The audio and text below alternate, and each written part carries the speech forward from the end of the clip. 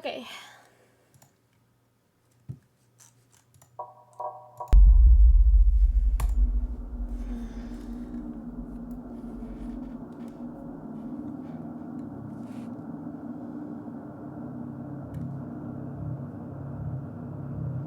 This is gonna suck.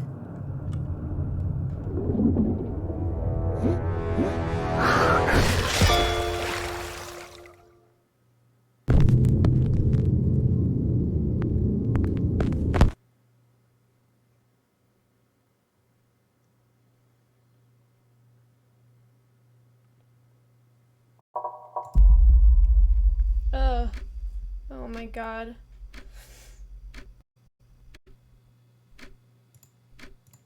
Don't.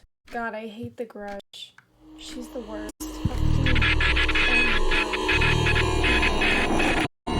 I don't know what that means.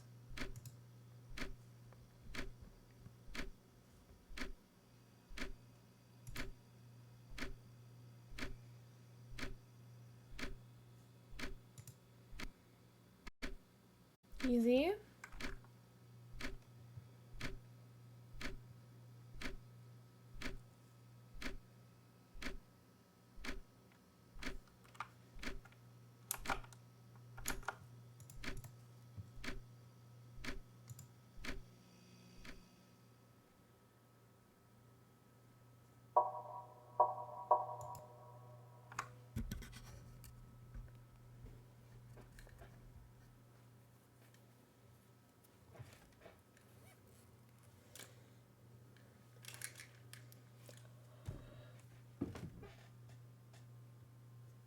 Oh.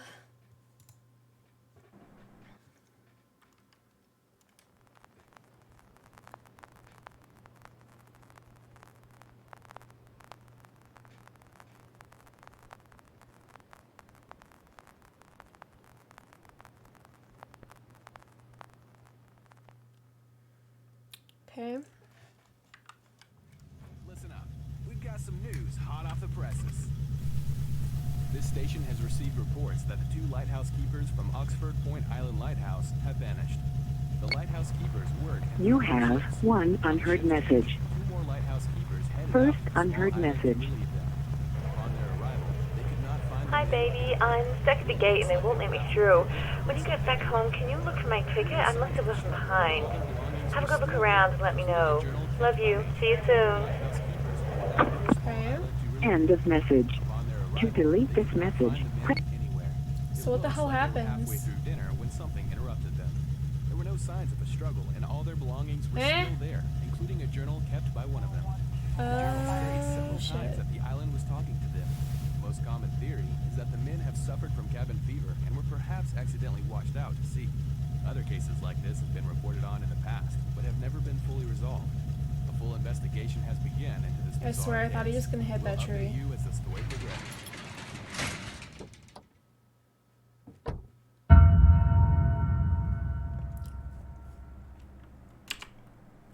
That's my flashlight.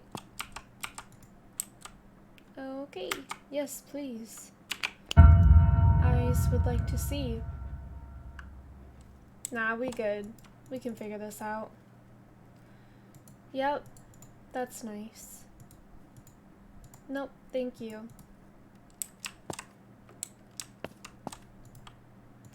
I guess I can look at everything.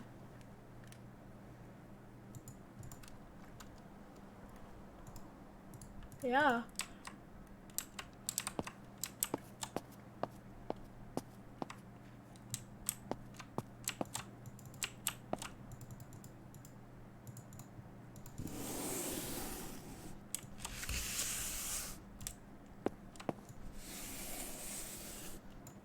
You hiding stuff back there?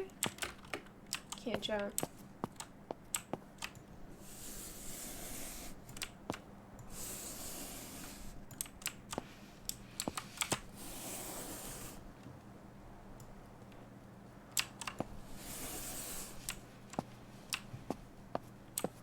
Oh.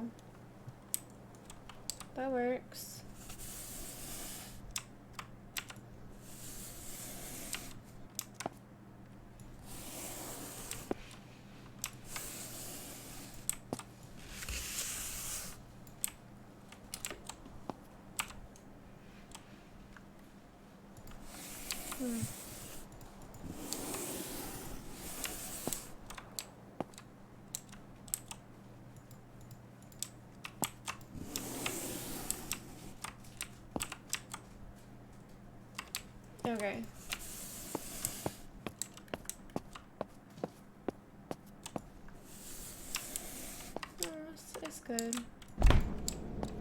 cool. What's in there? Fuck, I'm stuck. They should get this fixed. It's gonna fall. That's so dangerous. Not hiding anything sketchy. Are they trying to teach me how to crouch? For real? I'm not going out there. Are you crazy? Can't even run. Can I take one of these as a weapon? Like the scissors? Please? I don't trust the lady in my house.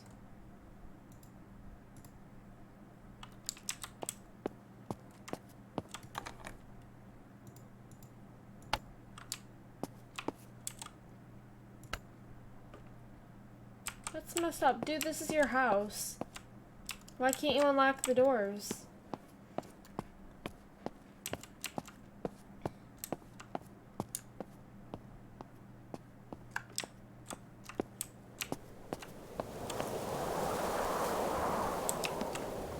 I wanna fucking do this. Of course not.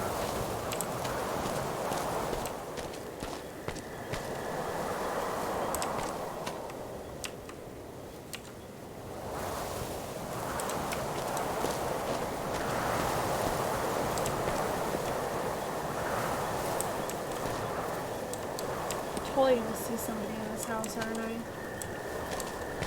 And then he's gonna want to go in anyway. Like a dumbass.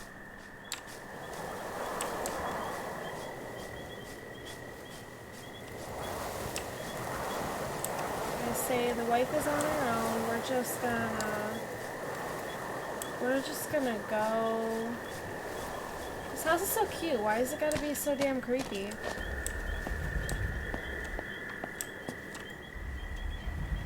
Wonderful. They leave their back gate unlocked. Sweet.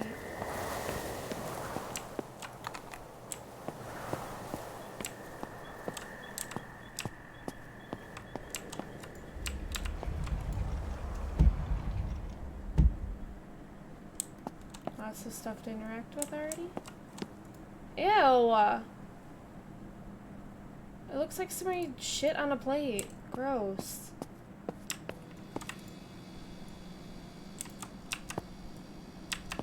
That's a big box. What is it? Wow, nice wrapping skills. Oh my god, a puppy. I can't believe you did this. I love her. I'm gonna call you Sally. Okay. Now it's time for your gift. Is the wife really, like, gone, though?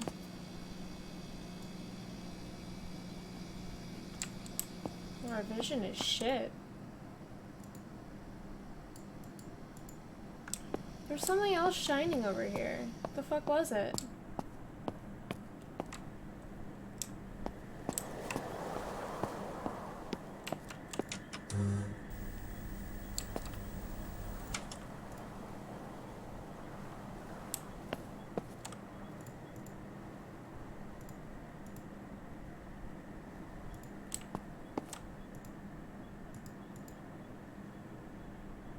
The undead. Is that her? She's hot. Oh, hell yeah. She's probably dead, isn't she?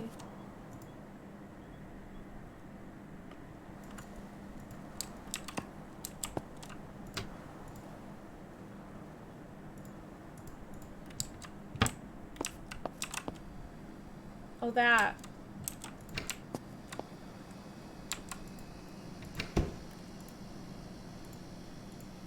Where's the dog? Ew. Somebody left their hot dogs out.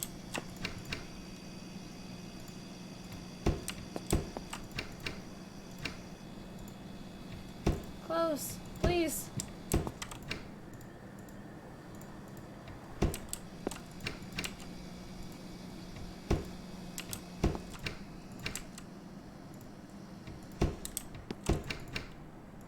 Nothing.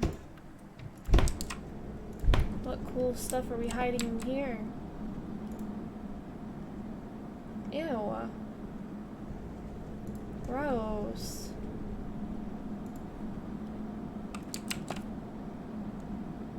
Watermelon.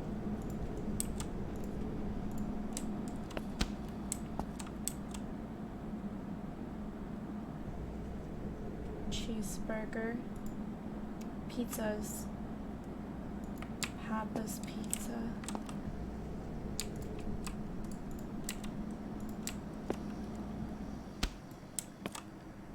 We got kids?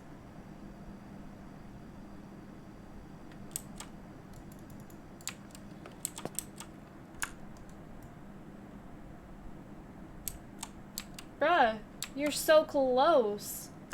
Do I pick it up? No.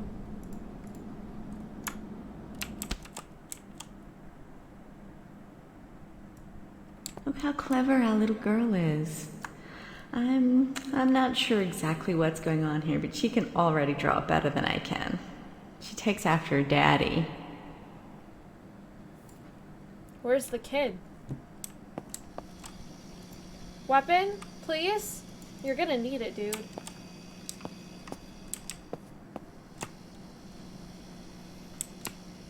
We killed them, didn't we?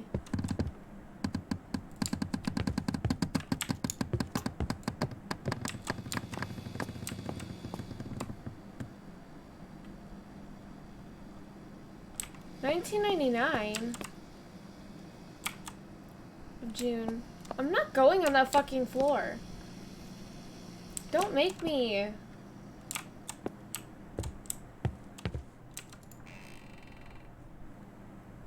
Fuck this.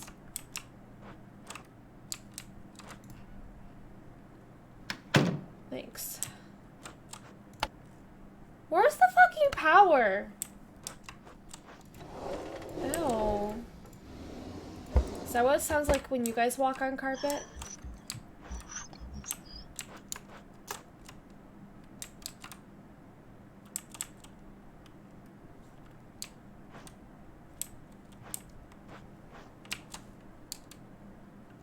Huh.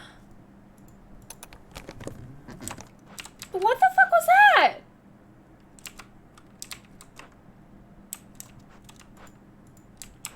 I attempted to open the drawer, but I didn't open shit. I'm not going out there. Go to sleep, dude. This place like kill our family and we're next. Please! There's nothing in there.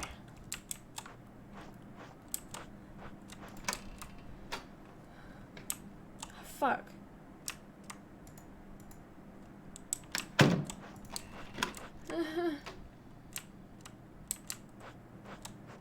All is well, all is well. Dude, why are you stomping? What the fuck's wrong with you? Okay, has anybody played this game? Fuck yeah.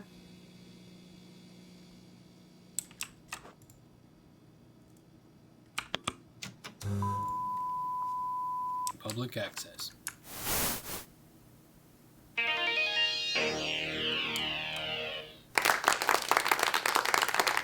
Welcome back to Cooking with Massimo. Have you ever come home from work and found yourself stuck to what to have for dinner? Today, I've been asked to cook with ingredients you found around the house. No pancetta, okay?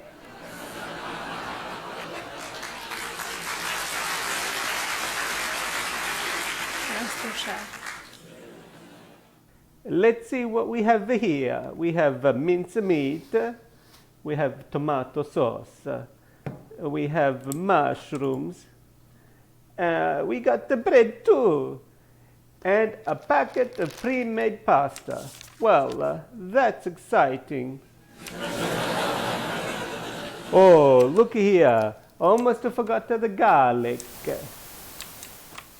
Okay, today we're gonna make some kind of rolled meat. A meat log, if you will. Let's start cooking off the meat. Lightly oil the pan. and set your stove to medium heat.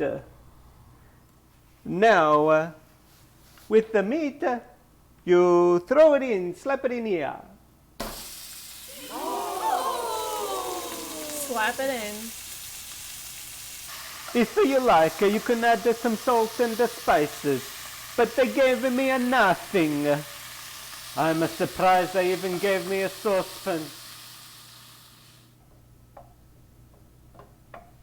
You know what? I'm not cooking with this packet of pasta. It can go straight in the bin. This meat's looking good right now. A time for the sugo.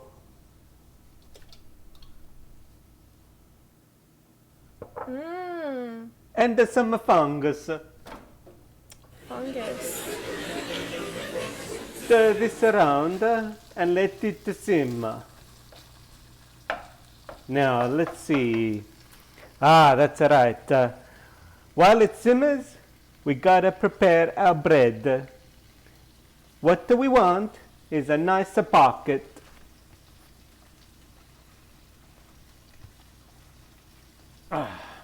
And now we put the meat inside. Oh, ma tu guarda, I forgot the garlic. Oh well, you get the idea. Okay, let's assemble this masterpiece of culinary delight.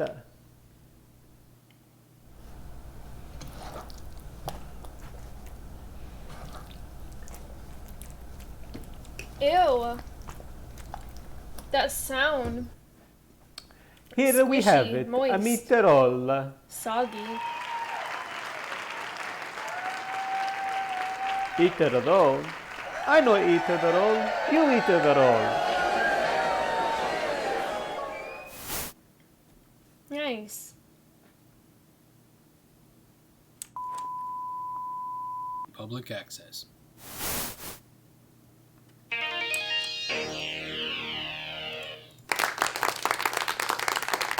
Welcome back to Cooking with Massimo. Have you ever come home from work and found yourself stuck to what to have for dinner? Today, I've been asked to cook with ingredients you found around the house. No pancetta, Got you a okay? present. Behind the Blackdale 7. Don't expect me to watch it with you. I know you love this horror stuff, but it gives me nightmares. Ghosts? Yeah. Let's see what we have here. We have mincemeat. Fucking We have watched tomato it, didn't sauce. we? It's like fucking The Ring. We have mushrooms. We got the bread too. And a packet of pre-made pasta. Well, that's exciting.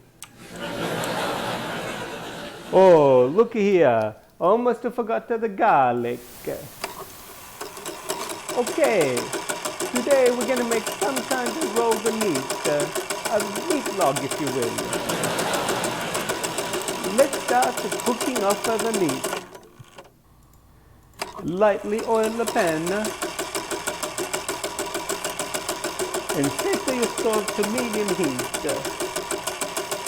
Now, with the meat, you throw it in, slap it in here.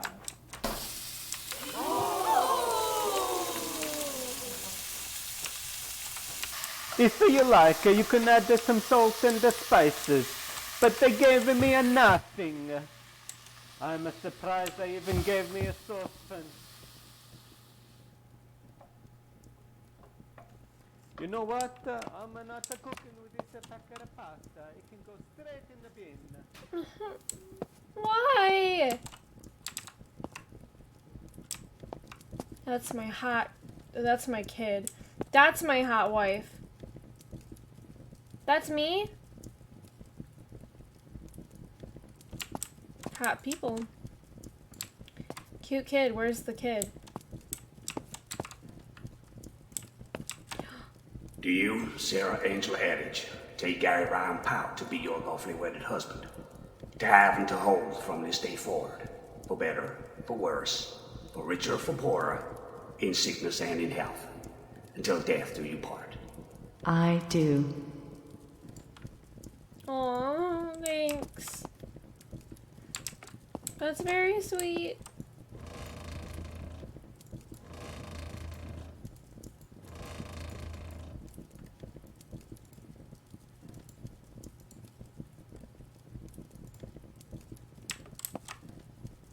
Ew.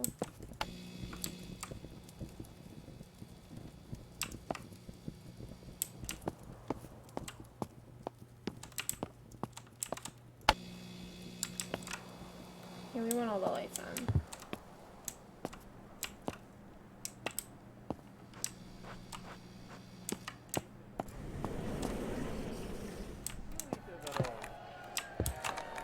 Okay.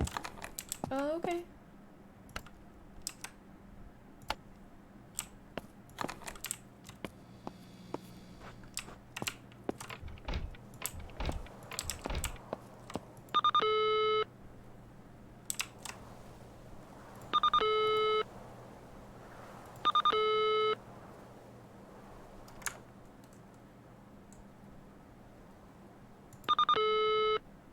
Shut up.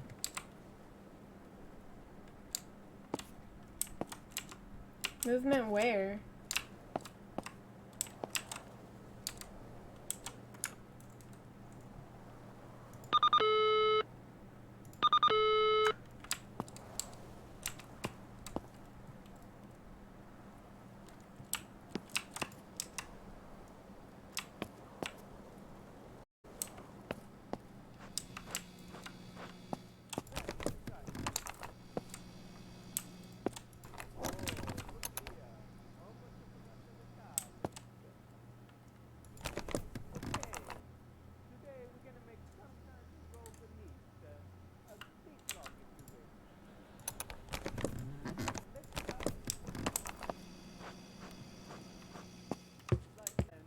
God damn.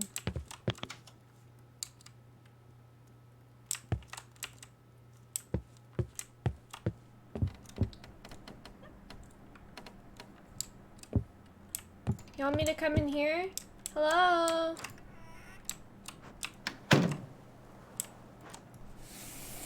Sarah.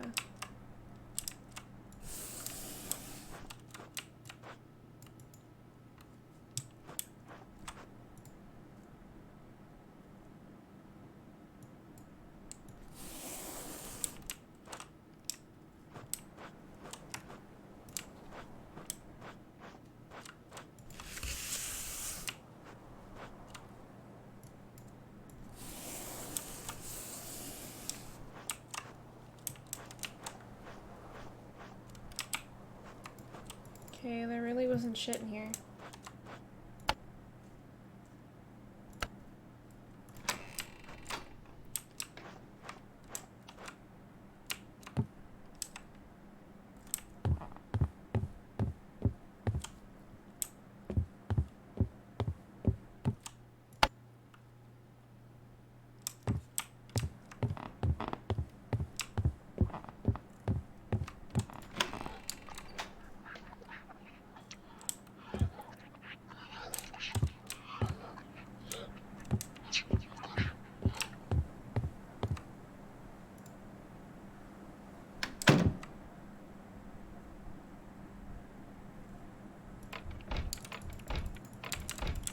Please!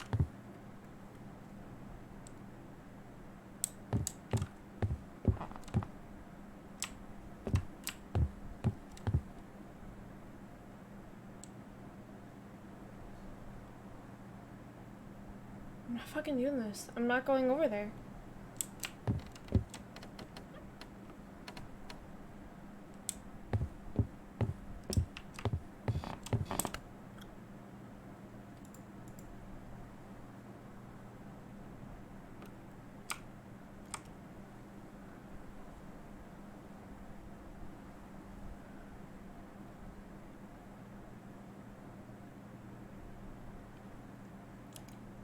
Zero, 5, 1, 6.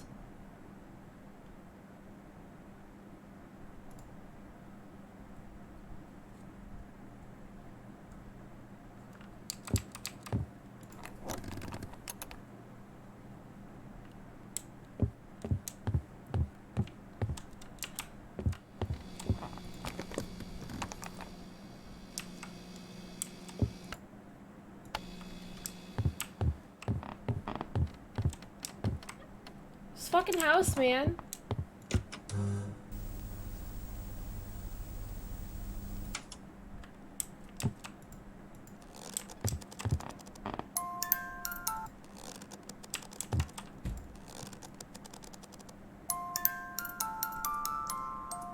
Please, just, I don't like the music.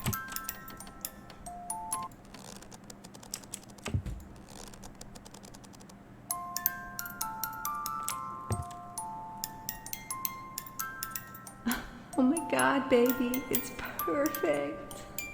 Yes. Yes, I will. I love you, Gary.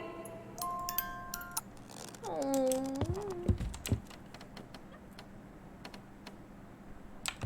Oh my god. Ooh, look at all these bras.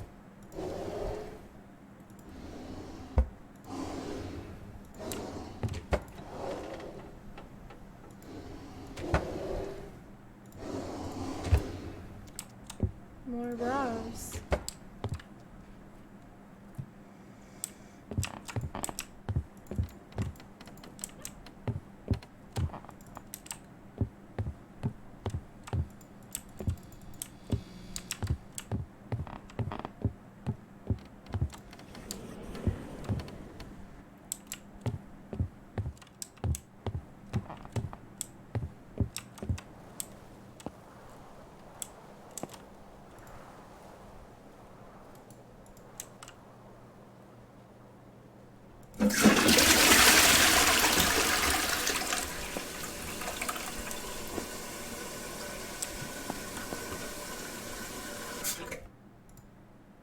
Lavender oil.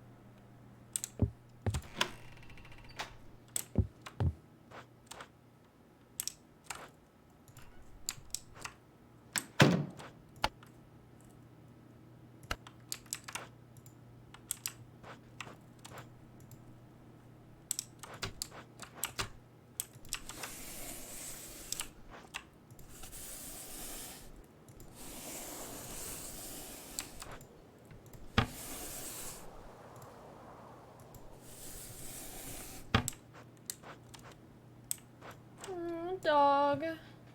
I wish the dog was here at least, you know, at the very least.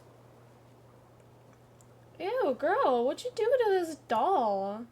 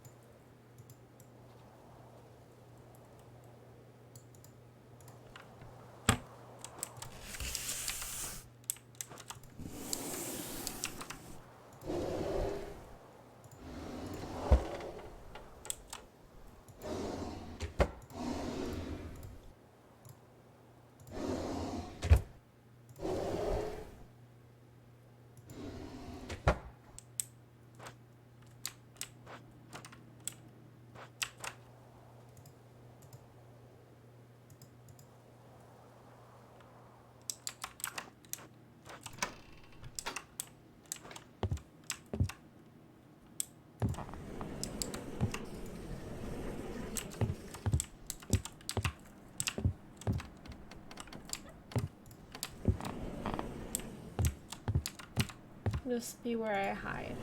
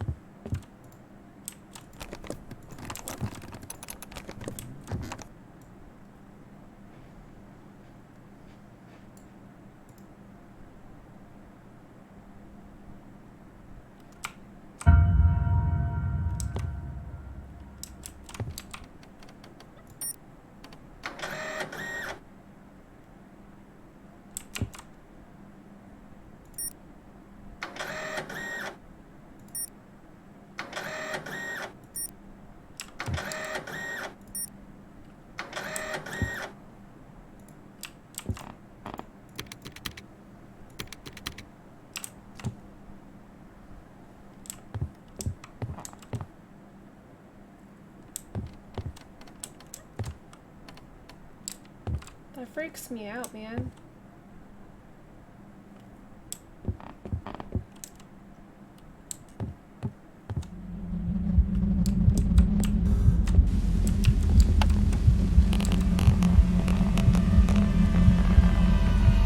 Hang on, what are you doing? What's with the mask?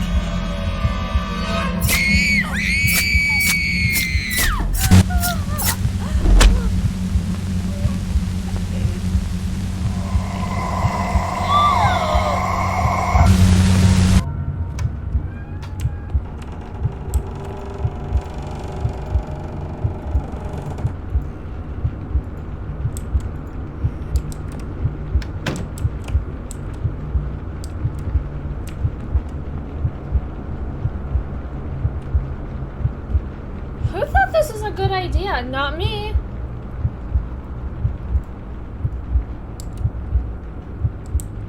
I killed her. And now she's gonna fucking kill me. I totally deserve it.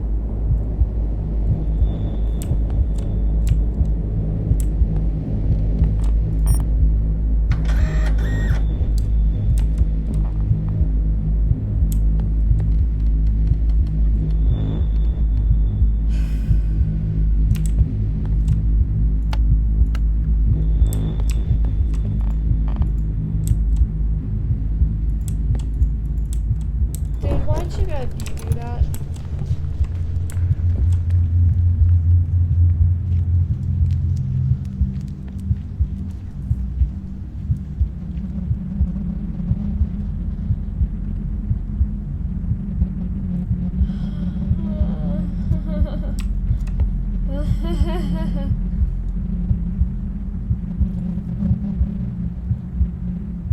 My whole floor just vibrated.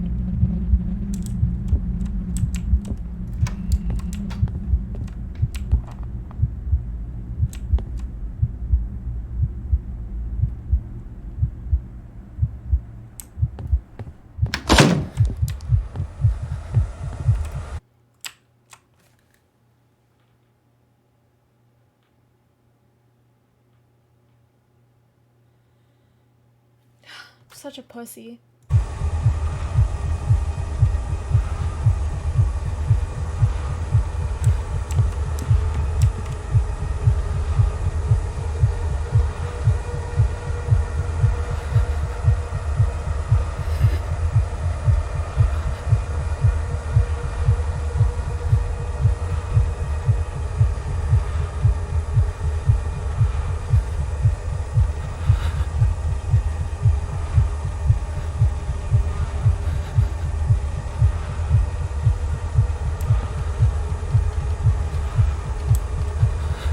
Don't fucking make me.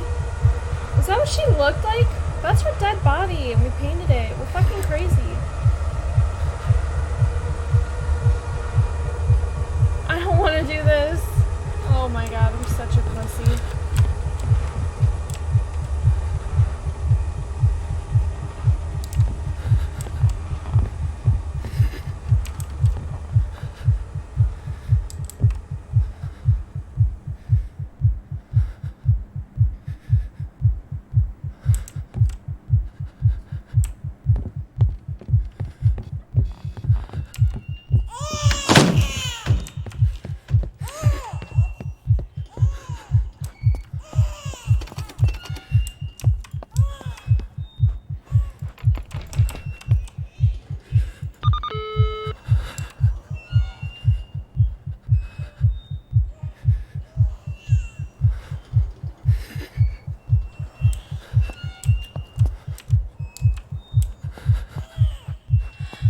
Fucking kids room, man.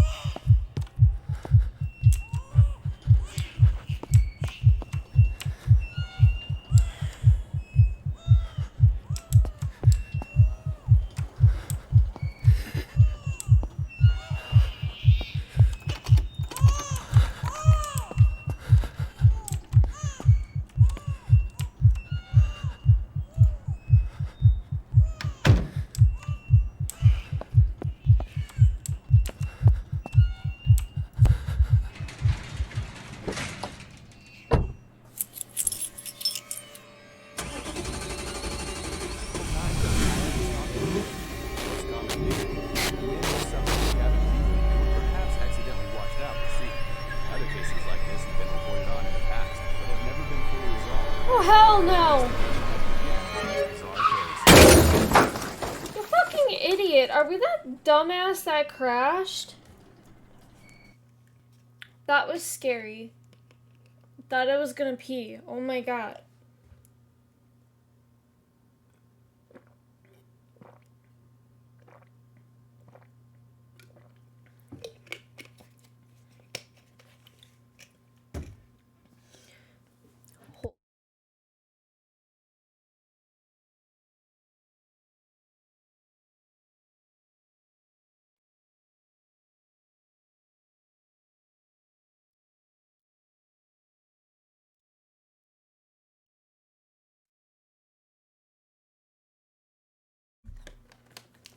I wanted a snack.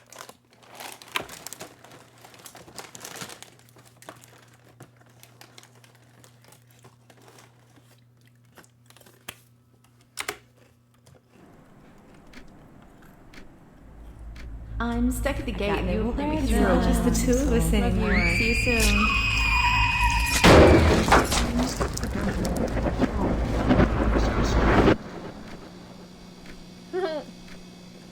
Great.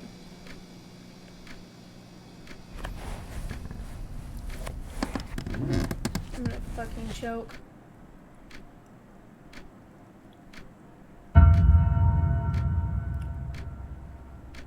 To vanquish it?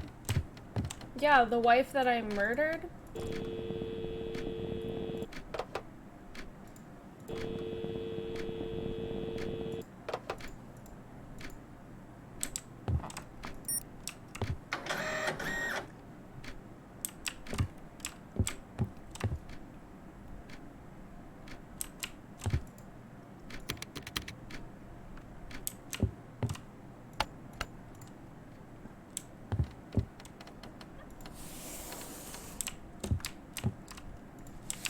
What's the point of sliding the boxes? I really don't know.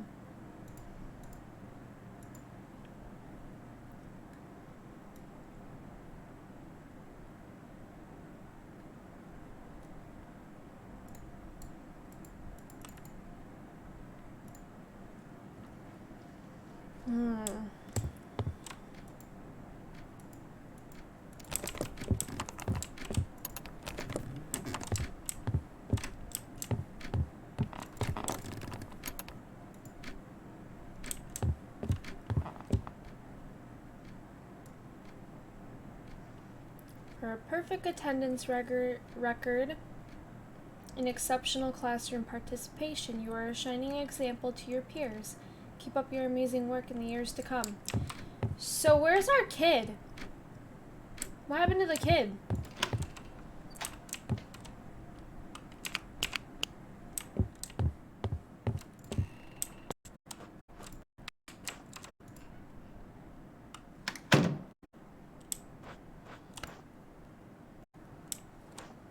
Ew. Someone was eating biscotti in here.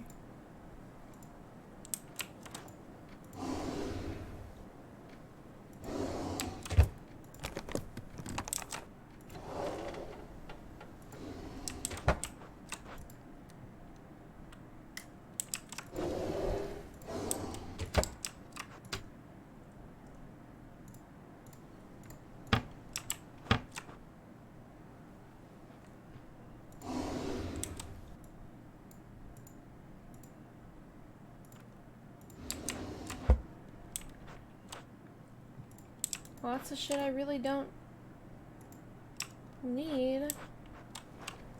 None of this is gonna help me with the spirit. Bro, why'd you come back here? You knew what you did, right? Oh, is that her? She got tattoos.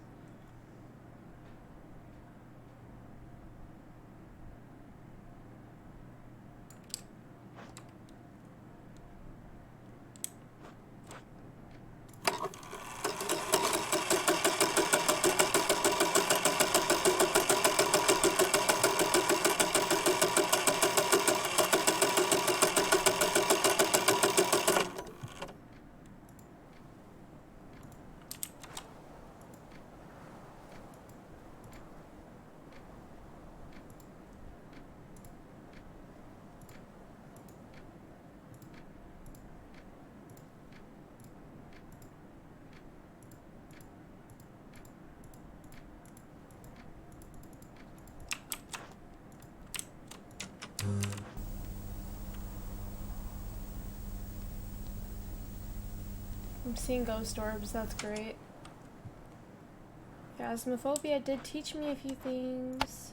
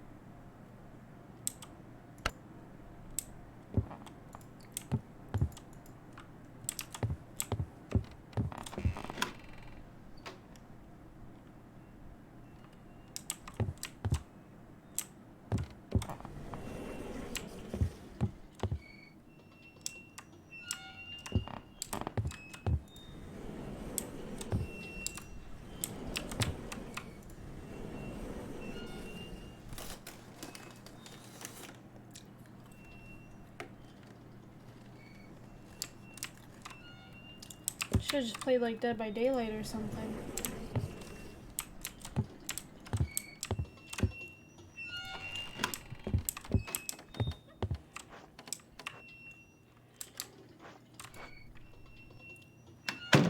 So we had a baby and a teenage daughter?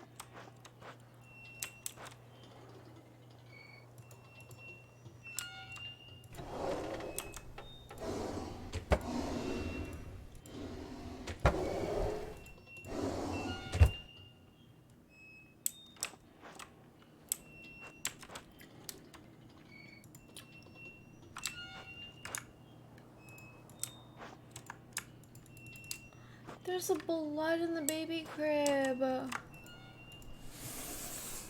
For what?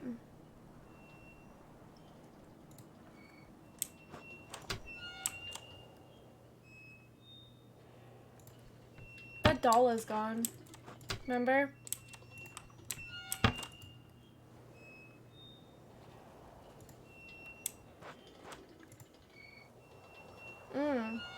It's right there now.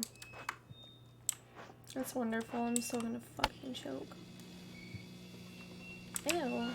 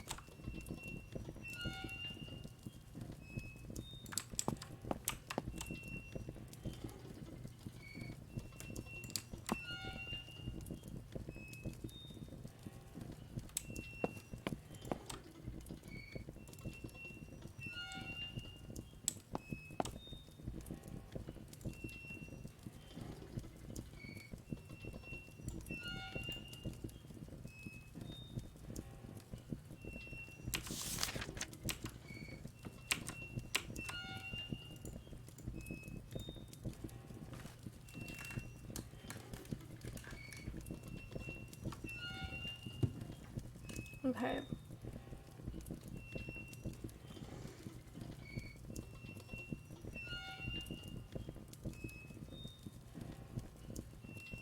Yeah, we're gonna read this. I don't know if we're supposed to read a book to like, I don't know, like about like spirits and stuff.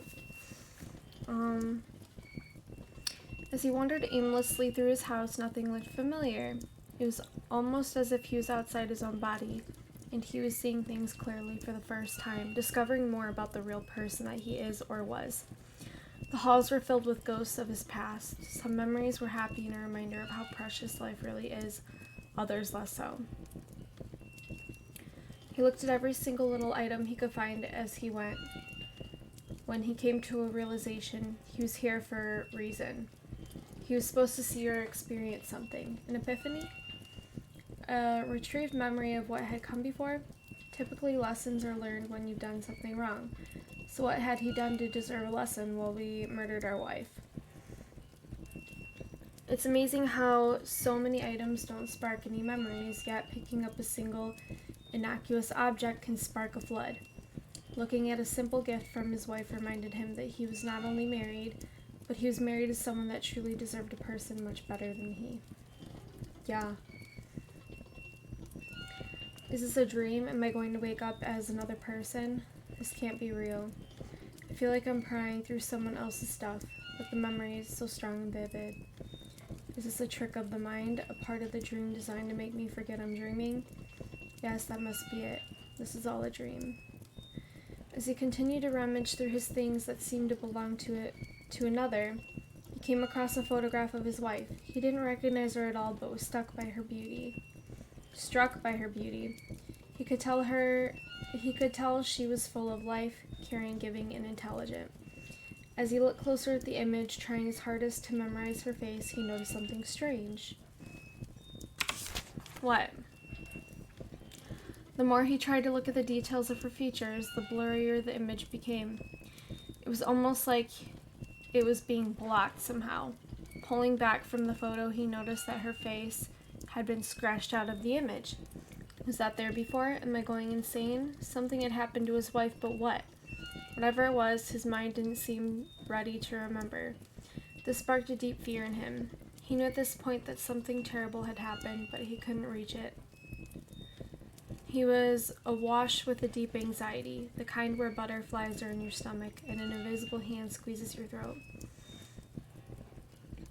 He continued to explore the house, half expecting to come across something awful. Where was his wife? Why couldn't he remember her face? He found himself in the living room and something looked off. One of the front windows was open, but there was something very strange about it.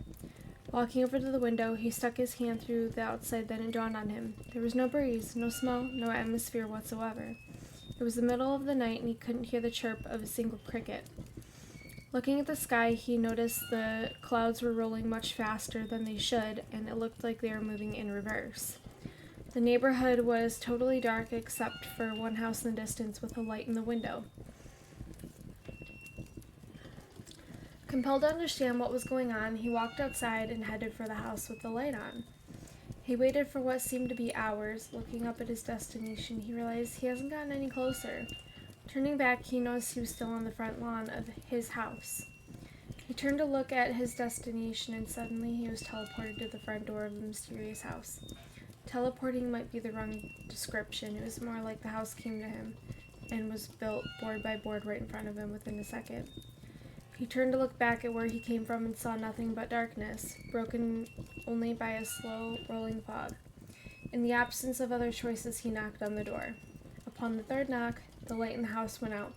He waited a moment before deciding to try the doorknob. It was open.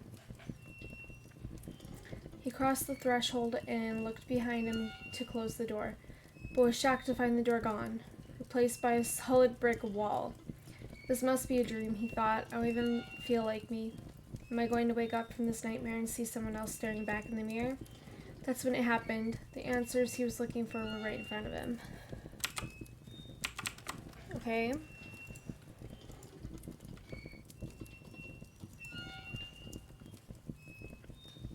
So here you are reading a book about a book. The good news is that this book is about one of the world's most mysterious and interesting books that has ever existed. What is the Voynich manuscript? It's an illustrated codex handwritten in an unknown writing system. The parchment on which it is written has been carbon dated to the early 15th century, and it may have been composed in northern Italy during the Italian Renaissance. The manuscript is named after Wilfrid Voynich, a Polish book dealer who purchased it in 1912. Some of the pages are missing, with around 240 remaining. The text is written from left to right, and most of the pages have illustrations or diagrams. Some pages are foldable sheets. No one is yet to succeed in deciphering the text, and it has become a famous case in the history of cryptography. The mystery of the meaning and the origin of the manuscript has excited the popular imagination, making the manuscript the subject of novels just like this one.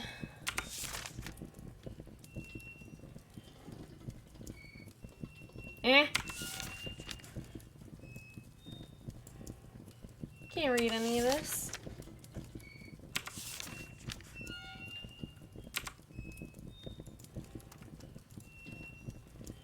Oh God.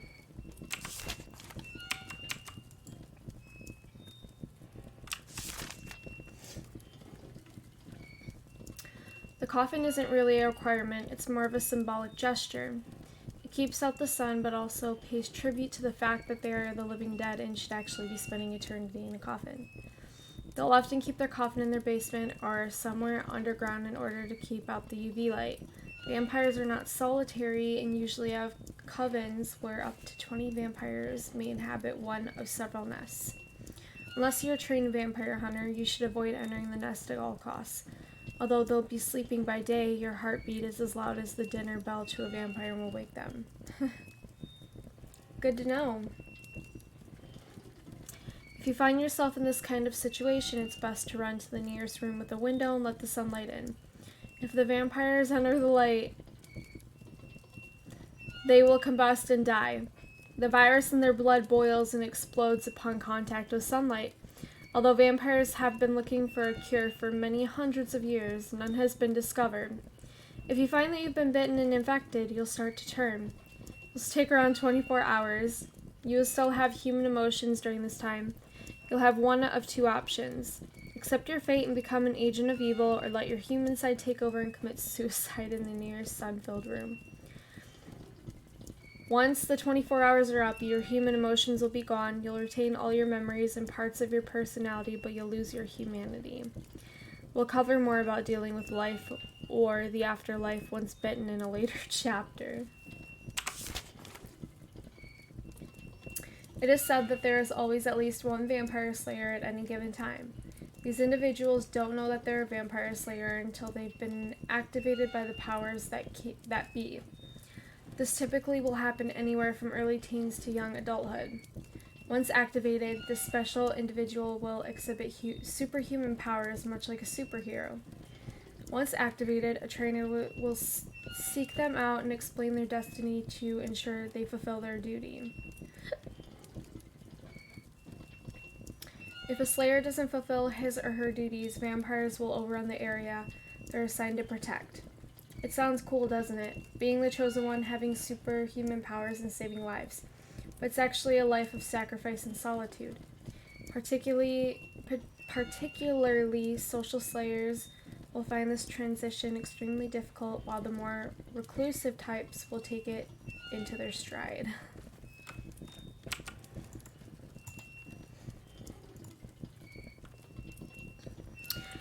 If you frequent the arcades these days, you may notice a decline in patrons.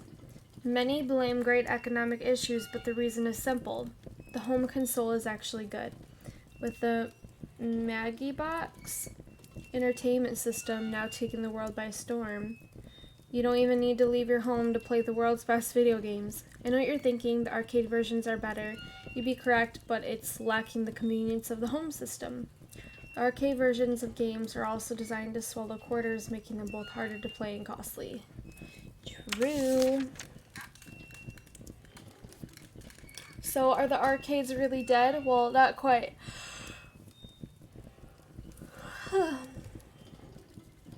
We're starting to see arcade machines that offer experiences you can only get in an arcade. I visited an arcade just the other day and was surprised by how complex some of these machines have become.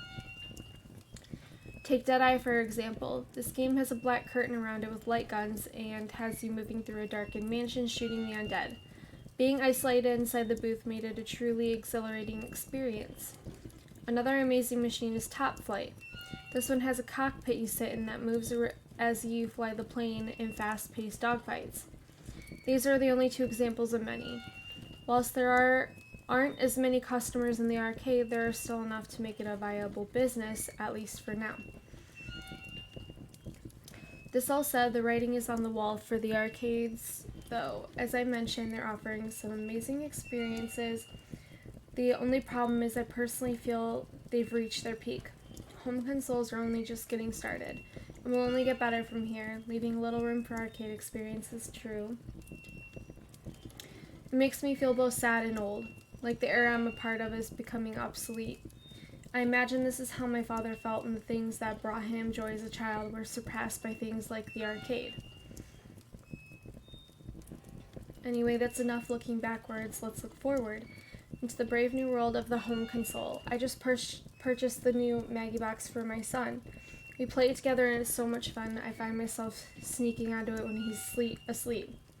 We have a game called Clay Pigeon. It has light guns and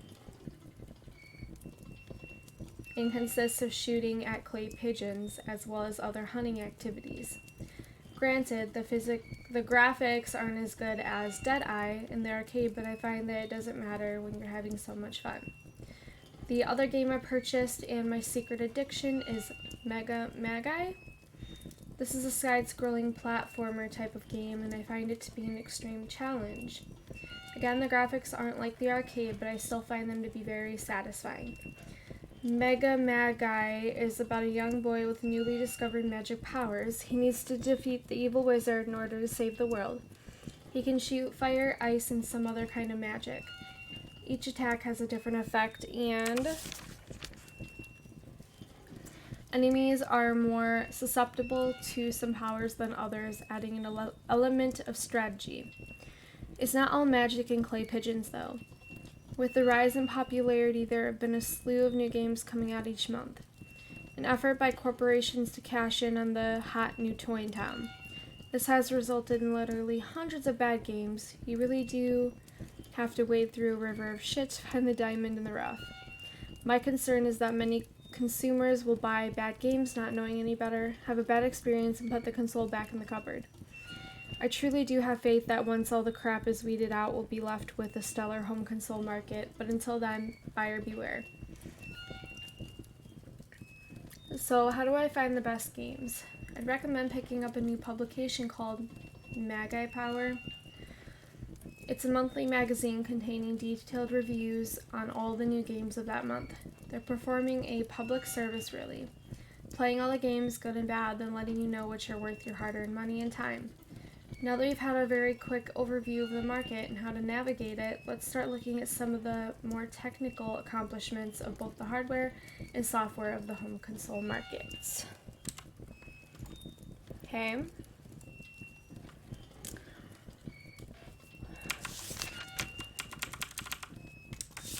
Construction.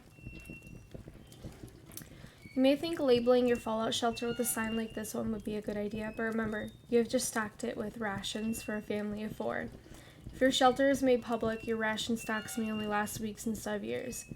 If this happens, you'll be forced to surface early and fall victim to the radiation poisoning. It's a hard choice, but in order to survive, your shelter needs to be kept secret. You can try to influence others to make their own shelter, but you cannot reveal that you're also building a shelter. Another thing you need to keep in mind when creating your shelter is you'll require quick and easy access. Once the bombs fall, clearing your basement so you can access the shelter will result in the death of you and your family. Make sure you keep a clear and clean path directly to the shelter entrance. Now that's out of the way, let's discuss construction. You'll need 67 tons of concrete, 3 or more shipping containers, and a 20-inch thick bank vault door. The concrete and containers are easy to acquire. The vault door is the tricky part. You'll need to approach the manufacturer of such doors, because they usually deal with safe companies or banks. They'll likely not deal with you being a member of the public. You might be lucky enough to see a bank close down where you might snatch up the vault door at auction. But the best way I found is to contact the Association of Apocalyptic Survivors. They have some great contacts and can help put you in touch with the right person. The other consideration when purchasing said door is the cost. These doors can run anywhere from $50,000 to $500,000 depending on the type of door and its features. You won't need anything top of the line, just something you can lock. It's at least 20 inches thick and is lead lined. You may also need to have the door modified so it can open from the inside. This is a common feature though. Most doors already have this ability. Once you have everything you need, you'll need to hire an excavator. The size of your shelter will determine how large the hole needs to be. If you're connecting 3 shipping containers, you'll need a hole to accommodate that with at least 2 feet on each side. You should also dig 1.5 times the depth of the container. Once your containers are in place, it's time to pour the concrete. We'd recommend inserting rebar as we don't know. We'll never know.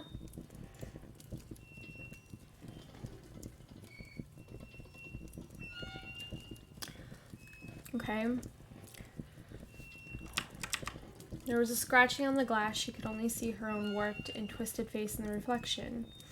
As she crept closer, ever fearful of what she may find, the culprit revealed itself. A tree irritating the pain and time of the breeze. With a sigh of relief, she sat back down, feeling rather silly for being frightened by such a simple thing. It led her to thinking about the psychology of the mind. Why is it when we're alone, the slightest noise sends us in a heart-pounding frenzy with thoughts of serial killers and ghosts stalking us? The more she thought about it, the more it began to affect her. She needed something to take her mind off it. She leant down and picked up the TV remote, when suddenly something brushed against her back. She sprung off the chair, flushed with more panic than she'd ever felt before. She couldn't see anything, but there was a smell in the air. She couldn't quite place it, but it somehow reminded her of her grandparents' basement. She really couldn't remember the basement itself, though, or ever being in it. Odd, how could she be reminded of something without any memory of experiencing it? She began to walk around the house again. The smell had a point of origin. She was following her nose. She tried to bring Frost with her, but the old Malamute just whimpered in the corner. Ooh. Not even a treat would get him to follow her. She followed the smell to the back door, but once outside, it had totally vanished. Disconcerted, she returned inside it to find the smell was back, and much stronger, suddenly pungent and offensive. For the life of her, she couldn't identify the odor behind a memory she couldn't access. She wondered if the smell reminded her of her grandma's basement. Maybe she should check out her basement. Between the menacing tree branch, still audible from upstairs, and the cloying a door she could almost physically feel on her skin. She was terrified. She'd never been in the basement. For some reason, she was deathly afraid of basements. She gathered up a few things to make the trek down. All the while procrastinating, hoping the odor would vanish before she got there. Flashlight check, knife check, baseball bat check. She was as ready as she would ever be. As she made her way towards the basement, she suddenly identified the odor. Rotten eggs. The smell of putrefaction increased in concert with her fear. The door to the basement was under the stairs, leading to the second floor to the house. Inching closer, her already short, ragged breaths halted as she heard the scratching sound again. Clenching her eyes shut for a moment, she forced herself to remember the branches. Rationalizing the sound, holding on to the familiar, she continued down the dark hallway towards the door. She reached out for the shiny brass doorknob, so shiny she could clearly see her own reflection in it and couldn't miss the shadow moving of its own volition behind her. She froze, staring at the shadow that had stopped moving inhumanely quickly. The entire house was dead silent. Nothing moved. The only thing she could perceive was the god-awful odor. There was nothing for it. She quickly turned the knob and opened the door. As she rushed in, the door slammed shut behind her. Startled, she fell down and down and down the stairs, finally hitting her head on the basement floor. She had no idea how much time had passed when she came to. It was still dark, but of course it was. She was in a basement. Her flashlight was on the floor. Shining into the corner of the room, she could hear scratching movement. Now in a room without windows, and my God, the smell had become so strong, filled her throat and squeezed her lungs. Afraid to move, she slowly reached for the flashlight when a realization hit her. The smell might not be rotten eggs. She had smelt it before in science class. It was sulfur. Okay. What does that mean? Does that mean like a spirit?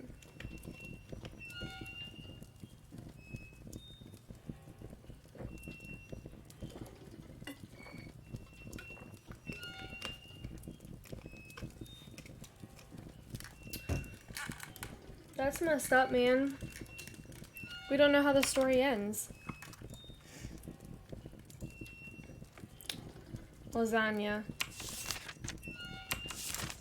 Pancakes, spaghetti and meatballs. Southern chicken.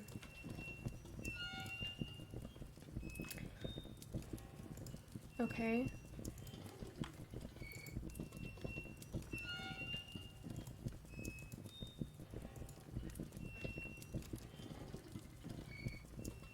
Eh? What's this?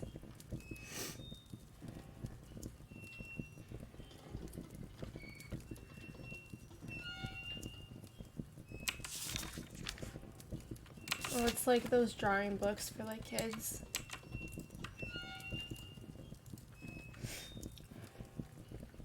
As she approached the farm, she could make out a small farmhouse in the distance. She noticed all the crows. They were everywhere in the trees, on the ground, sitting on the well, and even sat on the scarecrow, making it something more of a scare human. Get down! No! You do not go on the computer. Get down. The old farmhouse was very old and cozy looking. It was dead quiet. Too quiet, really. All she could hear was the grass under her feet. Even the crows were not cawing. This place felt otherworldly. She felt like she didn't belong, like a color image in a black and white scene. Then, without warning, a child's scream pierced the silence.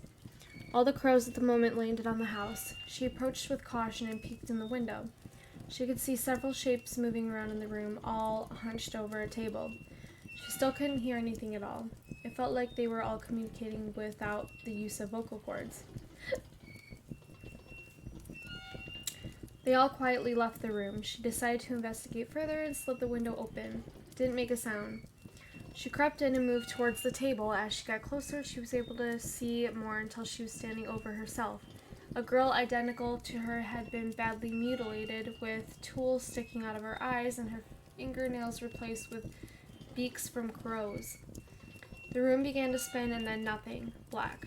After some time, the world came back into focus. She was in unimaginable pain.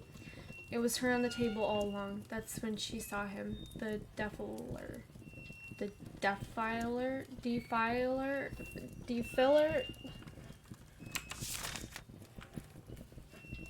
What have I become? That's nasty. Gross. She kept thinking about the early days of her childhood. Her innocence, playing on the tire swing in the backyard. She had no brothers or sisters. It was just her. Her and that tire swing. We have a tire swing. Like in this house. Well, in the yard. She could remember every knot in the tree, the way the leaves smelled sitting outside. Her imagination would carry her far and wide. To us, it was a tire swing in a tree. To her, it was a boundless world of possibility. Then a surge of pain snapped her out of her reverie. Was her approaching the farmhouse in another memory she'd escaped to? The pain coming from where her fingernails used to be was indescribable. The defiler stood over her, a pale man, gaunt of face and body. Is that us? He was wearing tattered black rags that somewhat resembled a robe and a black-brimmed hat. His face had no life and was hard to recall. When she looked, she could see him, but looking away, she'd immediately forget his face. Perhaps he had no face, and her mind is just trying to fill in the blanks. Is that like our kid? Our daughter?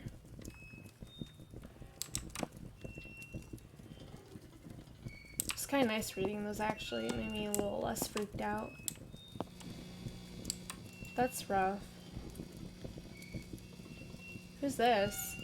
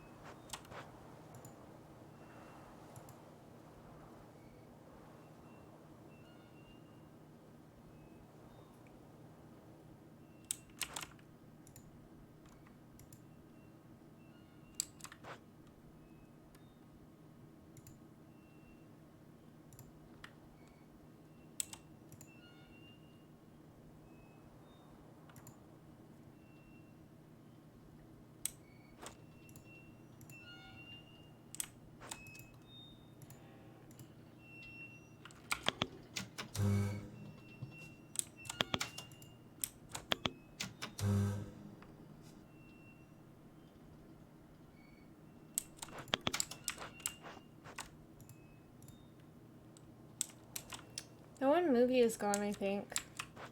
Right? The one she bought, the scary one. I think we watched it, honestly. And it made us do that.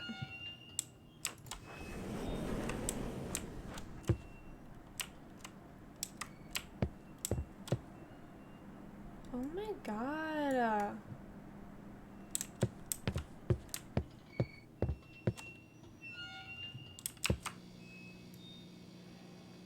That's so fucking scary.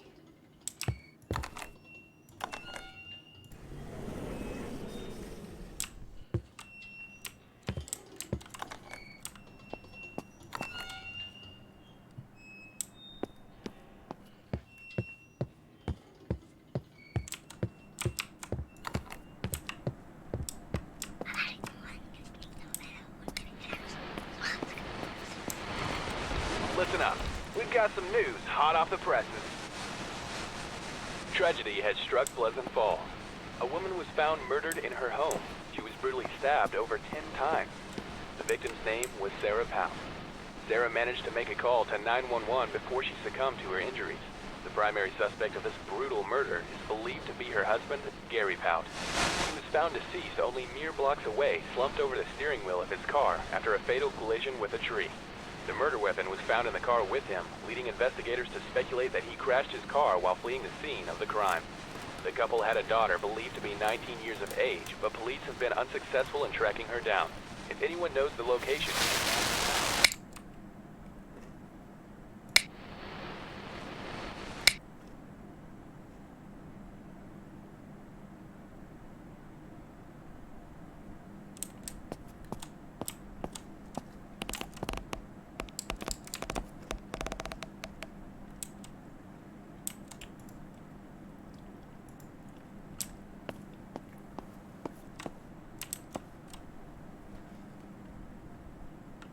What the fuck is that? Also, I would totally take that.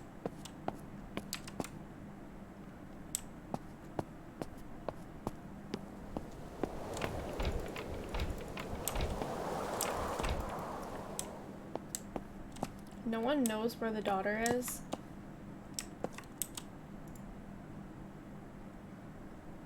You see those ghost orbs?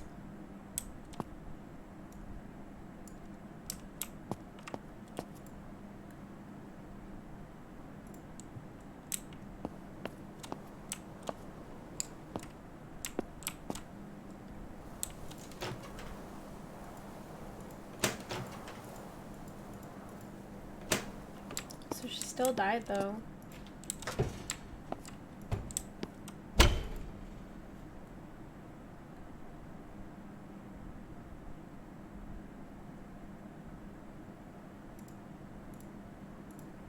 We can set the house on fire, it's fine. Just gonna leave those on.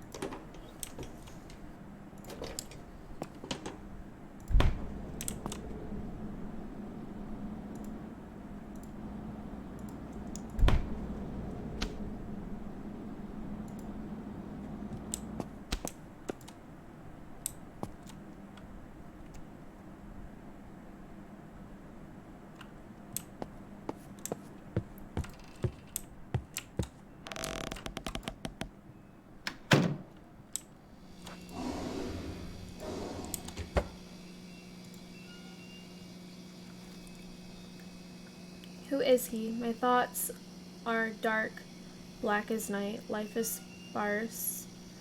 A total absence of light. When it's all over, come find me there. O broken soul, I belong nowhere.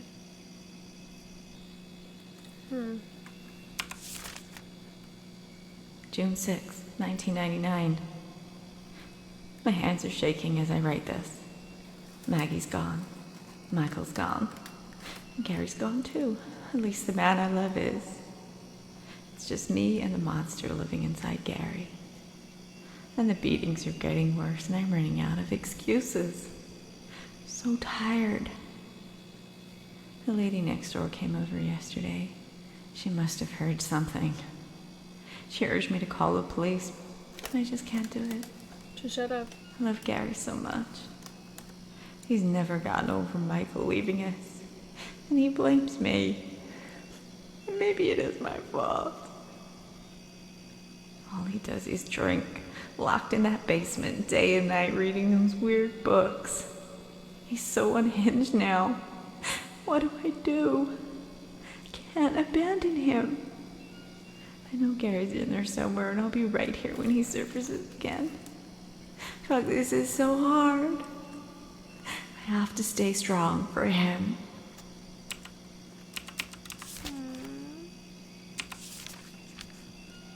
June 6th.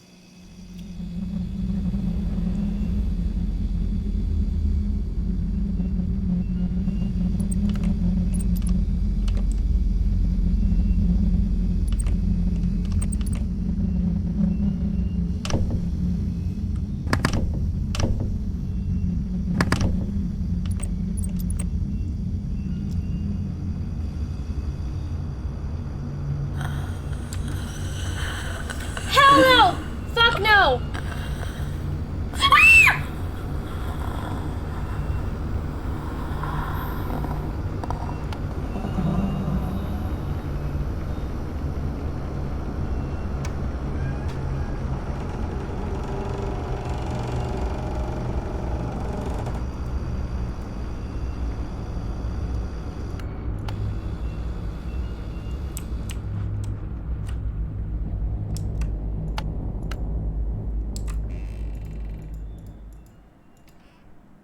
Let me just gather my bearings for a second. I definitely scream a lot in horror games, sorry. That's messed up, man.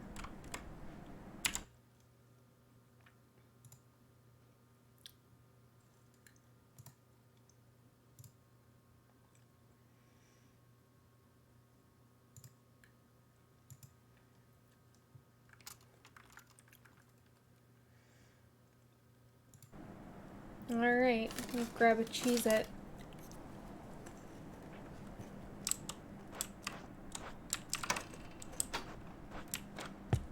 I'm not a pussy.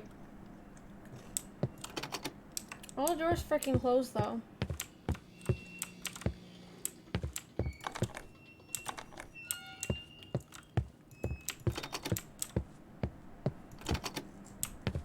You want me to go this way?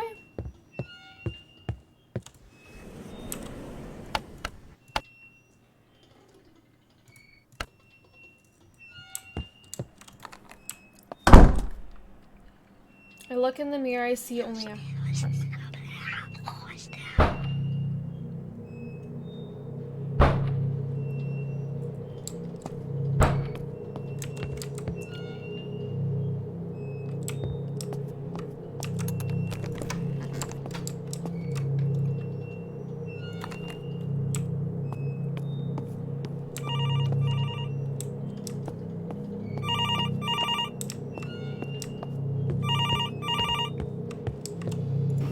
Hello?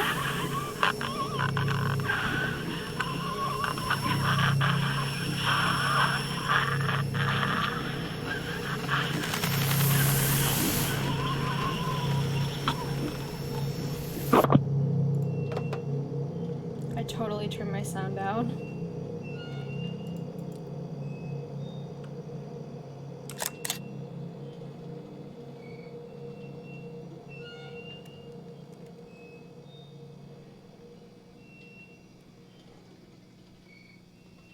One second.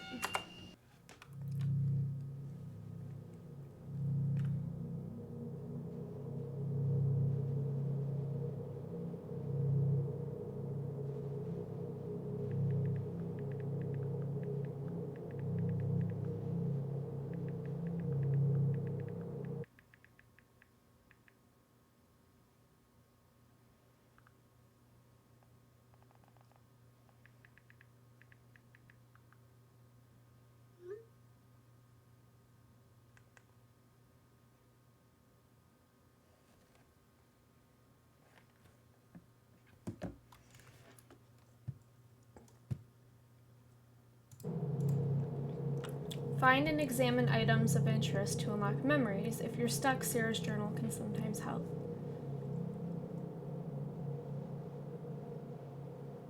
In our bedroom. Okay. Find a way to vanquish the spirit. Find a way to vanquish the spirit. Perhaps a book on the occult will help. That's what I thought. So I gotta look for books. Yeah, well, she's dead, so.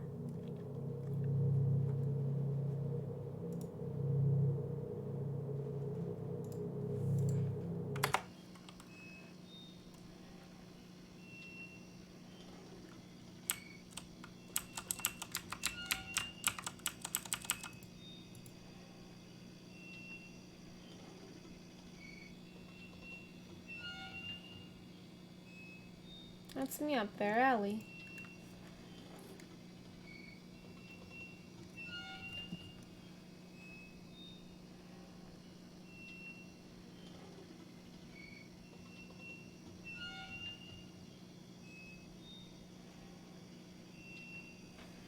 Okay. Can I call these phone numbers?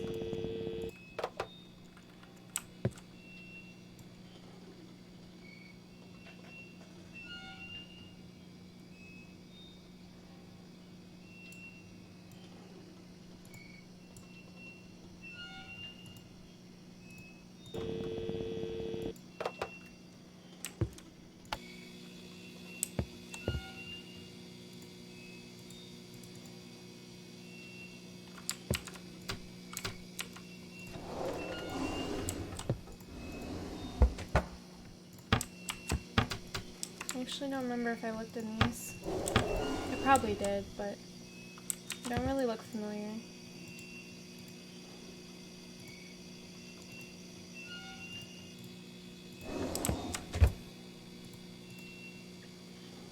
Sarah.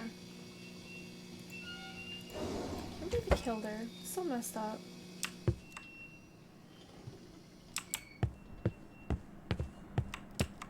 So this journal is what you're talking about? June 6th, 1999. So Maggie and Michael. Was Michael a baby?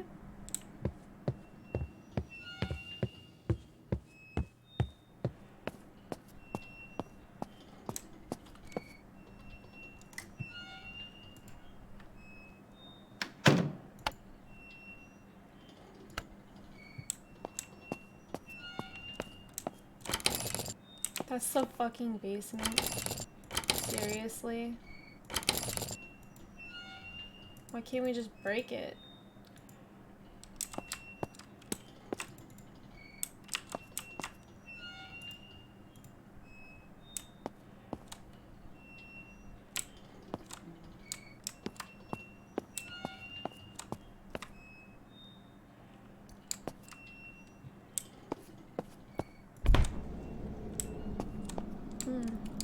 Lots of beer.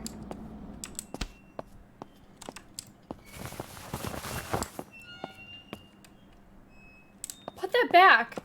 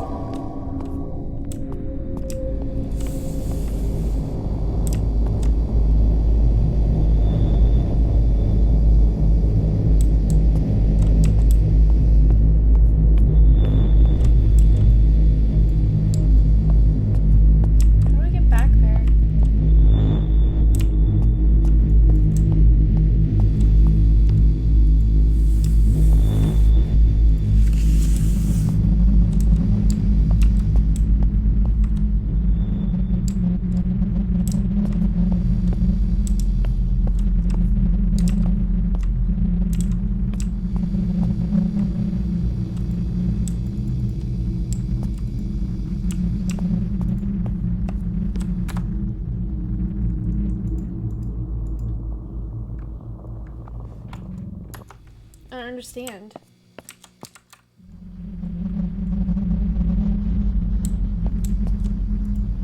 I guess we want to get back there. Ew.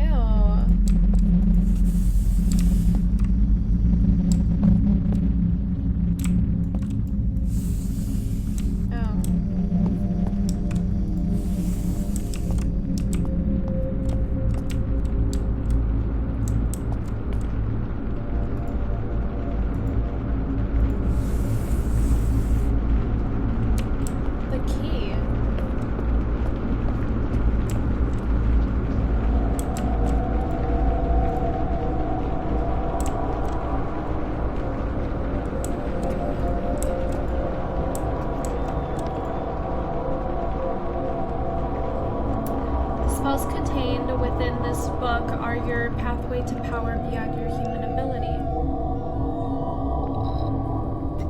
Hold on, I'm turning the sound down so I can actually read. Are your pathway to power beyond your human ability to imagine. For once you to learn the intricacies of wielding such power, the book and the... I can't fucking read this. The rises within will no longer be needed. Your body and soul will become a conduit for the darkness. Dark power and energy will be transferred through you into an object or focused on a task. You will give direction to those energies, their agent on this plane of existence. That does not mean this book should be taken lightly. Its contents are dangerous and should always be created with respect.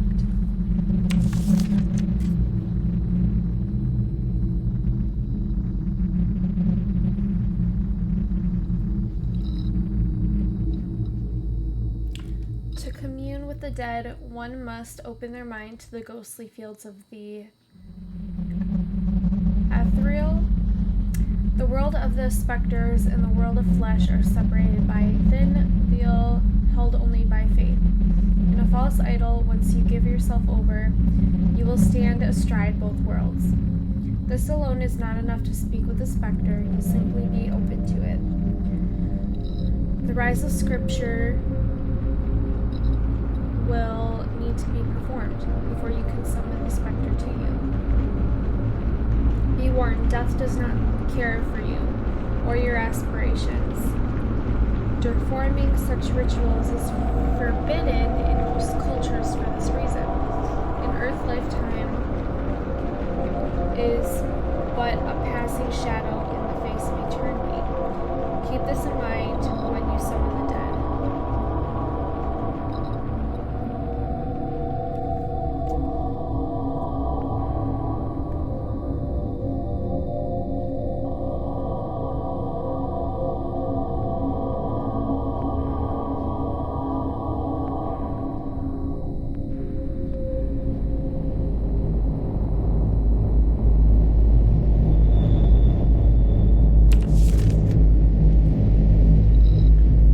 Sacrifice. This ritual is often used in conjunction with other rituals to complete a rite. First, you'll need to find a living creature. Any creature will do, but the larger the creature, the more effective the ritual. So we sacrificed our wife. Face south and chant.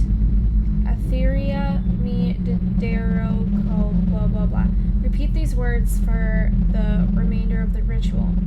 Drain the life from the creature into a receptacle until it has crossed over. Drink every last drop. This concludes the sacrifice, I think it says. Rise of Scripture. The ability to commune with the dead is unnatural. This rite will require an individual to display their loyalty and understanding to the ethereal. For the ritual is the trial and will leave the individual berefs. I don't know what this says. The soul must be stripped before it can be reshaped. This rite involves several other rituals and will not be easy. First, perform the ritual of sacrifice on every blood moon. You will do this until contact is made. Contact will often not be formed from the one you wish to speak with at first. So did we kill our kids first and then our wife? Is that why they went missing before the wife died? He sacrificed all of them?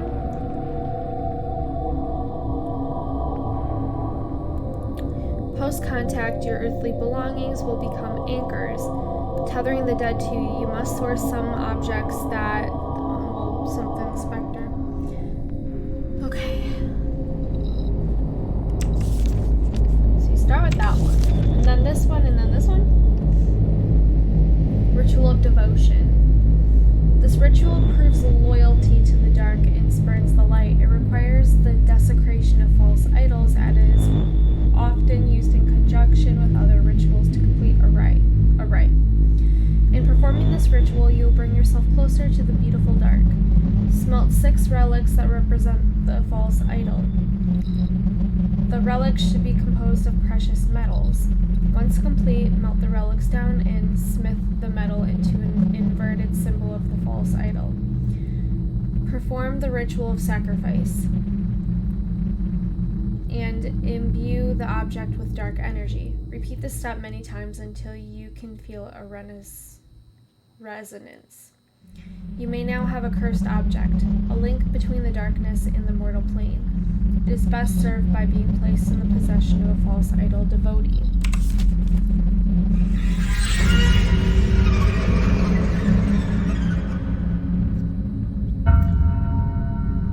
Angry spirits are born in violent death. To set the spirit free, you will need to perform a ritual. For this ritual, you will need to gather the following objects belonging to the angry spirit. Body of the deceased, any part of the remains. Great. Image of the deceased, clothing worn in the eyes of God, an object of ancestral significance. Well, we saw the urn, so we can get that urn. Once collected, cleanse the objects with fire and spread the ash over the site where they were slain. Okay, I can't remember that. Okay, a body, an image, the urn, church clothing. I don't know, whatever. Okay, so then throw them in fire and spread the ash over the site where they were slain. Okay. Gonna do this right?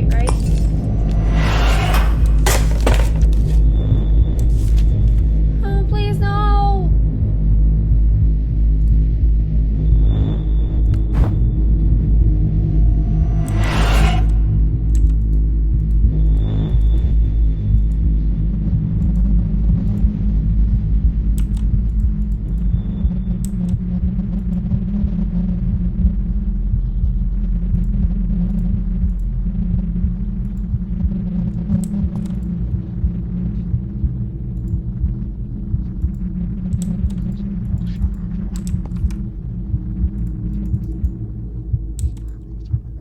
His wife was in a painting. Is this paint?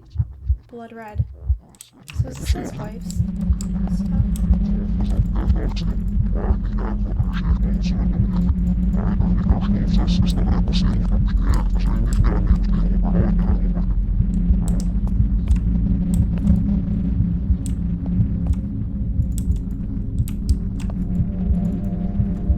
Is that showing our thing? Get the hell out of here.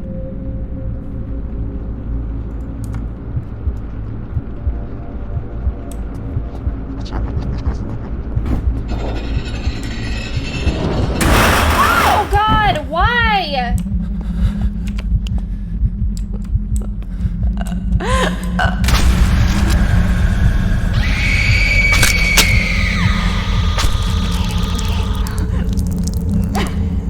Did you break my neck? I hope you did.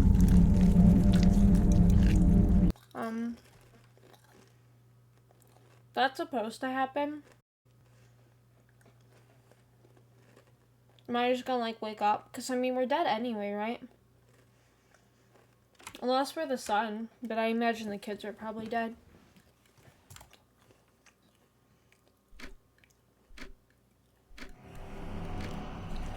A woman was found murdered in her home. Stabbed over 10 times. Managed to make a call to 911. Had been victim to Just domestic me and the abuse. monster living in me does his drink. Maybe it is my fault. I abandoned him so much.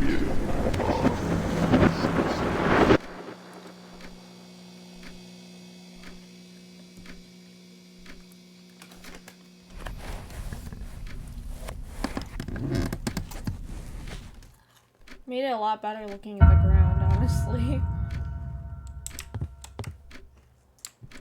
What?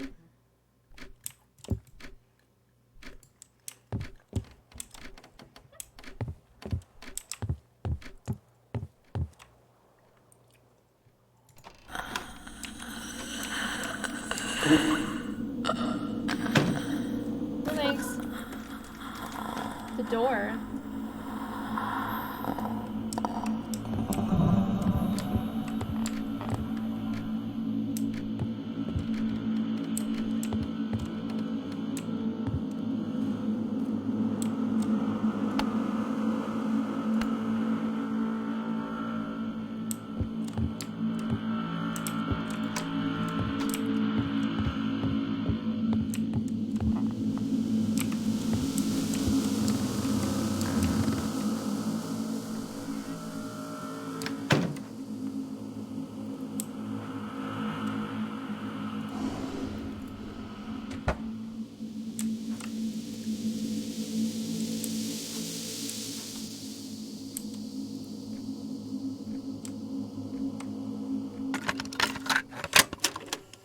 Okay, I think it's recording now.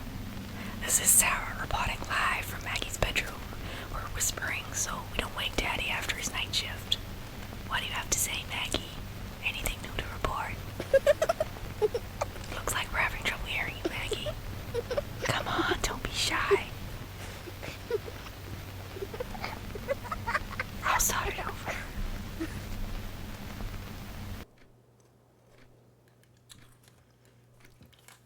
Demon child, maybe?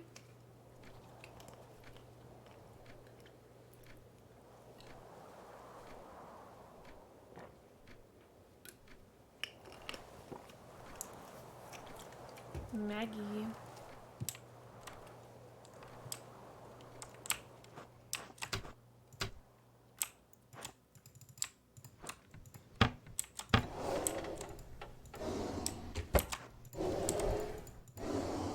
There was a key I didn't pick up though.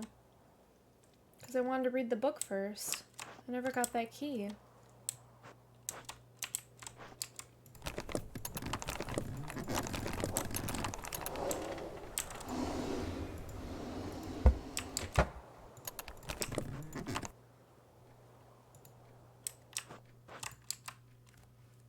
This room was different before.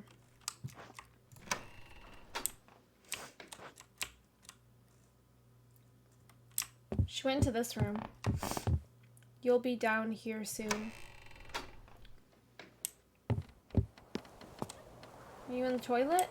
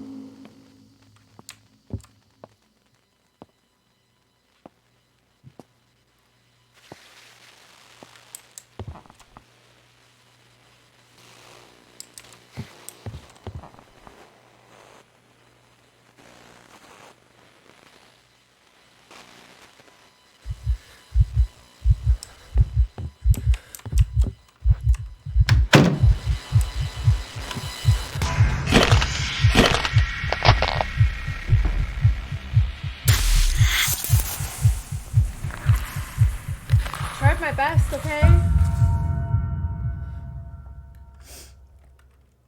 Find her remains. So where the fuck are they? They're in the basement.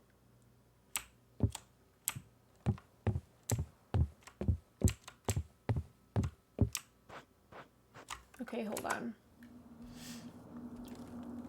The first item the ritual calls for is some remains of the deceased. Perhaps you can find something around here, like some hair or a tooth. So let's go to our bedroom. Whatever the hell that is, I don't remember.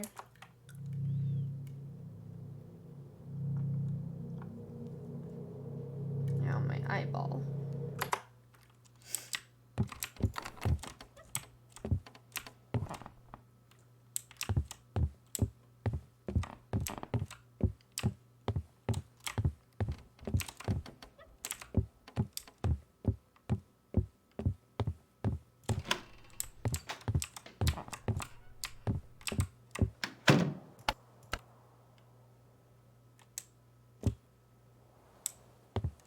Wait, there was a bathroom there.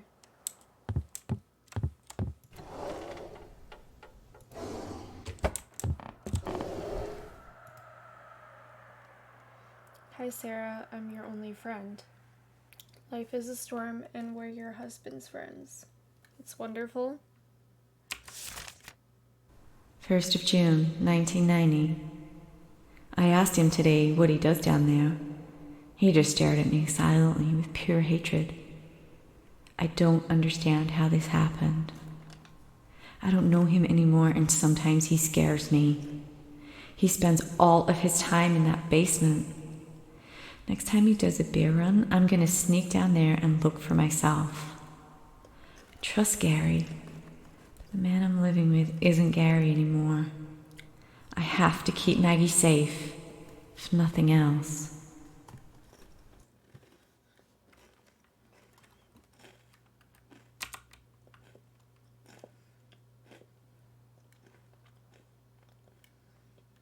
During dinner.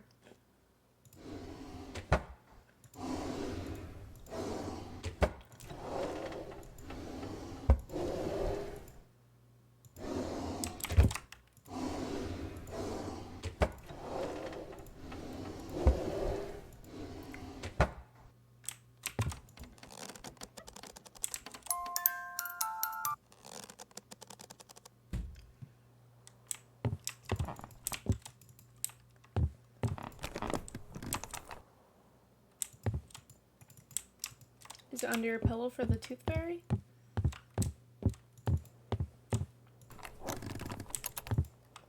So go to the kitchen probably, I'm guessing.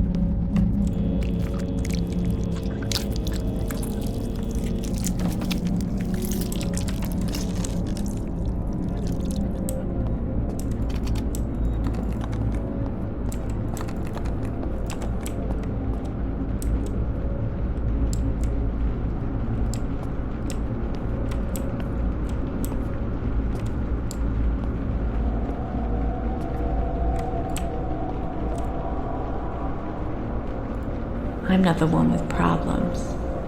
I just need to numb the pain. It's the only thing I can do to not feel.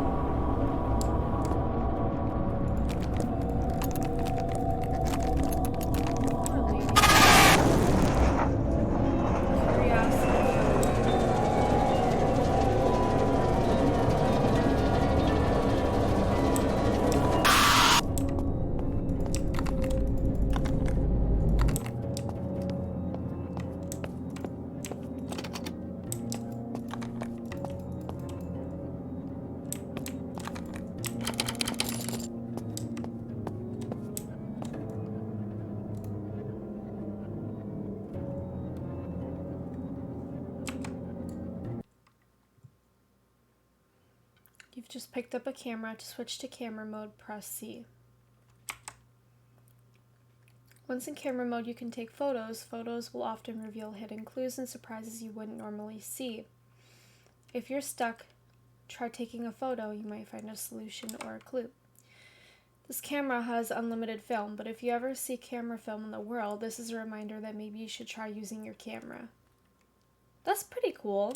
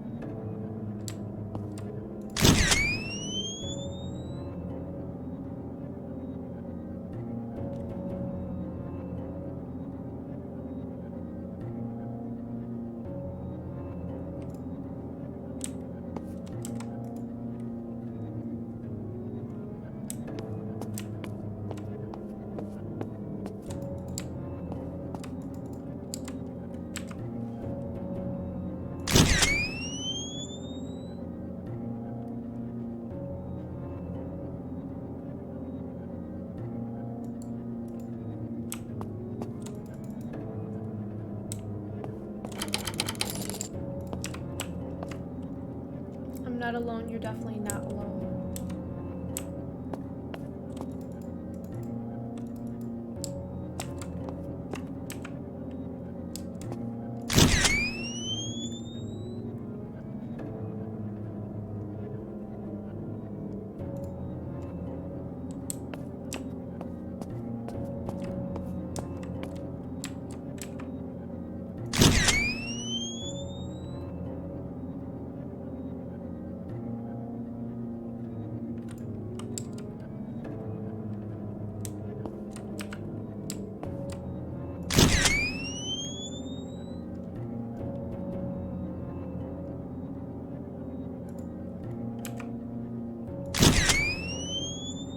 Get that closer part.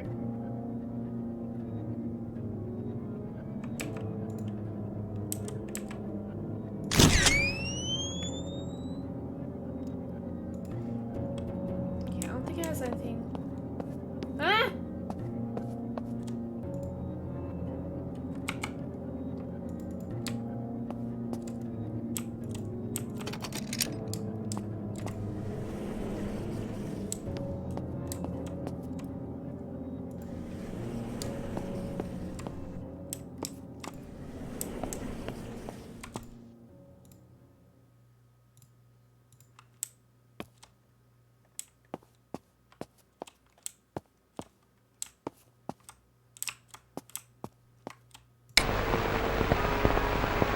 A spokesperson from the CADV, or Citizens Against Domestic Violence, had mentioned during a press statement that it's easy to turn a blind eye to domestic violence by explaining away the problem.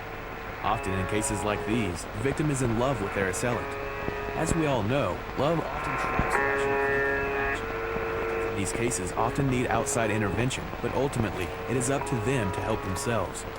Usually, the assailant in these situations will suffer from addiction and sometimes deeper psychological problems. If you or someone you know is involved in a situation like this, please contact our anonymous helpline for guidance. In other news, the annual Orange Plum Festival is in full swing. Make sure you visit Main Street and sample the finest dishes our fine town has to offer. It's easy to turn a blind eye to domestic violence by explaining away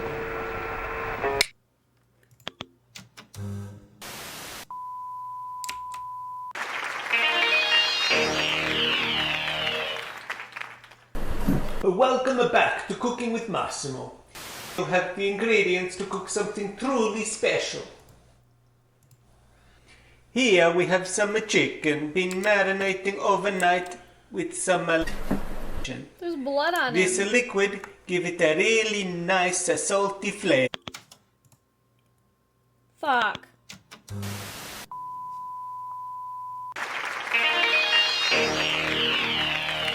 I wanna see, he's got blood all over him. Welcome I didn't back to have that Cooking with before. Massimo. You have the ingredients to cook something truly special. Here we have some chicken been marinating overnight with some lotion. This liquid give it a really nice salty flavor. I want to tell you how to get this from your, but I think you know how I did. And next, we want To beat it.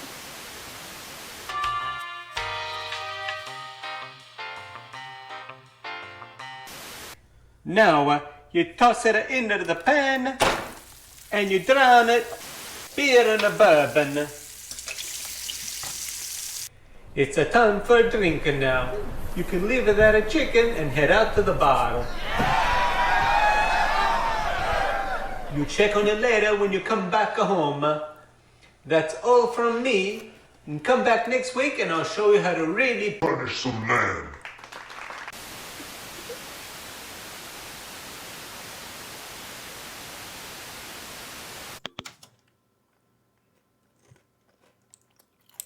Okay.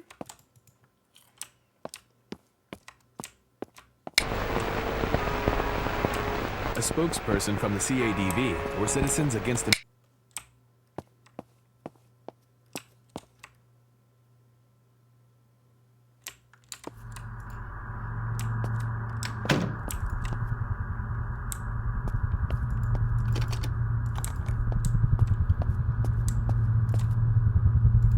Who the fuck are you?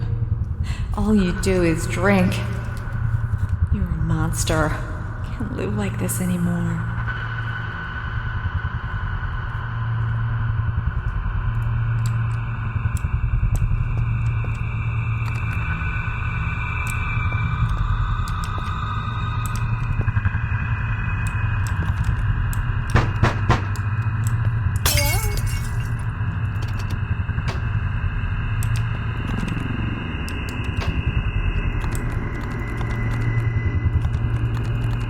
You okay?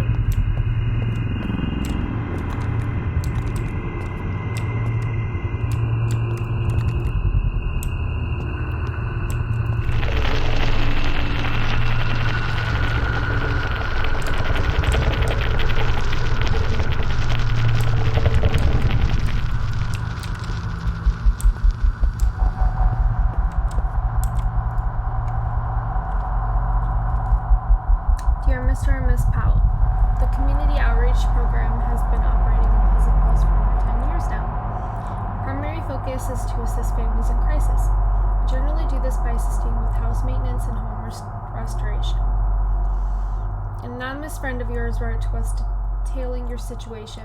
Needless to say, we were moved. We've decided to do a full renovation of your property at 17 blah blah blah, up to the value of $79,000. This takes up most of the annual budget, but we honestly feel that yours is a situation that could use some much needed support and some goodwill. If only.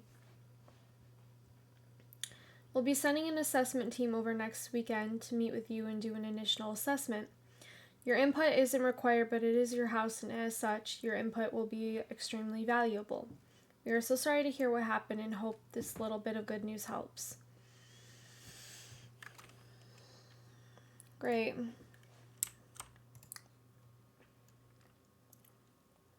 In loving memory. Gary and family, condolences. Take the time you need from all of us at All Seeing Eye Security. What about the wife? We killed her.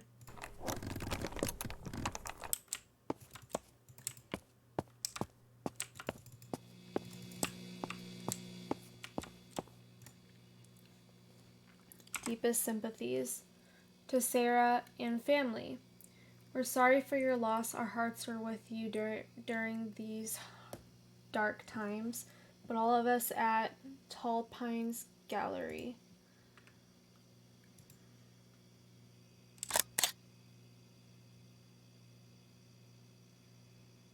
Five 55567.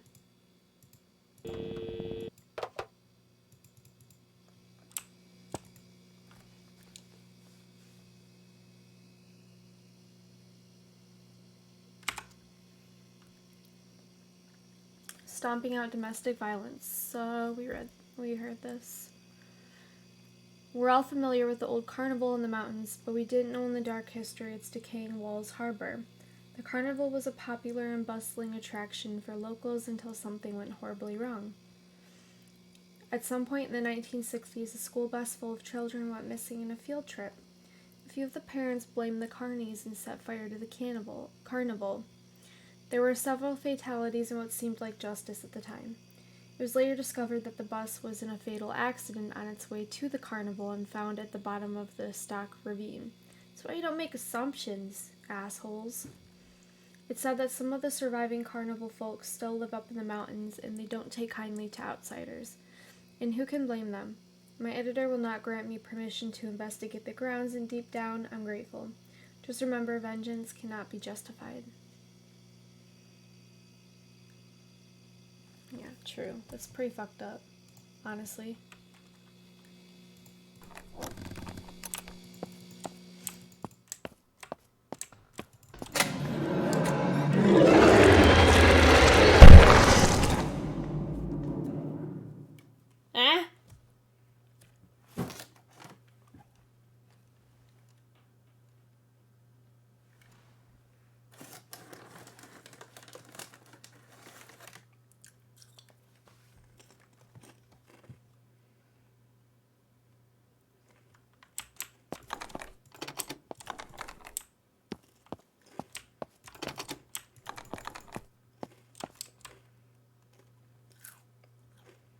What'll me those curiosity killed?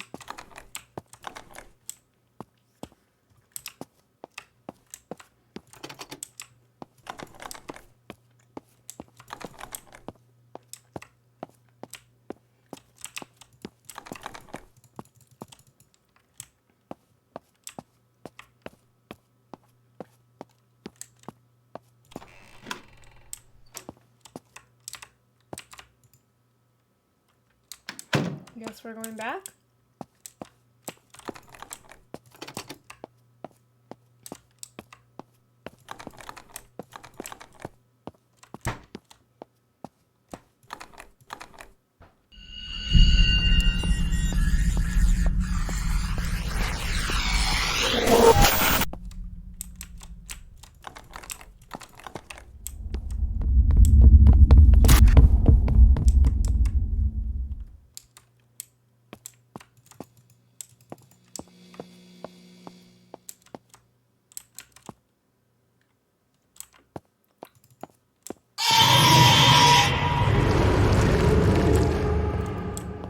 Is that?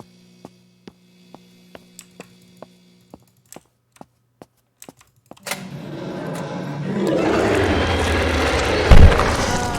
I wasn't supposed to do that.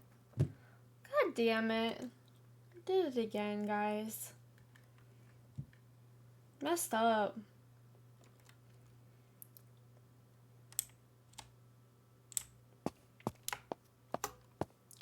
Sprint, man.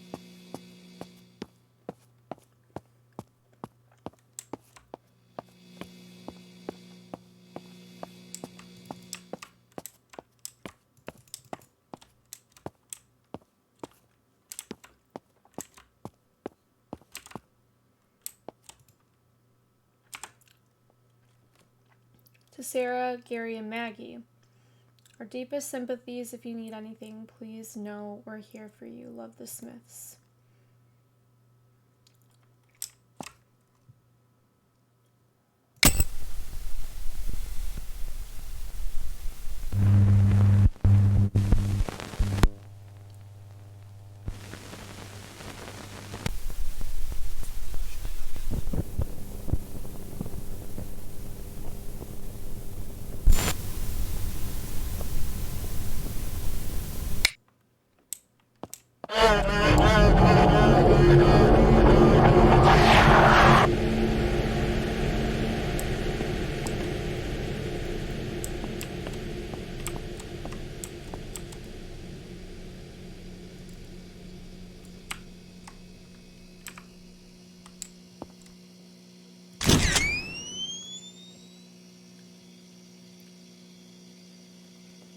Deadly sins.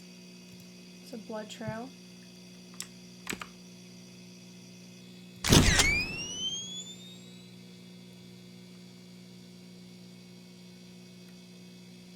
Wonderful.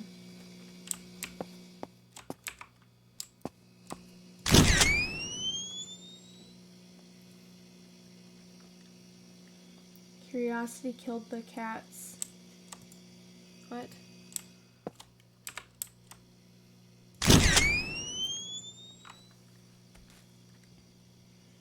Curiosity killed the cats. Curiosity killed the cats have 6 lives? 9 lives? I don't know what that number is. 9.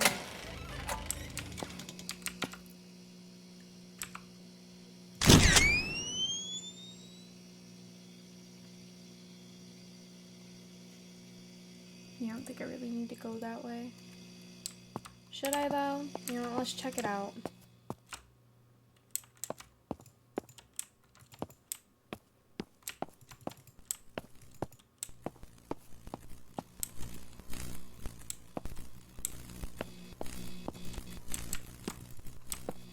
Okay, nothing.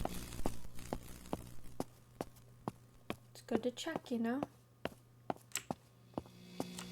Sensory therapy.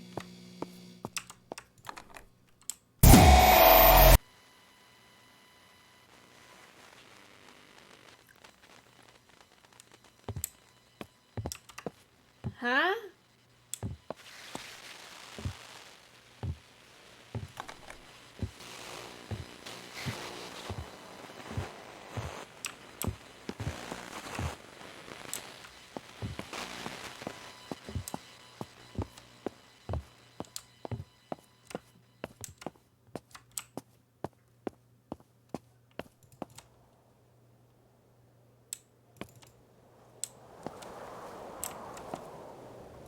There's the frickin' tooth.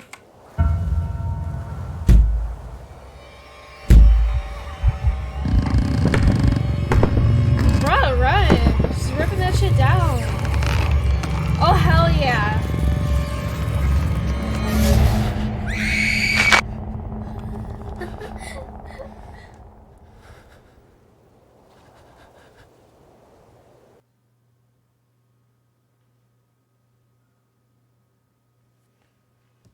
We got the tooth.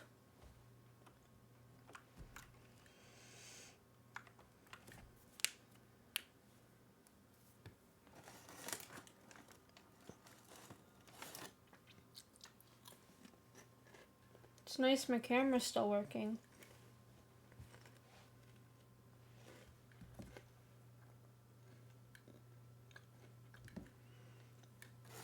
Oh. I always think I'm like loading in.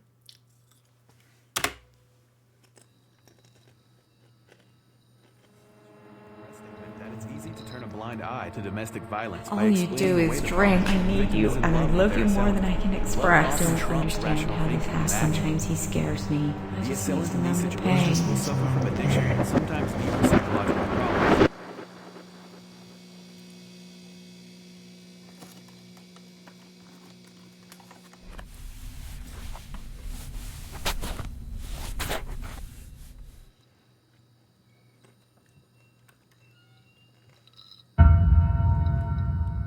We're back here, huh?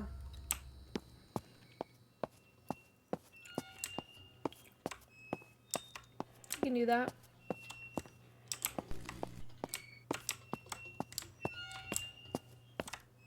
That's where the ritual thing was, I think.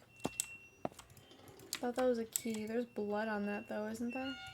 Yeah.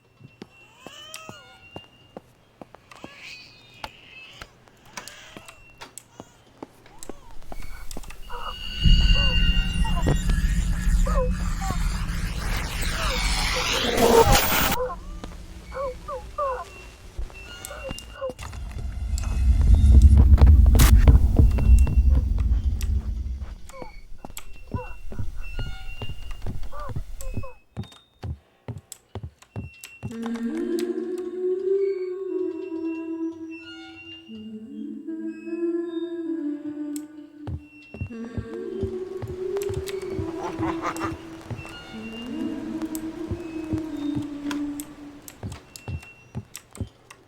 good. Thanks.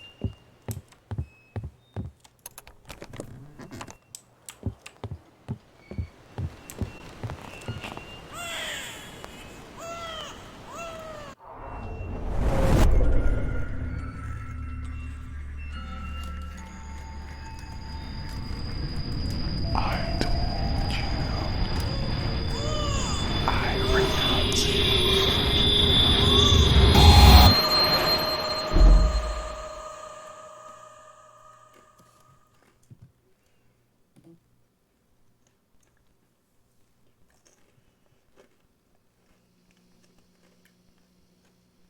Hmm.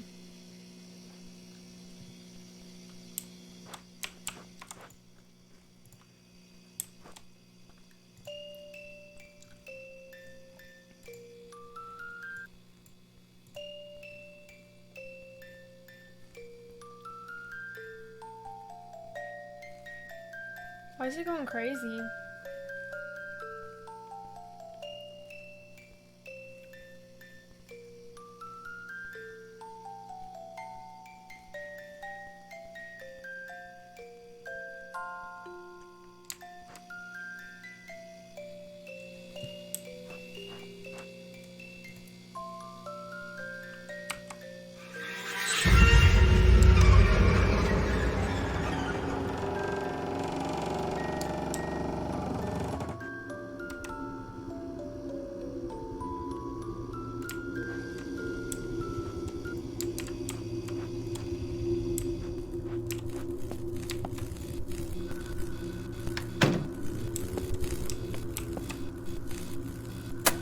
I told you I was sleeping.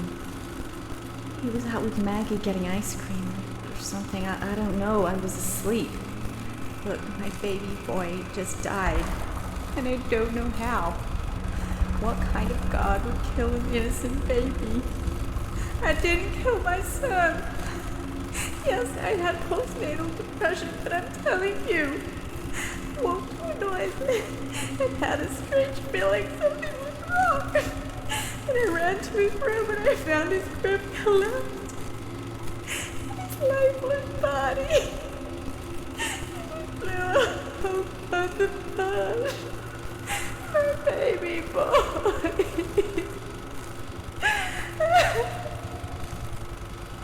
The fuck?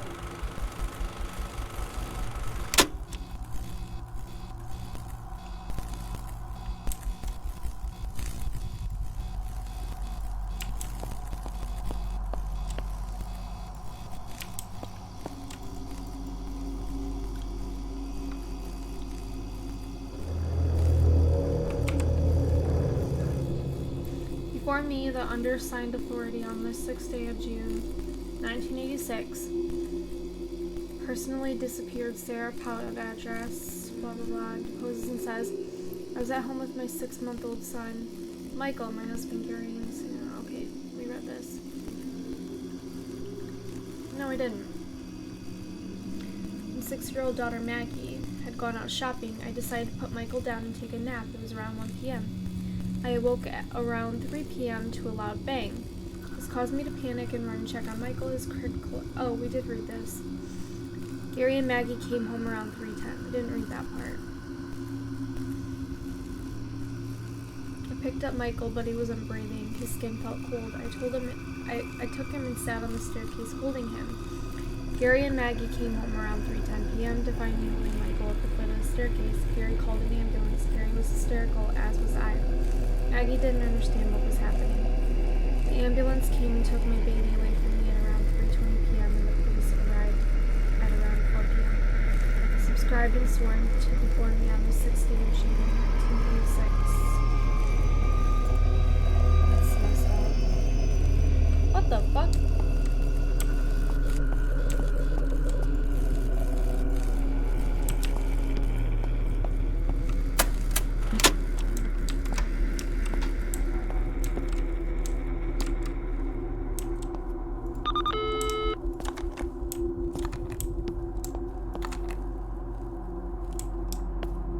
This office honestly isn't that scary.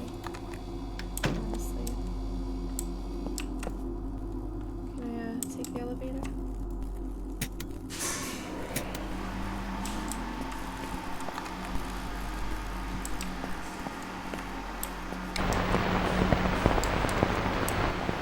An investigation has begun into the tragic death of a 6-month-old baby boy. The father was out with their 6-year-old daughter buying groceries. When they returned home, they found the mother of the child holding in her broken arms. Authorities have taken the mother in for questioning, but she has since been released. A spokesperson for Pleasant Falls PD told us that the death has been ruled accidental. However, the investigation is ongoing. It's believed that faulty nursery equipment may have failed, causing this tragedy. Inflicare has issued a full recall on all their bassinets in accordance with the ongoing investigation. Our best wishes and condolences go out to the family involved in this tragedy.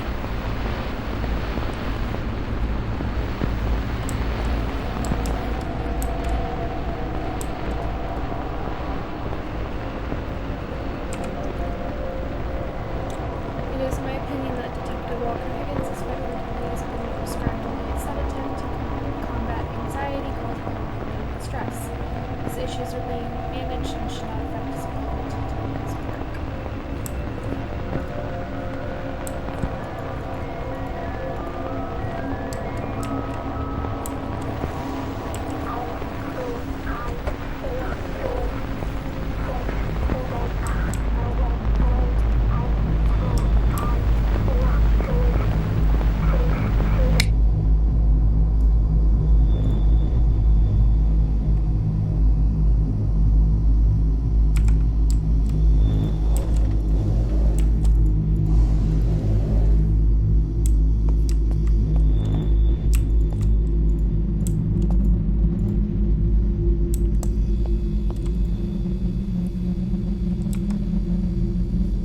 We've recently received several reports of a man wearing a top hat lurking in the woods. The locals that have reported this man are trustworthy and upstanding citizens. The reason this comes up is because each report places him at around 12 feet tall with glowing red eyes and no face. Slenderman? Obviously, this presents a significant problem for our sketch artist. The strange thing with these reports isn't the odd nature of the report, but the condition of the site where he was spotted. After investigating each site, the foliage in the area has been frozen solid and scattered. Even blades of grass are now tiny shards. I don't know if what these people are seeing is real, but they're seeing something unusual, and it's causing some very strange phenomena. The local paper has taken to calling the entity the Icy Hatter and has the town intrigued. My only concern is for safety of our people. Until I know this thing is not a threat, I'll need to respond to all sightings in a timely fashion. So did he do like the sacrifice to like talk to his son or something? He was a baby though, like can you really talk to a baby?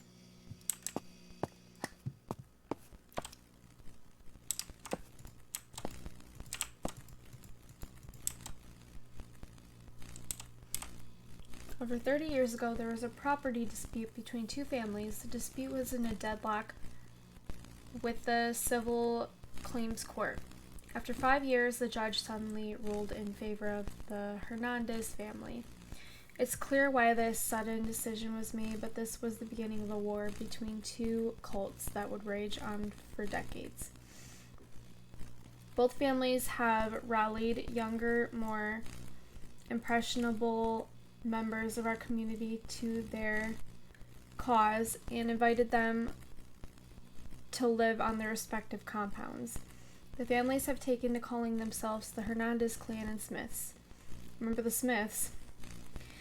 With a following of 15 community members and 12 family members, the Smiths have more numbers at 27 active members. The Hernandez clan have 22 active members, 15 of those being blood related. This clan war has seen recent murders and kidnappings. Our small town police department isn't equipped to deal with large scale shootouts and other crimes taking place around this war. The FBI came in and raided both properties at once. They didn't find the leaders or their highest ranking soldiers. They may have They may have met off-site to have a final showdown sparing the women and children, but it's more likely that they were tipped off and only a few were able to escape. The two clan leaders, Corey Smith and Ray Hernandez, are wanted by the FBI and are now fugitives. The clan members have remained loyal except for one. They're giving us the names of leaders and everything they know. We will, of course, keep our star witness in protection until the fugitives are apprehended. Cool.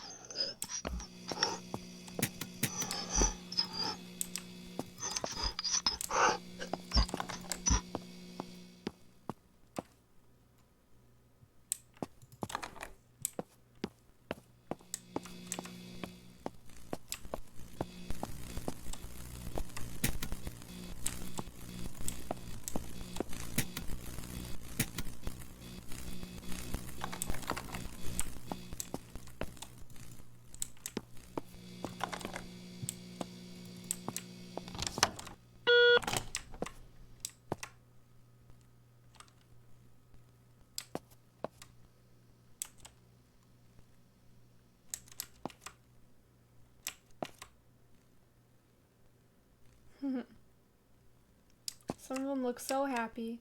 I like how there's only one girl.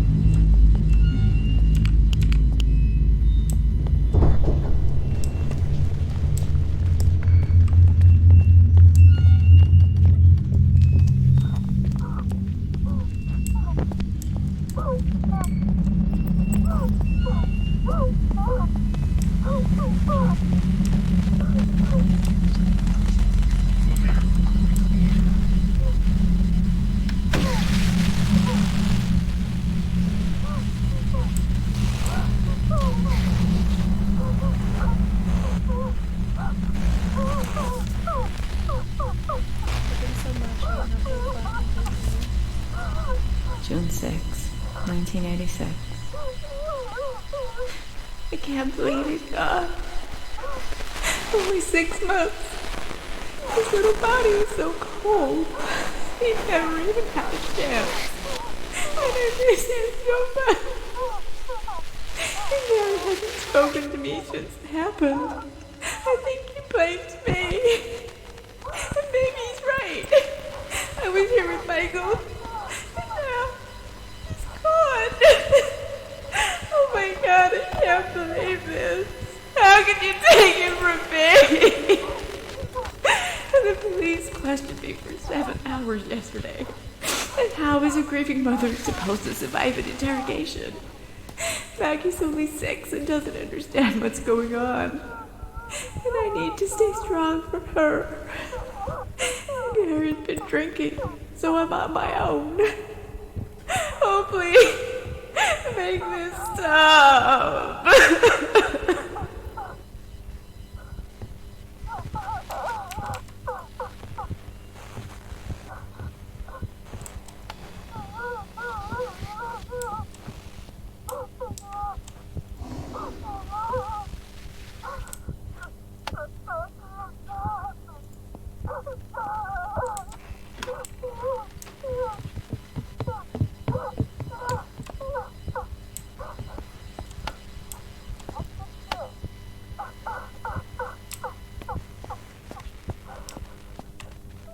Whose house is this?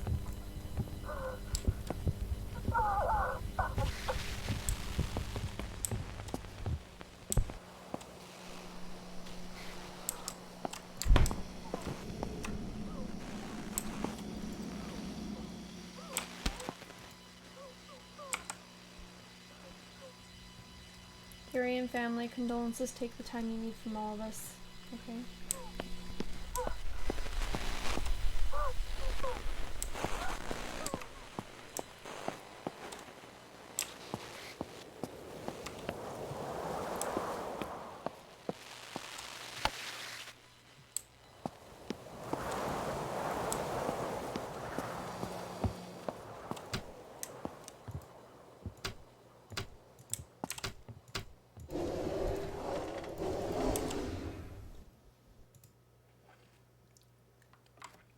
Dear Gary, we're delighted to extend this offer of employment from the position of security guard with All-Seeing Eye Security.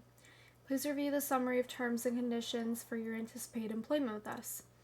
If you accept this offer, your start date will be 8/15/81 or another mutually agreed upon date, and you would report to Shane McFarlane.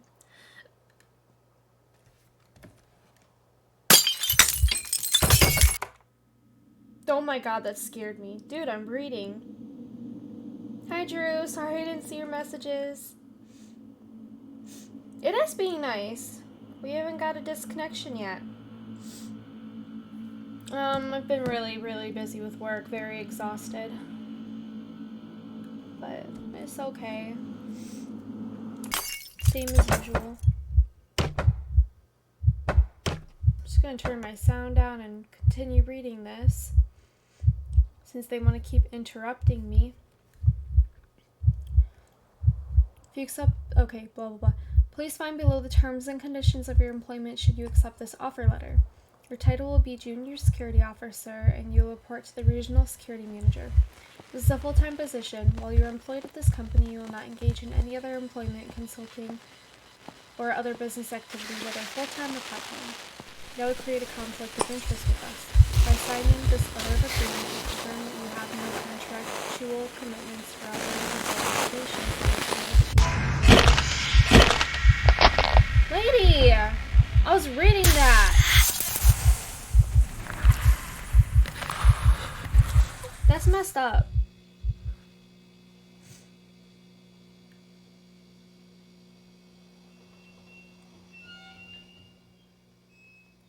Do I have to start over? Are you serious?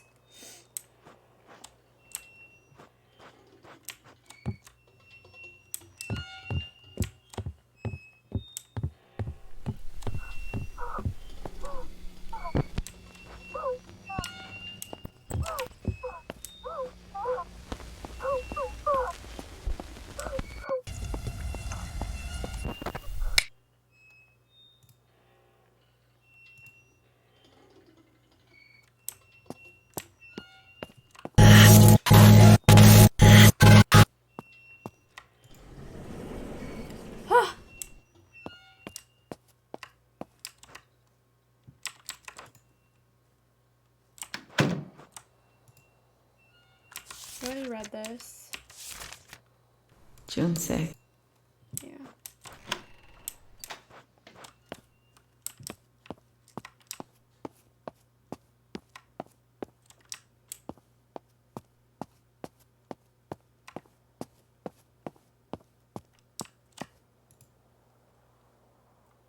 The company will pay you a starting salary at the rate of $6,000 blah blah blah per year, payable in accordance with our standard payroll schedule.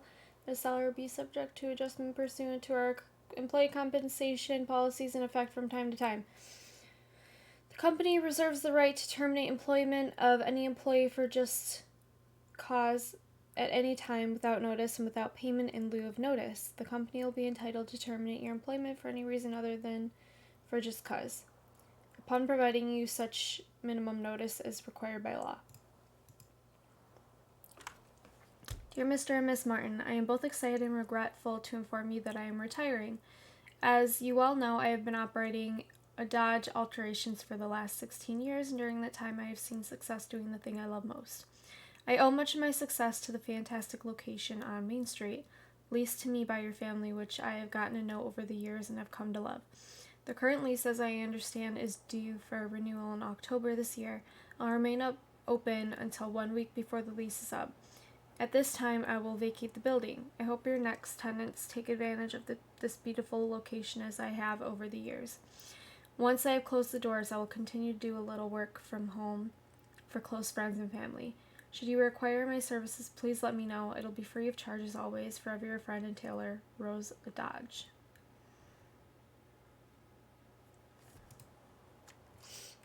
Cool.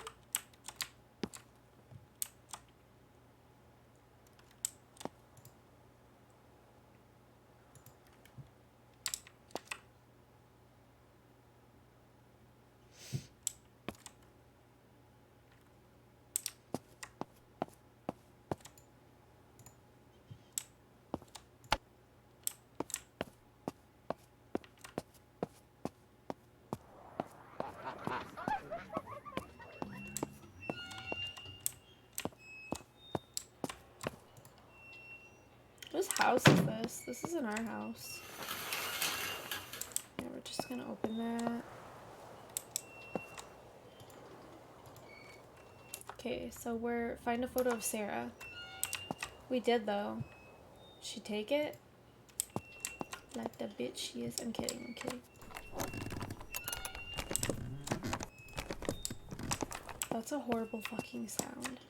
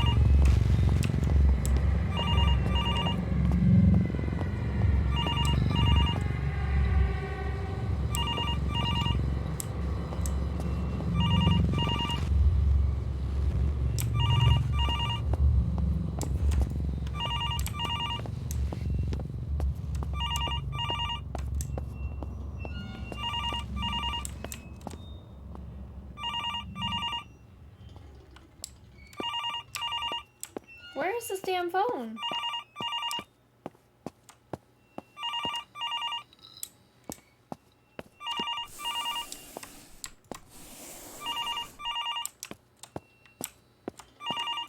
Am I stupid?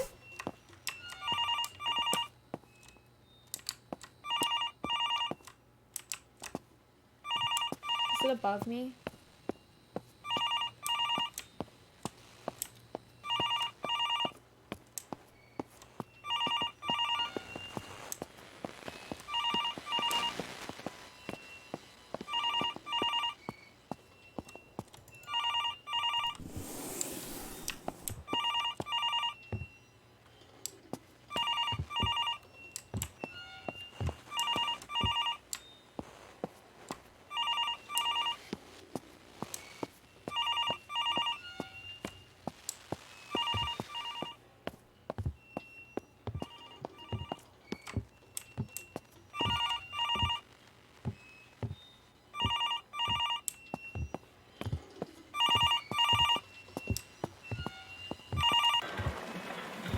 I can't hear you.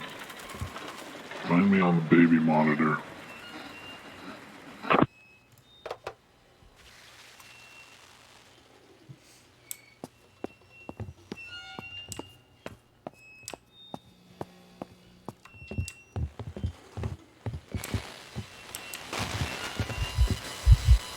Hi, baby.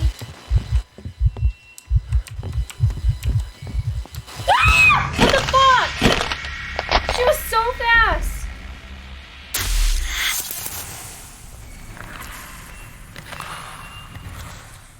I was talking about mine letting me watch streams down in the basement. Oh, okay, that makes sense. I need to get a Wi-Fi extender because Wi-Fi is shoddy on the side of the house, plus being in the basement isn't helping. Yeah, that makes sense. I finally got enough points for the pick a game loot. Really? Well, it is, you know, horror week, so it is the time to play horror games this week for Halloween, you know? Did I, like, die? Can't tell if this is supposed to happen or, like, if I'm supposed to avoid it. The baby monitor.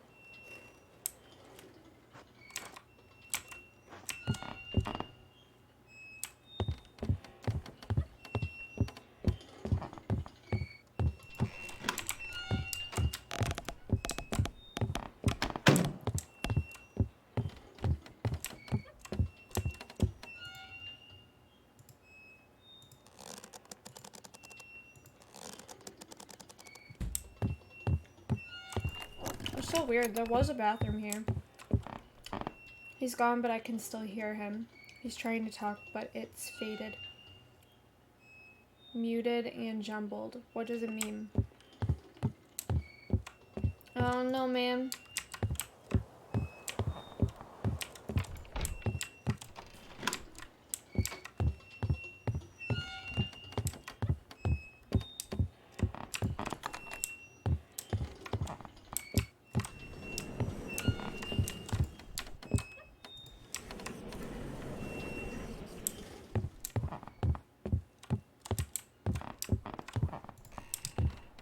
Here.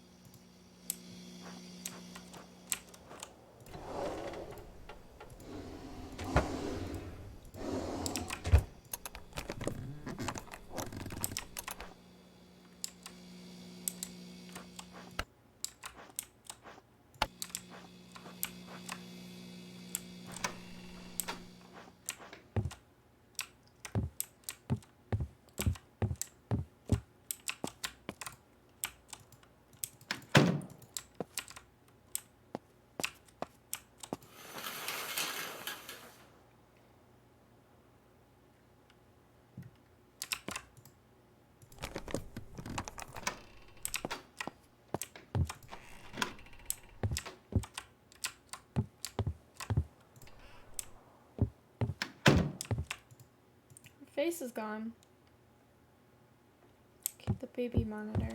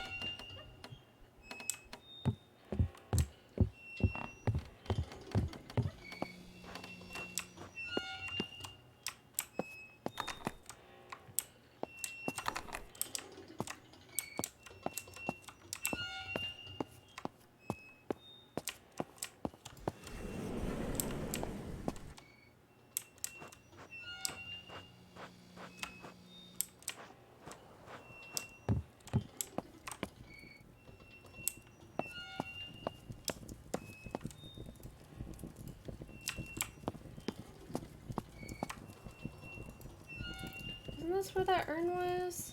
is freaking gone. Wait.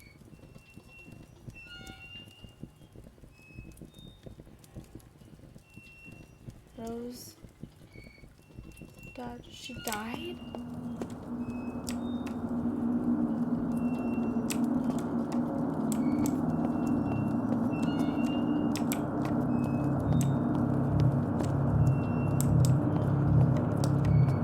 She hates light. Good.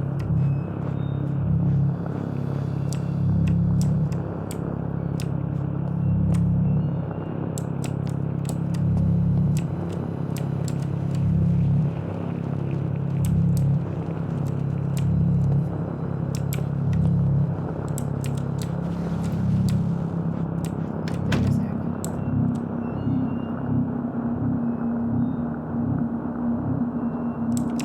Just think of the good days.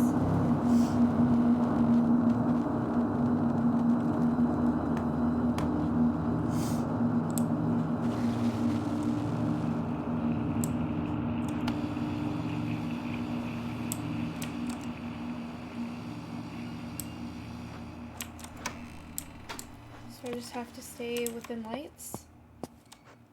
Like this?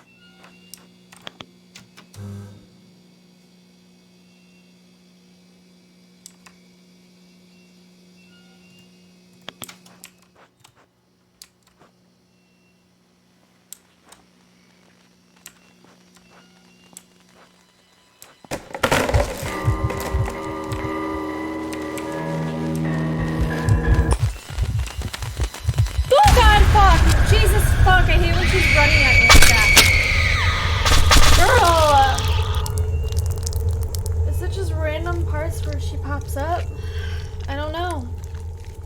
Man, I thought I was safe.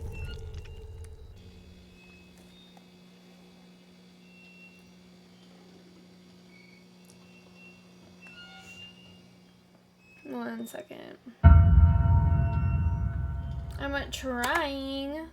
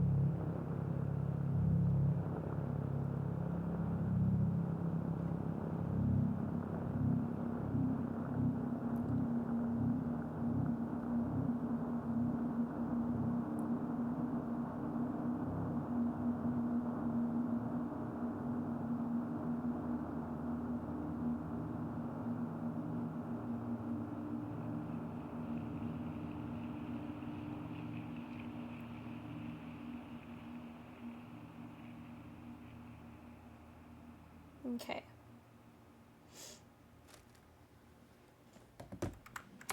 Let's go search for this damn photo again.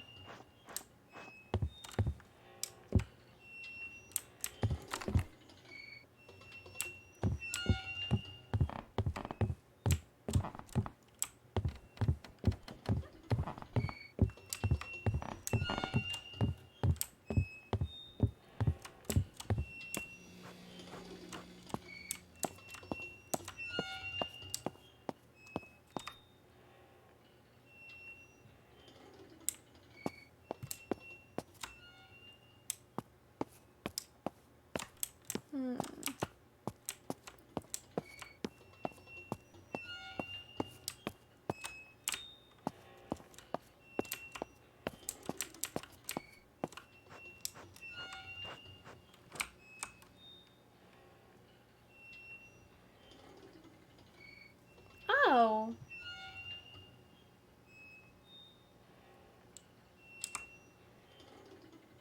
Well, that's nice.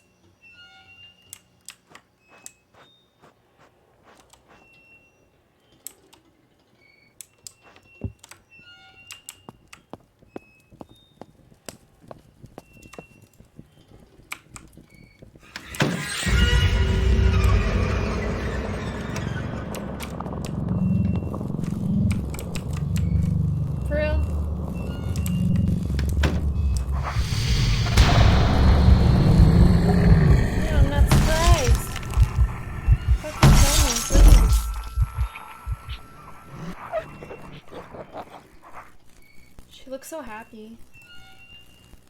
God damn it, you found a picture of me.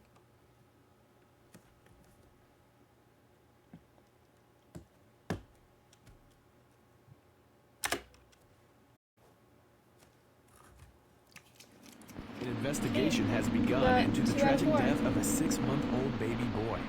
Look, my baby boy just died. I've had a strange feeling. What kind of God would kill an innocent baby? What kind of God would kill an innocent baby? A spokesperson for Pleasant Falls PD told us that the death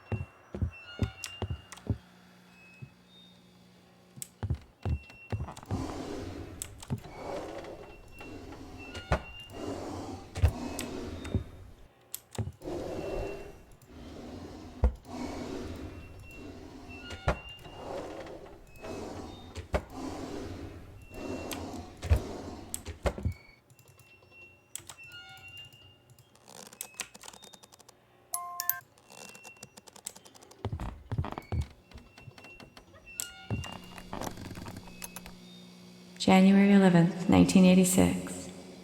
We just got back from the hospital with the latest addition to our family, little Michael, and he's perfect. Feeling a little strange though, almost depressed. I feel so guilty for feeling this way when it should be a time for celebration. Gary's been great, but he doesn't understand how I'm feeling. I tried to talk to him about it, but he just doesn't get it and tells me to be happy. He's right, but it's not that simple. Isn't it normal that I'm having postnatal depression with my second child when I didn't have it with my first? I'm depressed and happy at the same time. My God, this is confusing. I hope it passes. I know Gary will support me through this. I'm sure it's all going to be fine. The nurse is...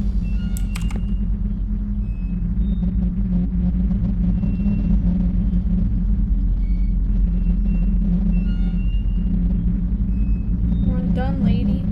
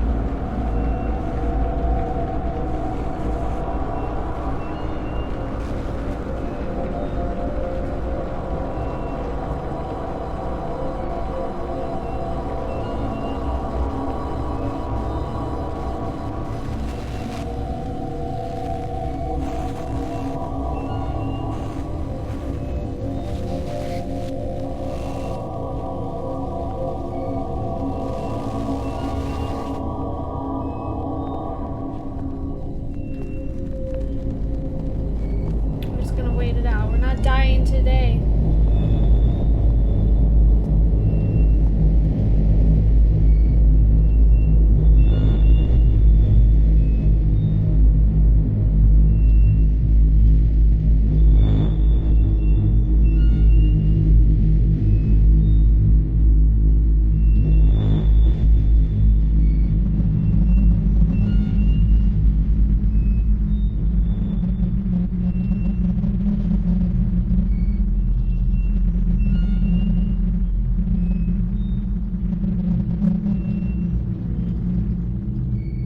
What are we doing?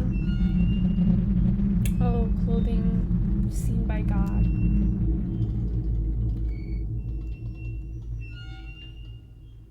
Past?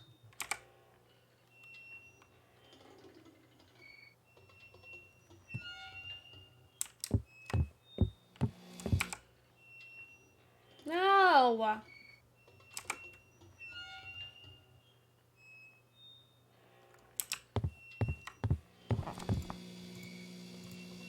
January 11th, 1986.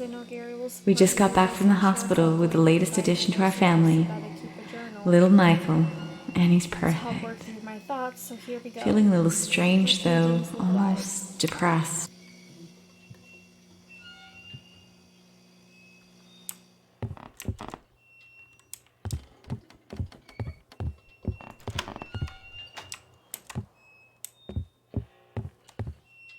Framed window to another world rendered in pain.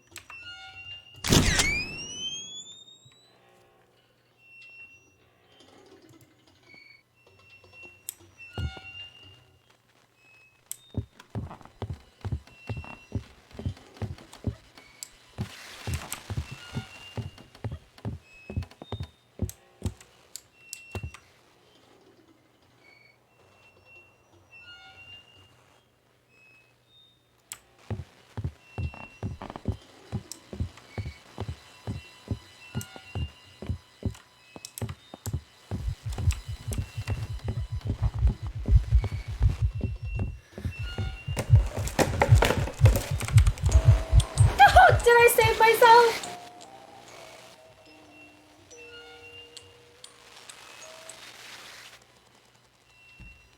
Oh my god. Oh my god, I did. Right?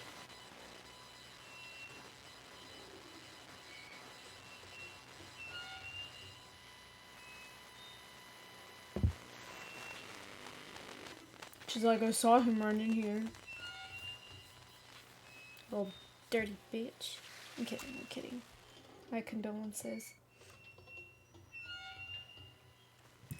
Well, fuck, I definitely don't want to go down there again.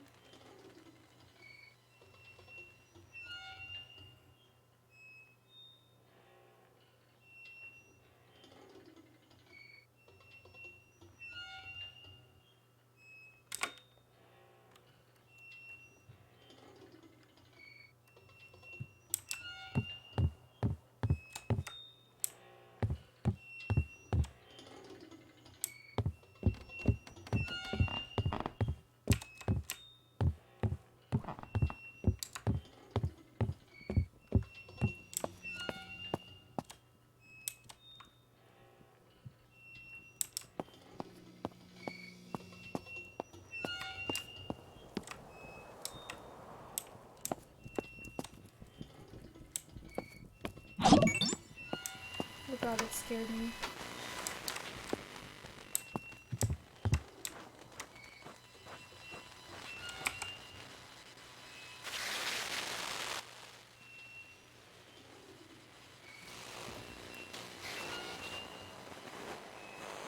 What was that sound?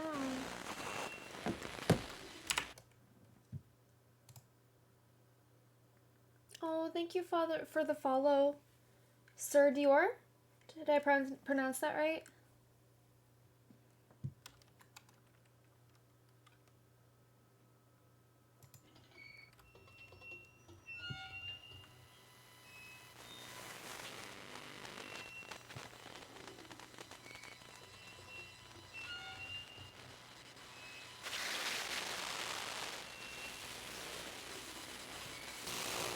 Ew!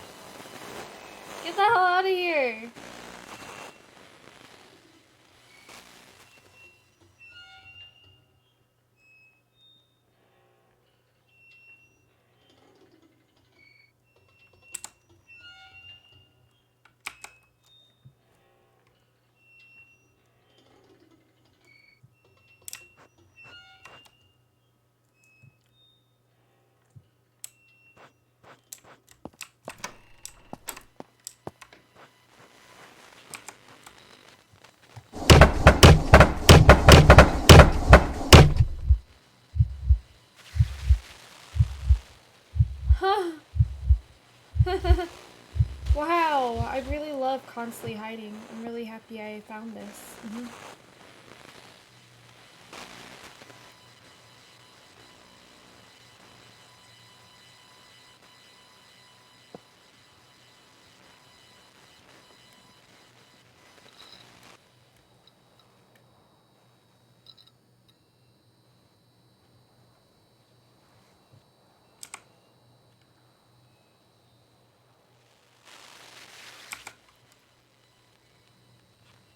How the fuck am I supposed to do anything?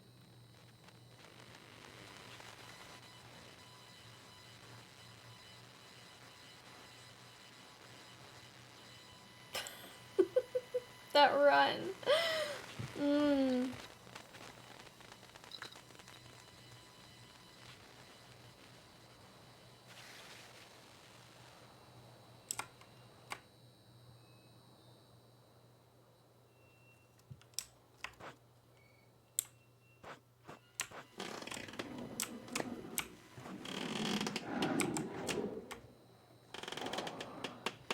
I heard that shit again.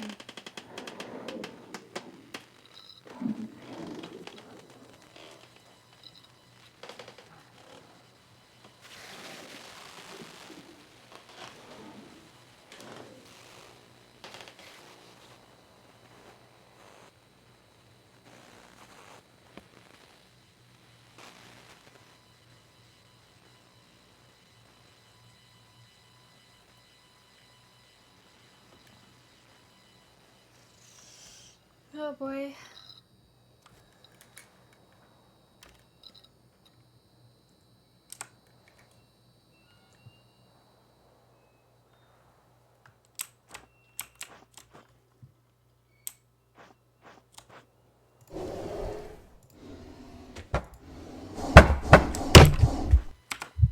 God damn it! I hate this woman! The fuck's wrong with you?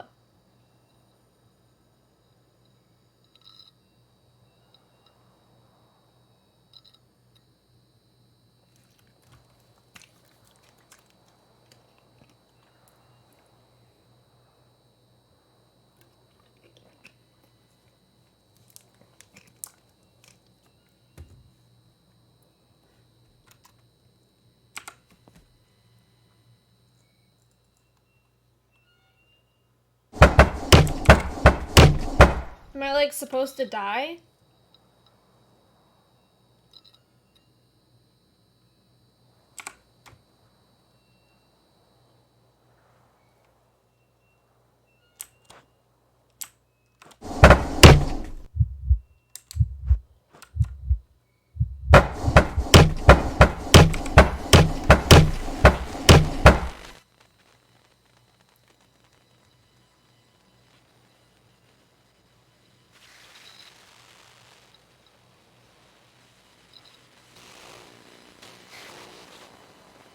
There she goes.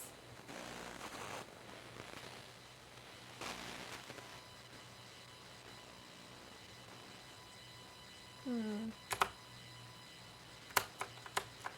can't even look during this.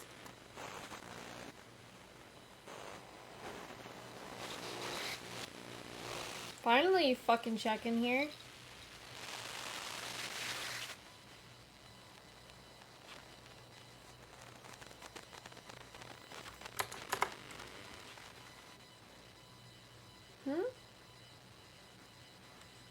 I never noticed the flowers on the wall from that lamp.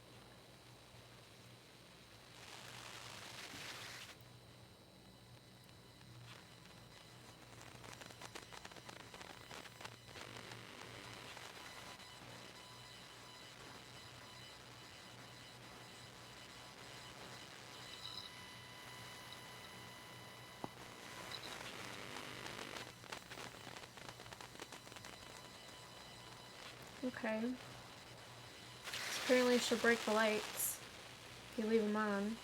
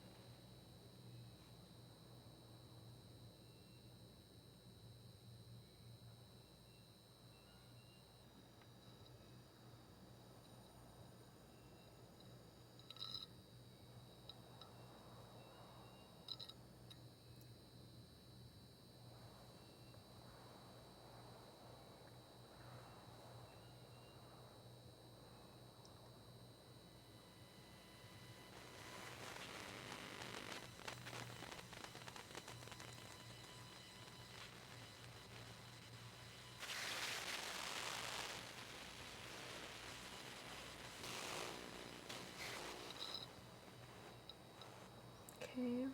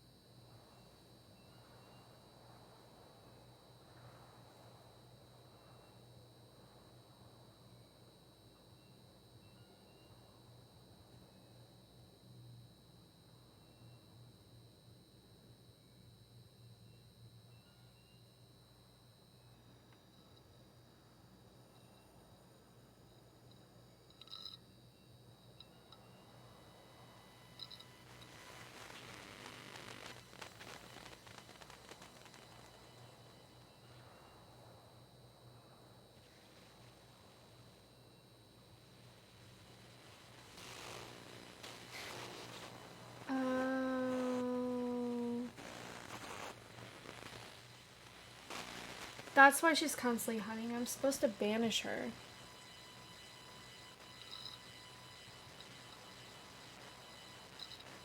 Okay.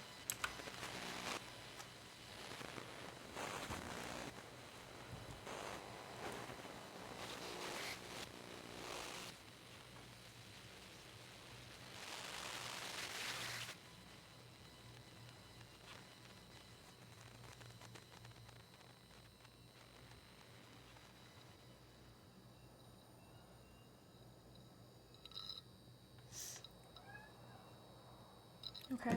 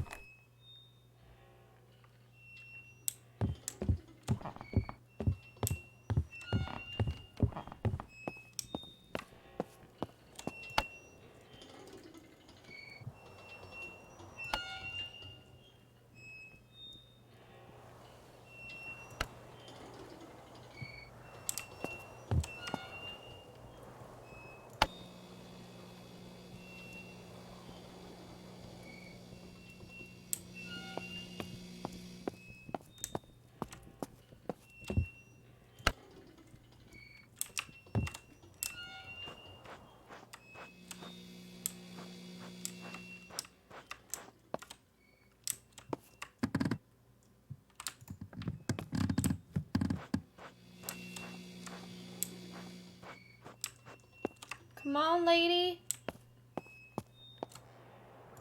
Little Michael. I'm still not used to the name, but he's starting to grow on me. He's perfect, and he looks just like you. He's got your eyes.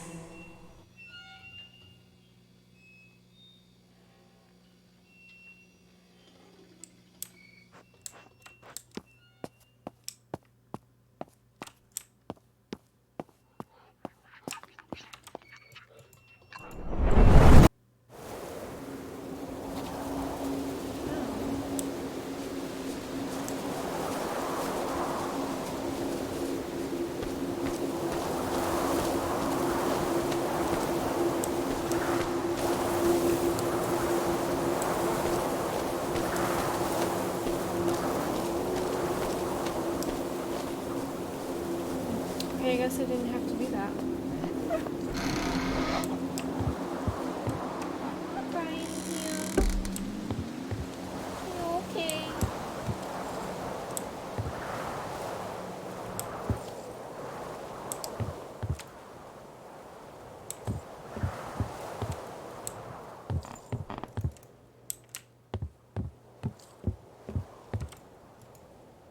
24th March, 1985. He's like a changed man out here. At first I wasn't sure this place is creepy, but last night was simply amazing. Maybe this was a great idea. It just needs a woman's touch. Uh-huh.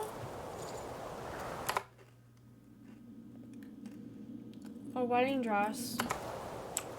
That was the dress that she might be wearing.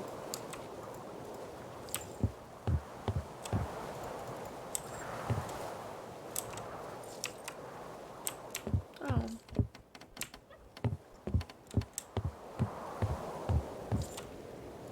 "23rd March, 1985. He really surprised me this weekend. He blindfolded me and whisked me off in the car. When he took the blindfold off, I saw this horrible little rundown cabin in the woods. He'd purchased this place from an estate sale of a deceased hunter or something. He wants to fix it up so we'll have our own little romantic getaway. Maggie's staying with the neighbors for the weekend, so I guess I'll make the most of it."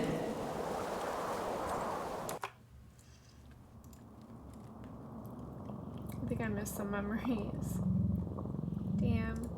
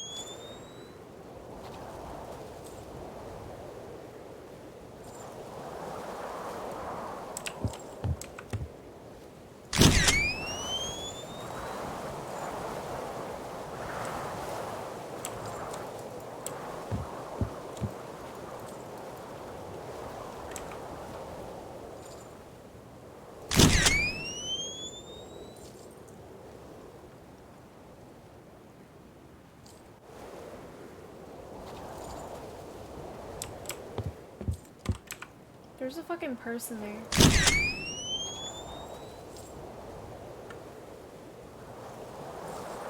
Oh no, it's just blood. Great.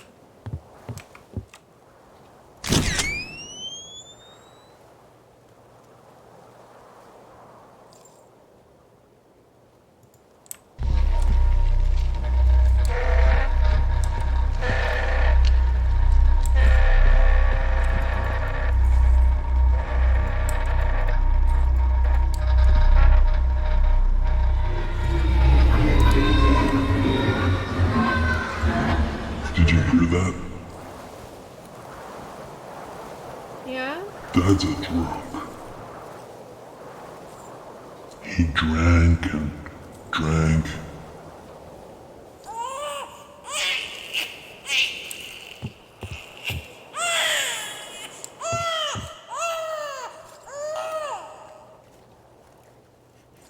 The answer lies below. Great.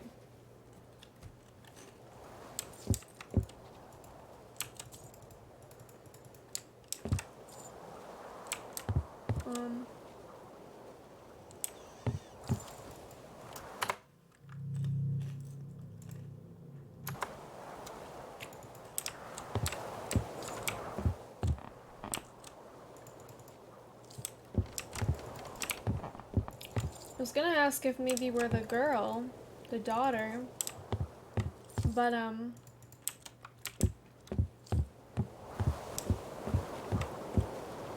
we're clearly a dude, I think.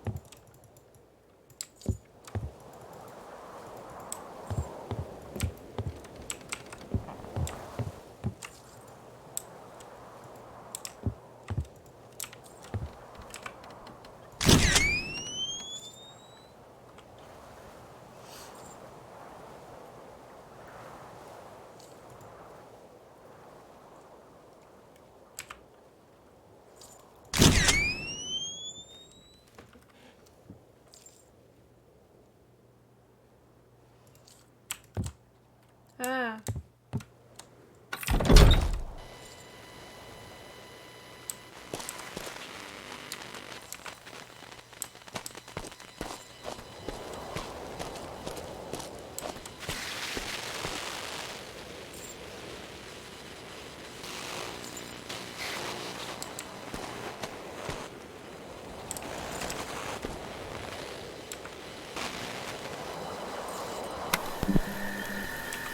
25th March, 1985.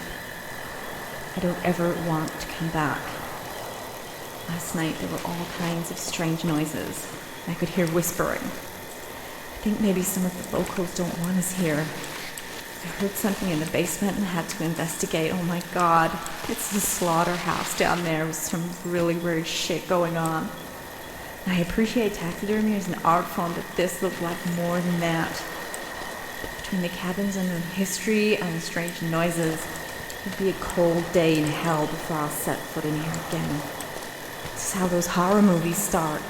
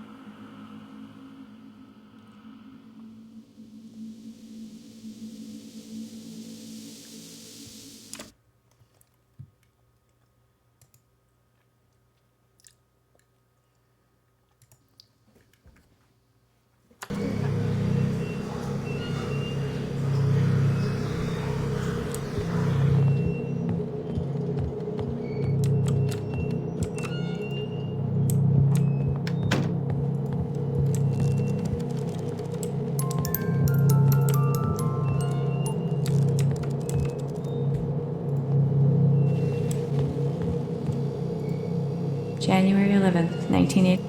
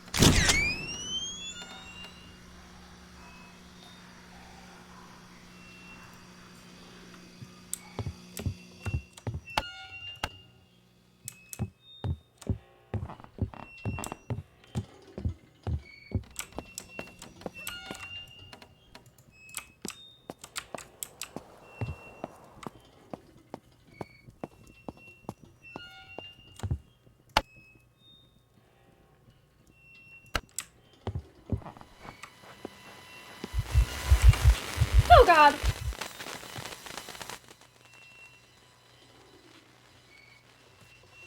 God, I didn't get time to turn the damn light on.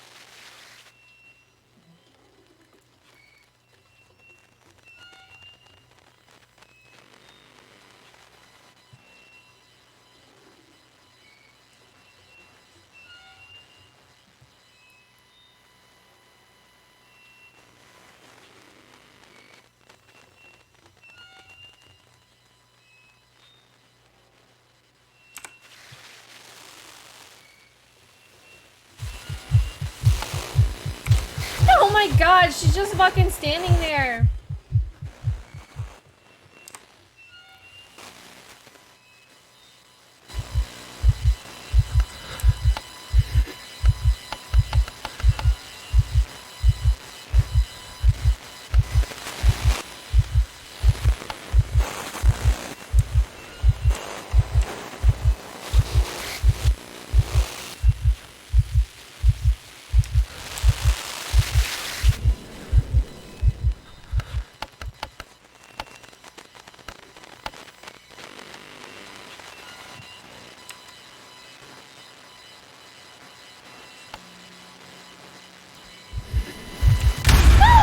That didn't fucking work!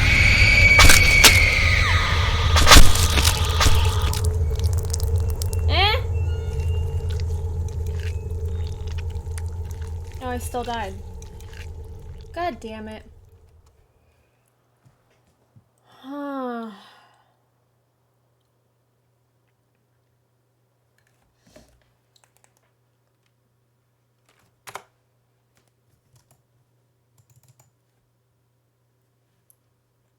Did I fuck up the game?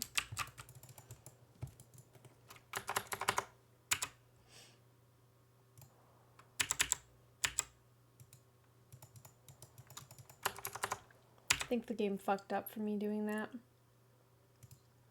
Okay, hopefully it auto saves.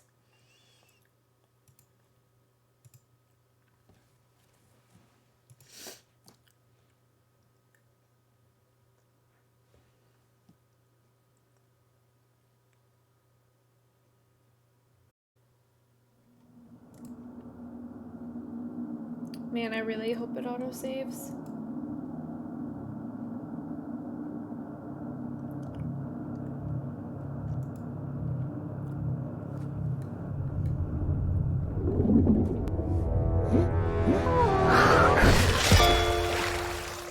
Cute.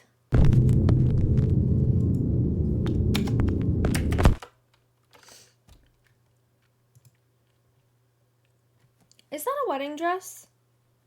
So I think I gotta get her in the light.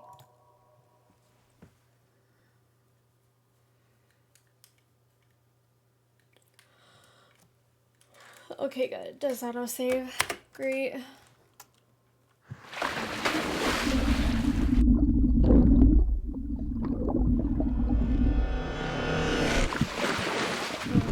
I was gonna look that up again.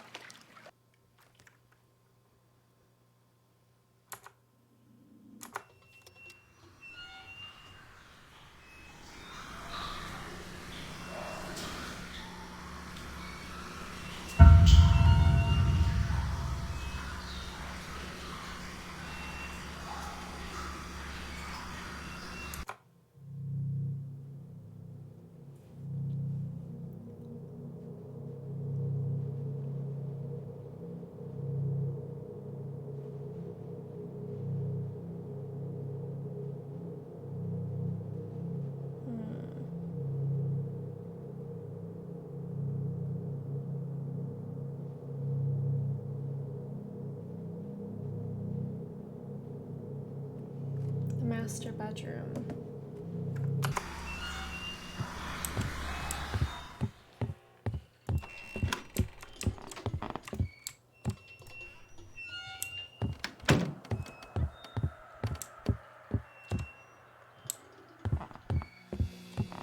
Oh no, I did get it.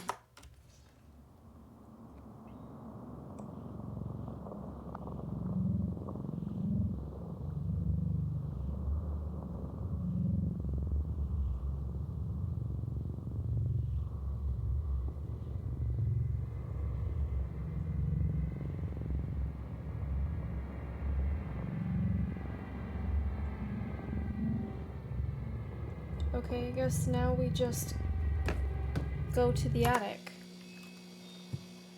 Okay.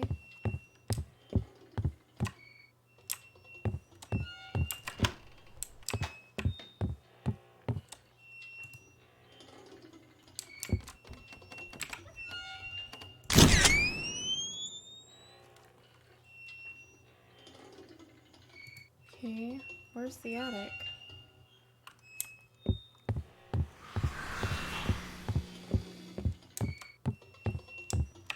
Ah, duh.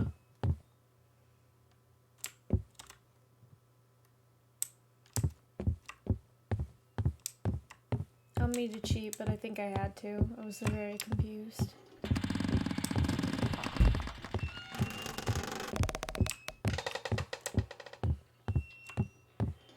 There. It's bad luck to see the bride before the wedding. Get out of here, you. Oh, she's mad. She's pissed.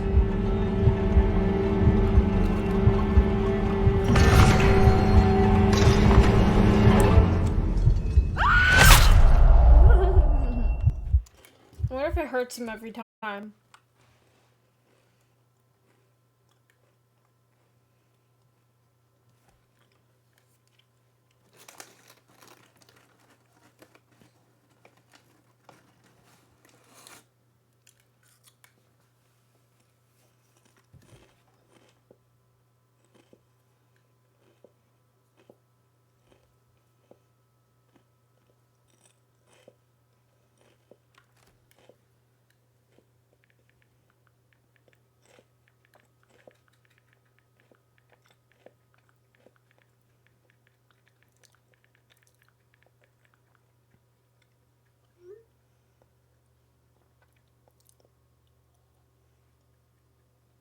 Okay.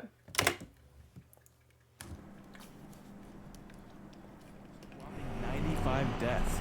60% of those were alcohol related.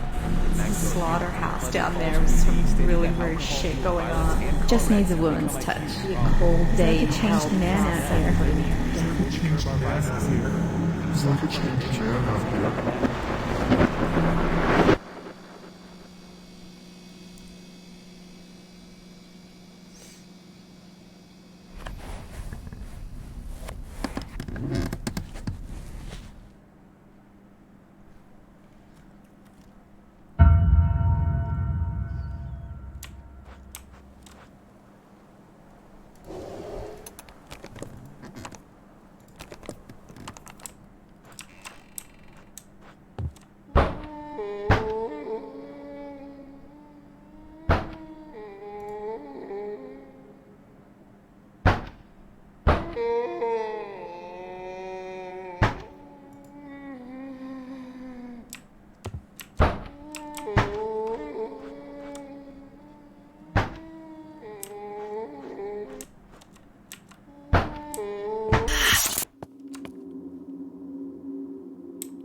that guy? What? I can't go in here?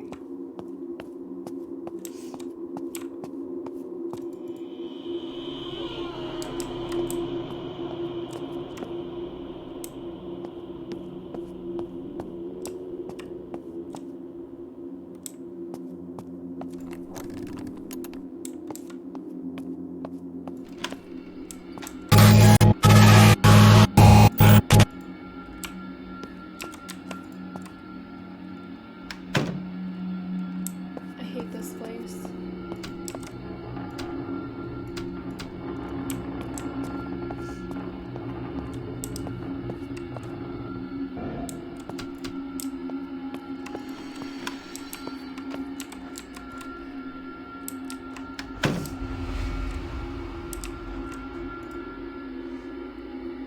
Dear Dr. Tanis, I have tried to get you face to face, however, my movements around the facility are somewhat restricted. This is actually the reason for writing. I understand the need for heightened security, but I am unable to complete my work. I'm sending the bodies down the chute to that obese gentleman you have down in the morgue as per my instructions. But I am unable to file my paperwork with the front office as it's always locked. You keep the only key in your office, making my access very limited. I kindly ask that you supply a copy of the key for me. I eagerly await your response.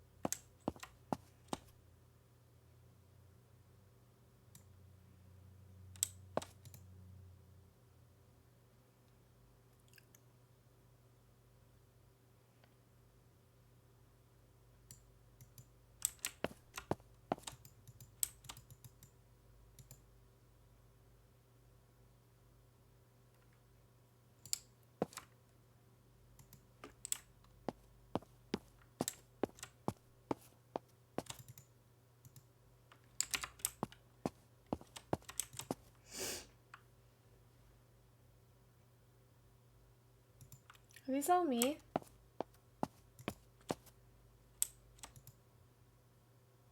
They're all breathing.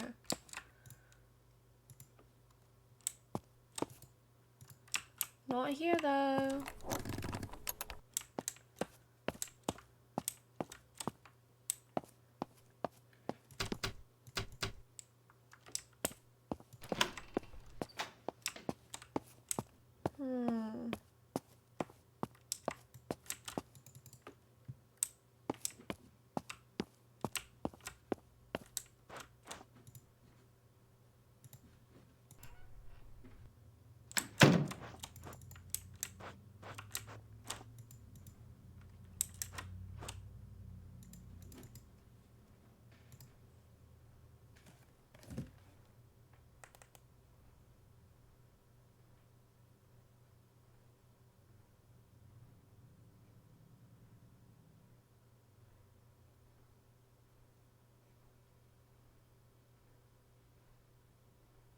Oh.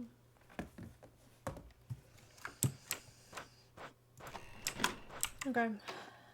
I know what I must do.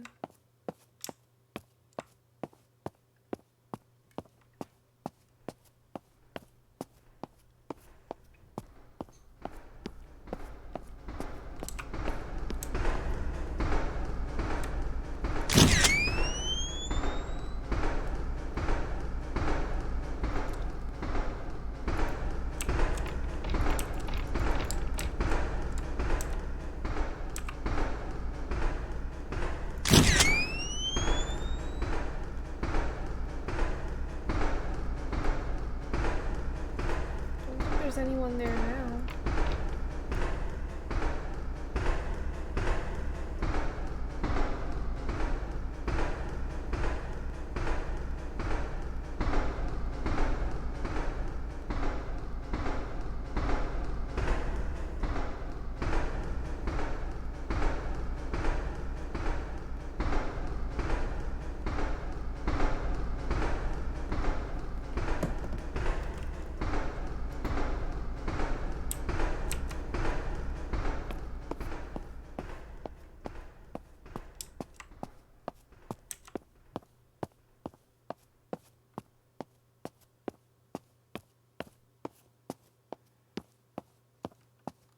Kind of like it better here than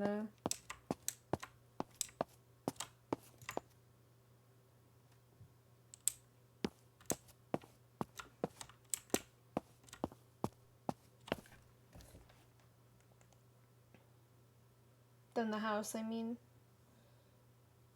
Take a photo of the cracked open door.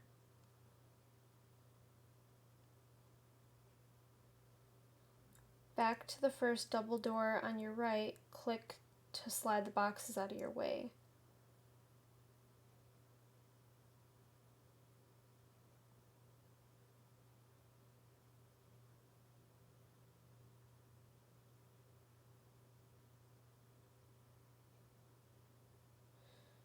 Okay, I'm kind of happy I read the next thing. The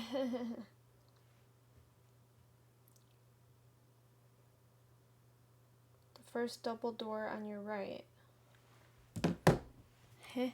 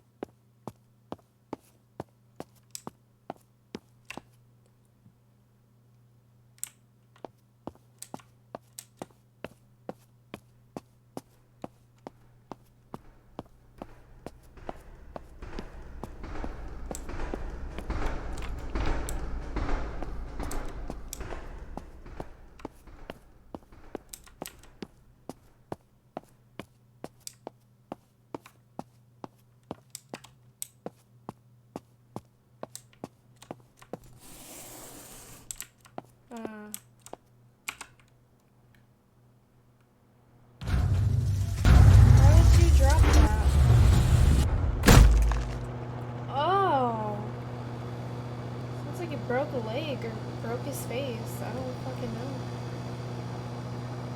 Okay.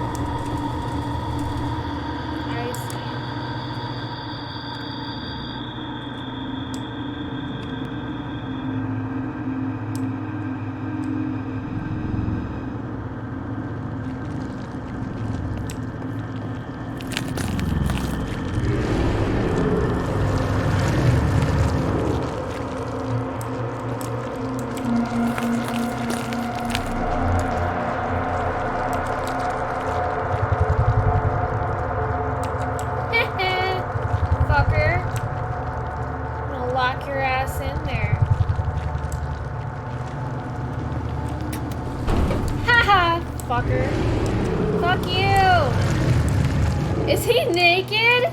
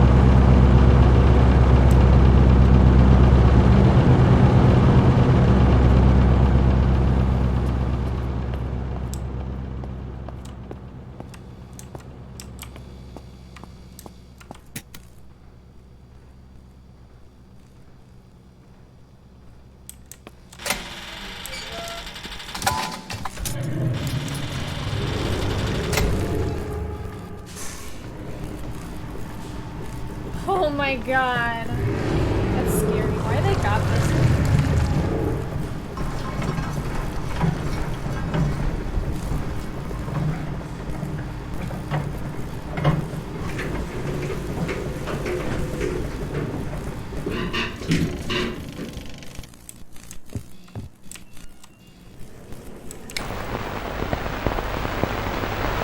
All that training paid off, it seems, as she came first in the annual trial.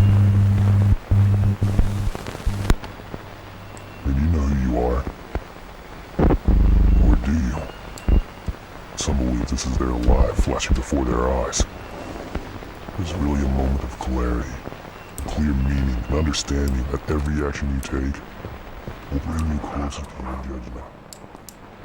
Do you understand the extent of your actions? The tormentor can become the tormented.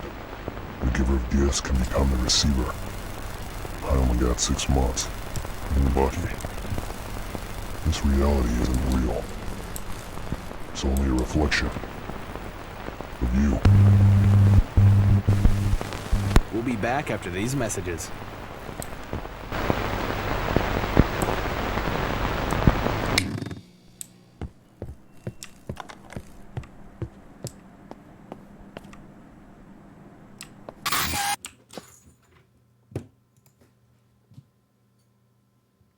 Are you serious? I didn't even get to read that freaking letter.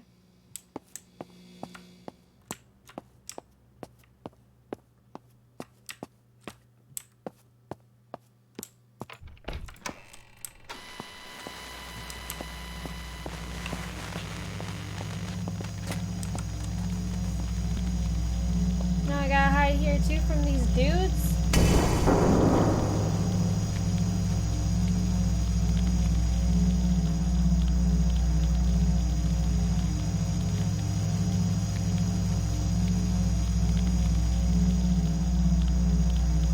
Don't walk past the counter, you'll be transported too quick.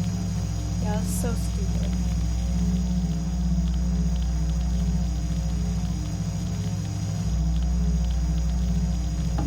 I'm sad I missed that.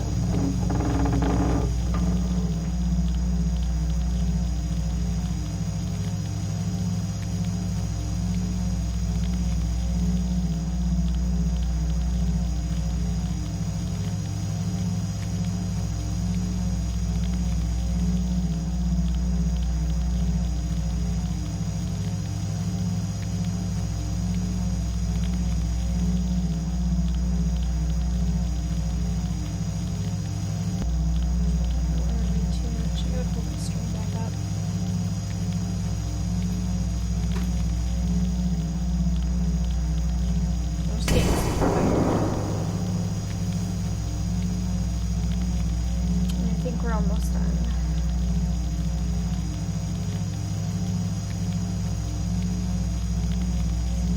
Okay. Alright, all I know is walk down the hall and we gotta kill the ghost with electrotherapy somehow.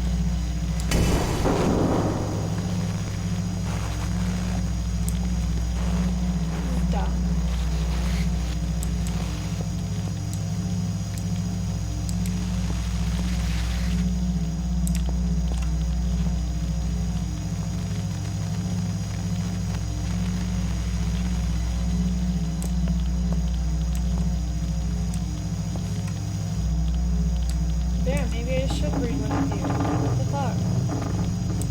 That's scary.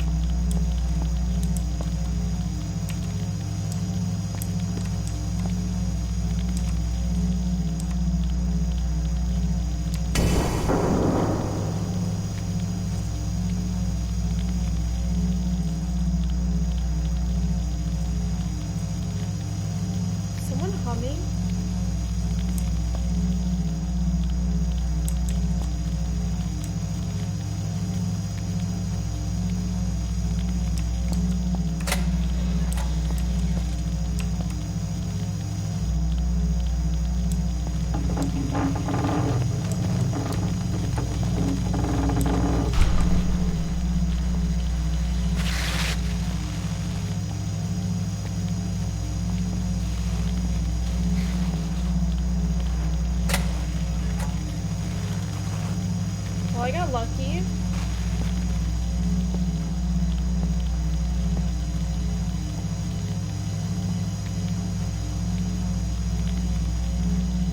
What's she doing with her hands? Was that her dress?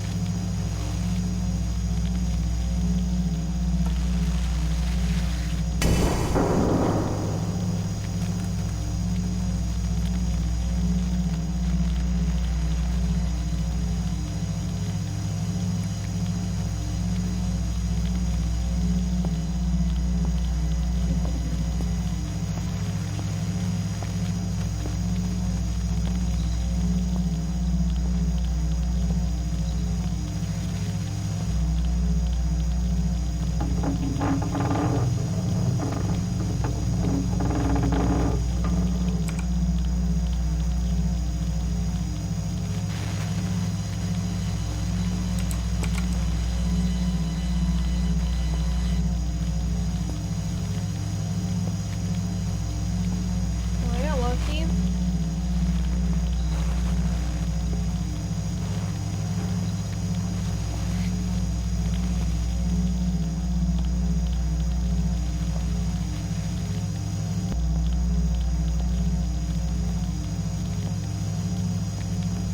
Hear her.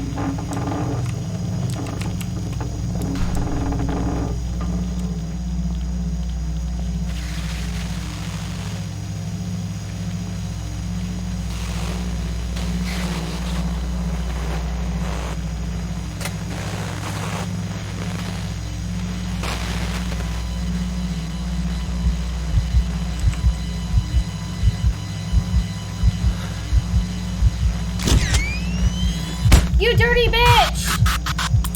Why'd she come in here? Fuck you. That took me so long to get there. Are you serious? Where do I need to go? Tell me.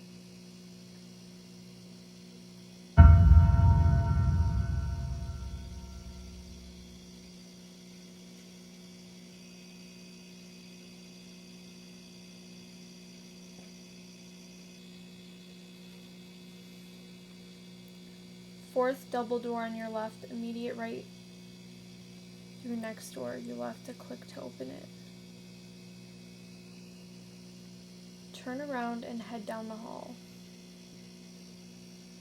Fourth door, double door on your left.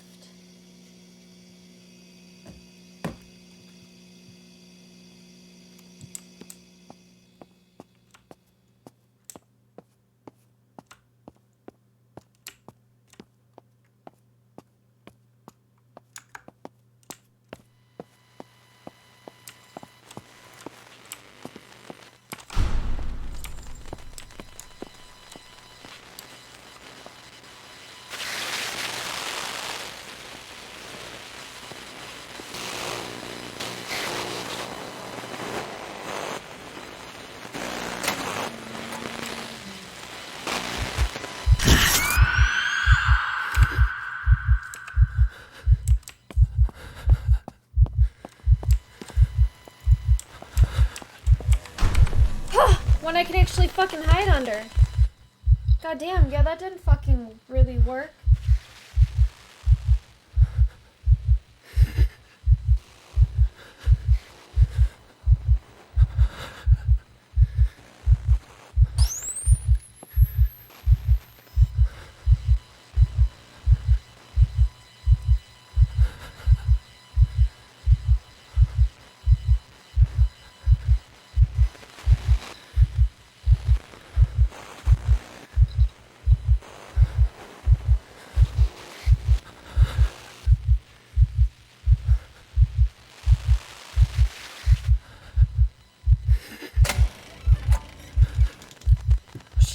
running?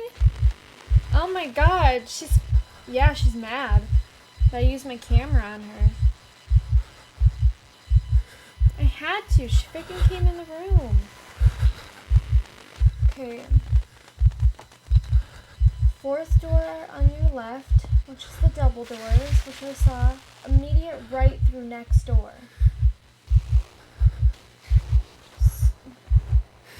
Is that the door I came in?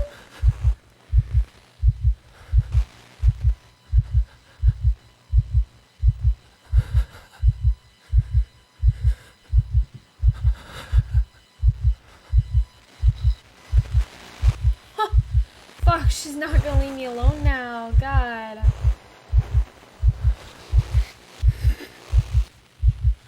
Wish I could lock her ass in somewhere.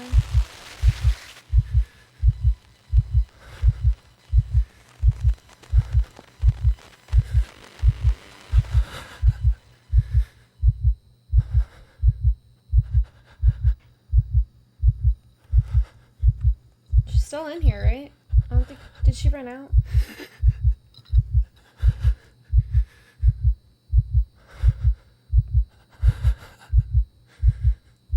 I might as well just die and start over because she's pissed. Oh my god, did you see that?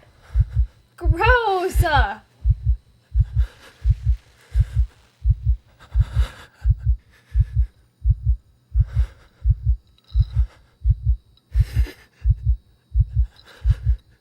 I'm never getting out of here.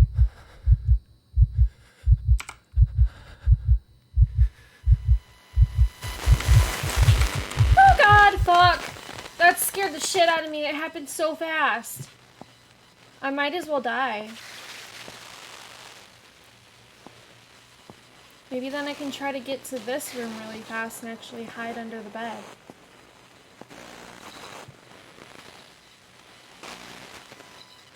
The switch, what fucking switch?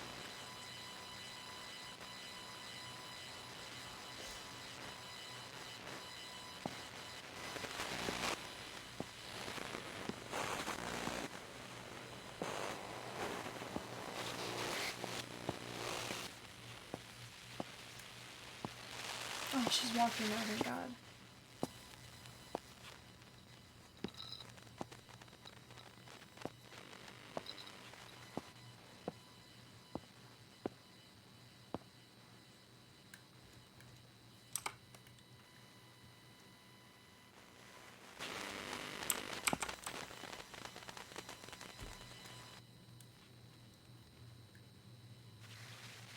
Somehow I can't hear her when I'm under the bed.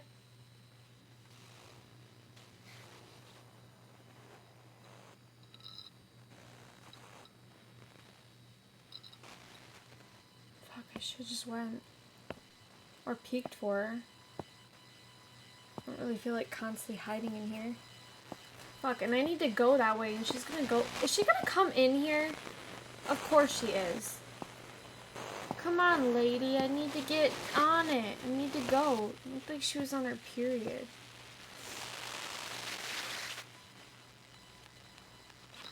And she just drags me out from under the bed.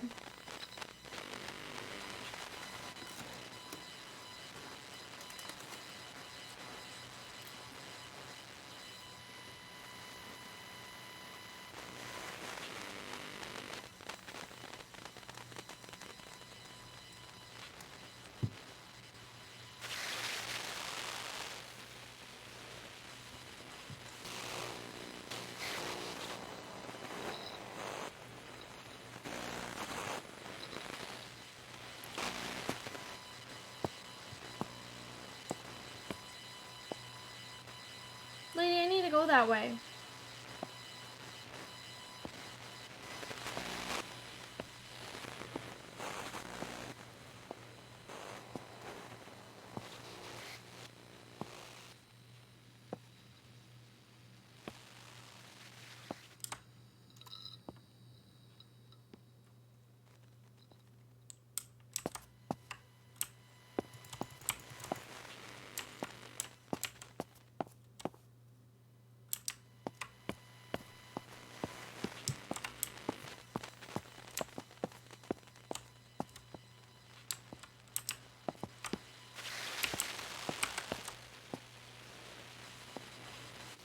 hear her.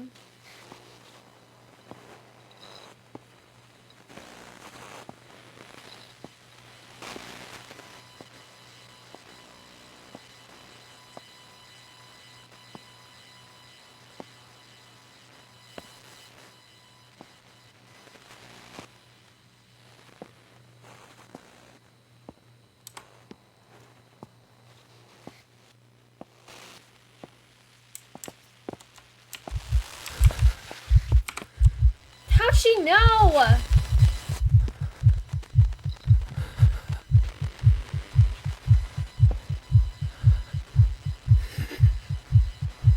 I'd be crying too. Dude, it's almost over. We just gotta get past this. This is the last thing we need, and then we gotta burn her. You never have to see your wife again. Poor lady though, man. Lost her kid. Fucking A, I can't believe she saw me. If I was gonna try to be sneaky and take that time that I could. Oh god, ew. That's so fucking frustrating though. That I couldn't just sneak, you know? Like she fucking knew I was there.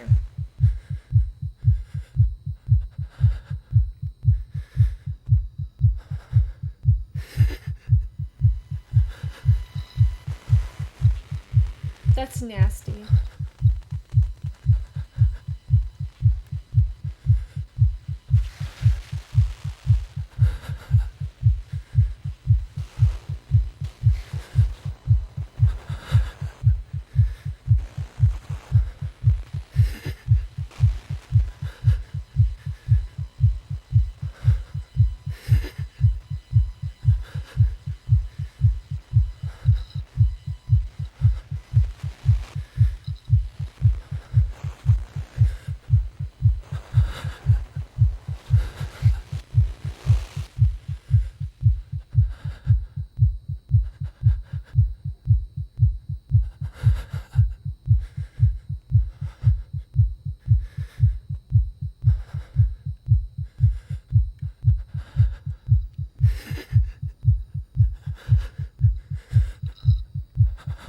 This is annoying.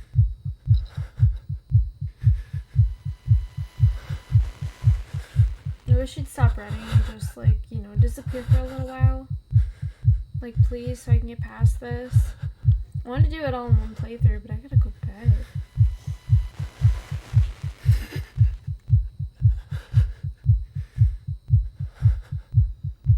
Soon enough, right? I might have to fucking camera her again. It was risky. I tried to do it once and it didn't work. I mean, I could just start over at the beginning, but I don't know. Maybe it's around the corner, that room. But wouldn't the instructions have said that? They said something about the door, like, doors, and then something to the right, and then flip the switches.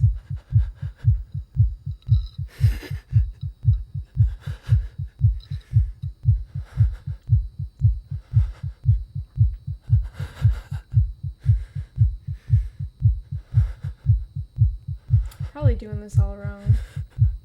All this time I probably could have come out. But no, odds are she's gonna be right there. And I'm sure she's come back now. The heartbeat seems intense.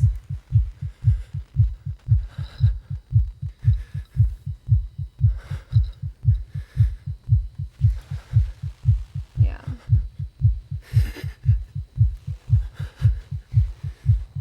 Is she finally walking? I think with the heartbeat means that she's still running. Meaning she's angry?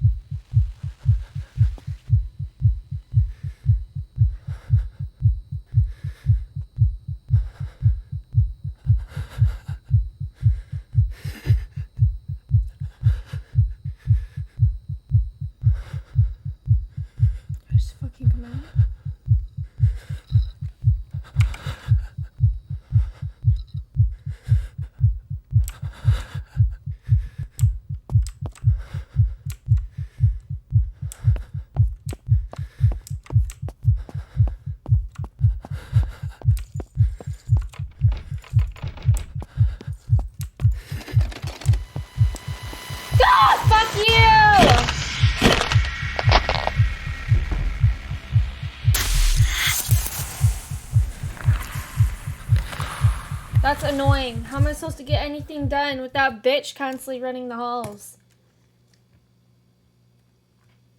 Alright, let's try this again. I'm so confused by their instructions. Immediate right through next door. You'll have to click to open the door. Immediate right through next door. What do you mean? Huh?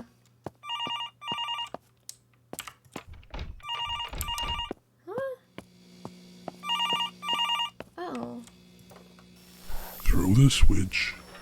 Bright light. She can't stand it. Okay.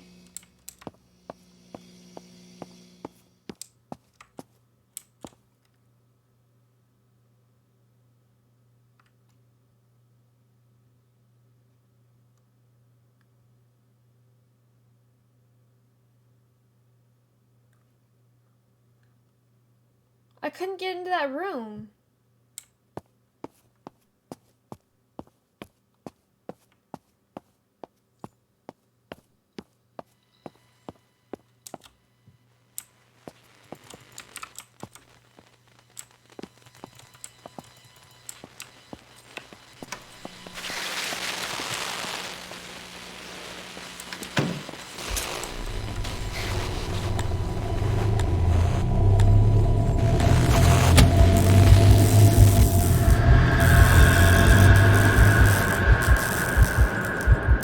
Really? Was that easy? I thought I had to click on the fucking door. What? I just had to run through the door. I'm such a dumbass. What the fuck? Okay. Ugh. I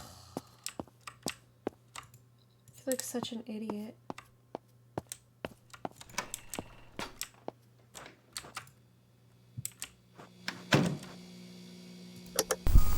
April 1996.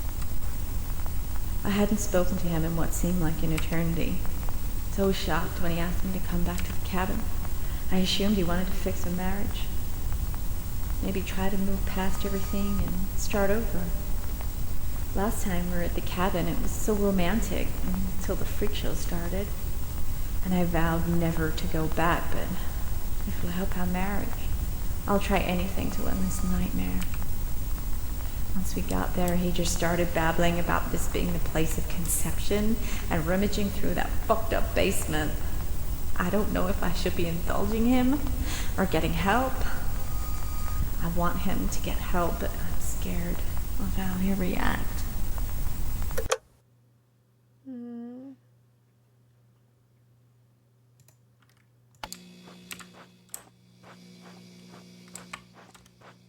I assume it's this I gotta take a picture of.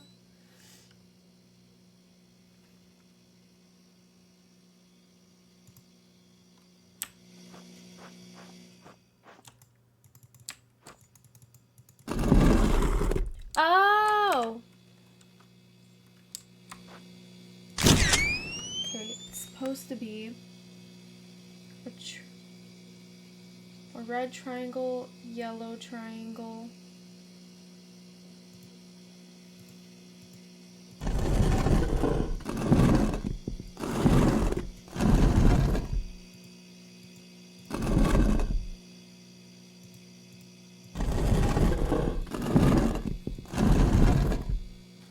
Thing. Can I pick the photo back up? Can't. I gotta take a new one. Okay.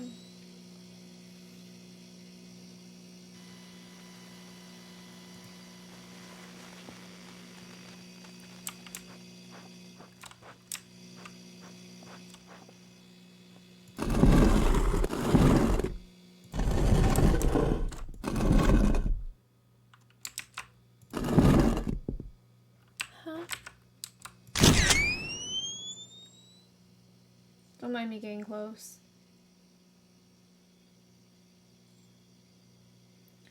Three things, the triangle.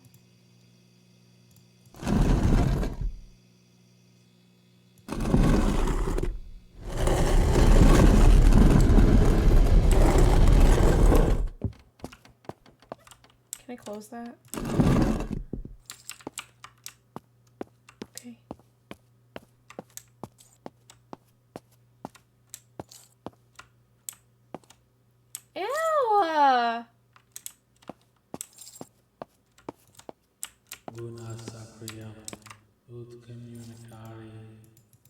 Opad Moto.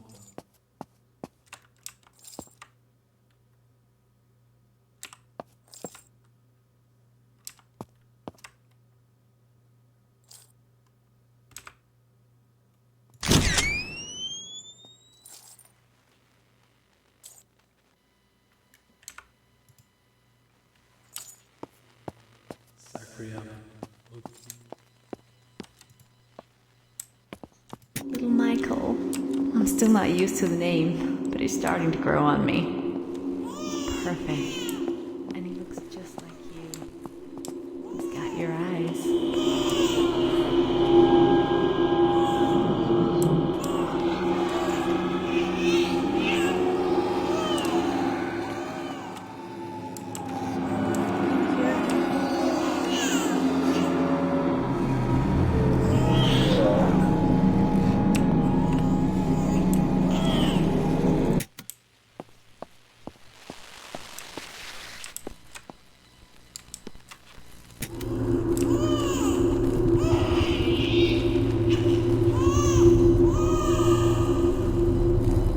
What kind of God killed an innocent baby?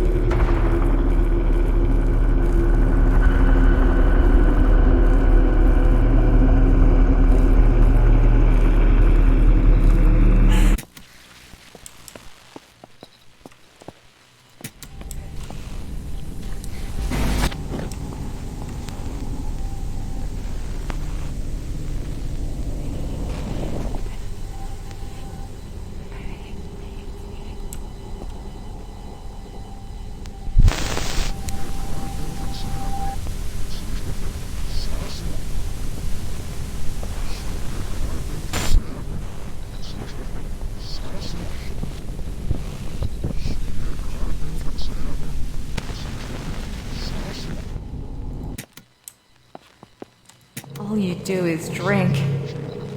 You're a monster. You don't live like this anymore.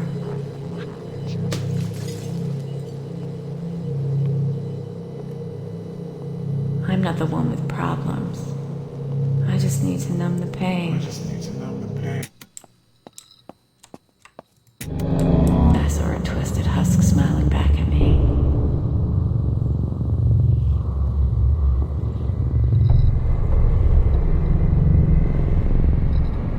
I feel like his madness is rubbing off on me.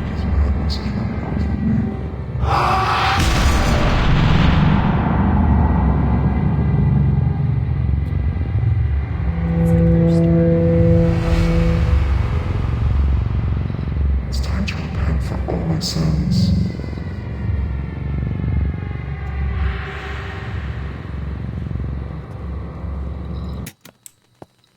Wow.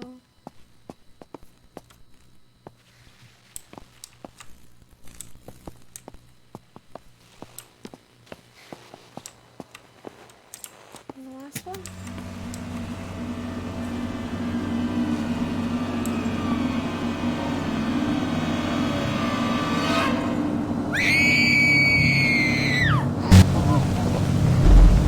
What's with the mask?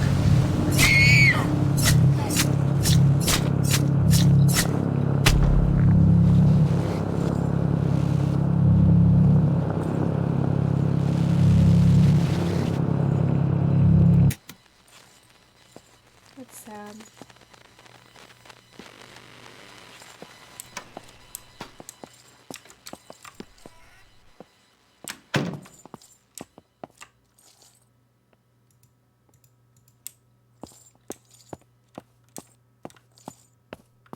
Hope I don't gotta be worried about her dumbass still.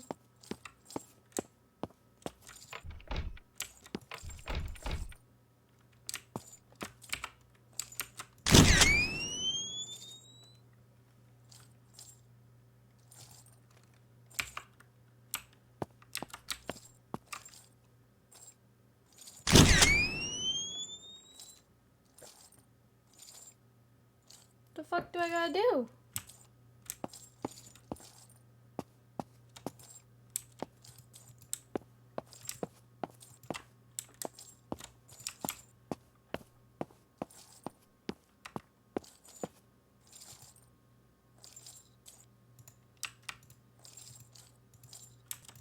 It's a freaking bear trap or mouse trap. Oh. We're back here.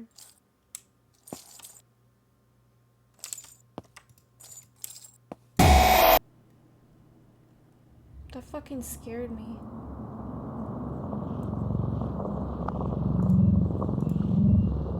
I'm super freaked out right now. I really don't want to have to start that all over again.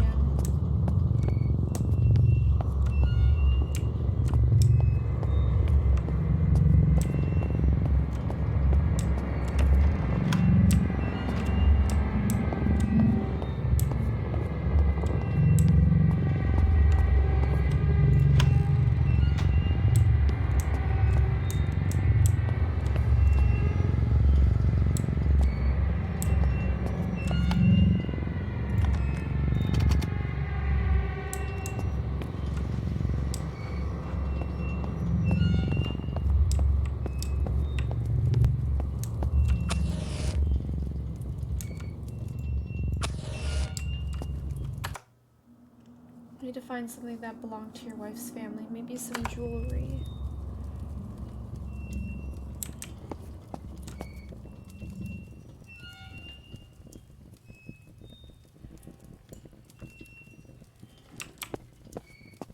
Why not the urn? Where's the urn?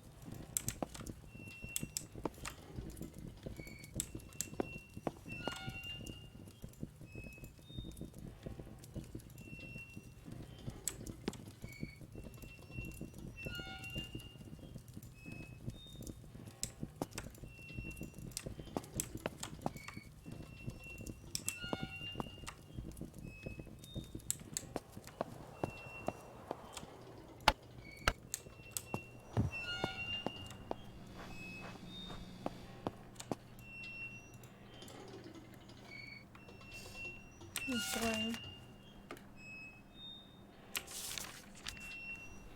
June 6, 1996. Gary's gone totally insane. Since Michael. And he terrifies me. He terrifies Maggie too. I should have left with Maggie years ago. But I love him. And I can't just leave him like this. Maggie ran away. And she hates me for not standing up to him. She's right. And I don't know where she is. But now I'm all alone. And I wish my little girl would come home. I wish my Gary would come home. Instead, I'm stuck here with that drunk monster. We were all so happy. How did we get here? It's been 10 years now. And I'm so dumb I can barely get out of bed. And I'm trying my hardest to stop taking the pills, but it's all I have now. And I wish I could change things. For Maggie's sake. Maybe she's better off without us.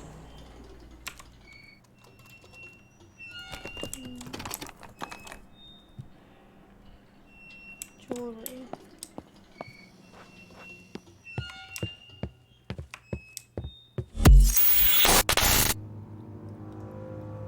The fuck am I? I was almost there.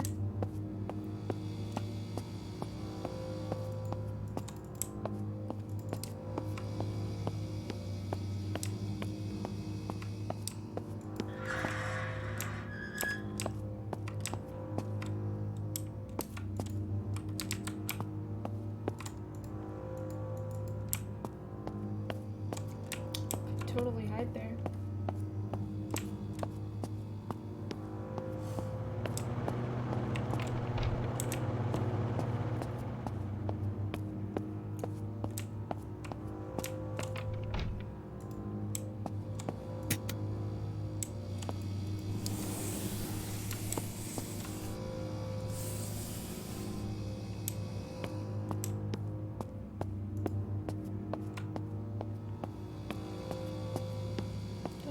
do here? Looks pretty out there. Can I get up there? No, I can't. Maybe take a picture. The door, maybe? Oh. That. I don't know how I didn't see that before.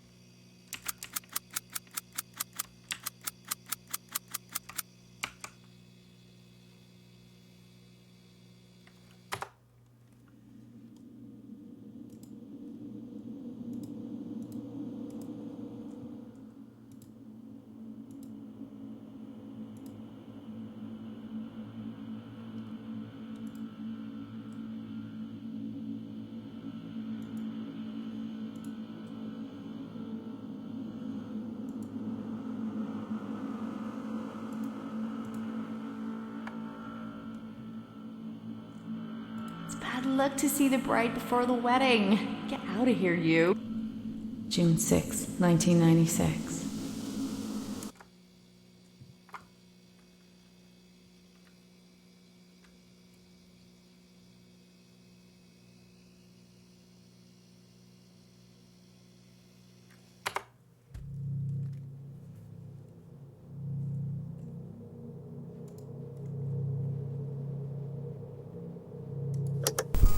Of April, 1996. 24th March, 23rd. Little Michael. I'm still not used to the name, but he's starting to grow on me. He's perfect, and he looks just like you. He's got your eyes.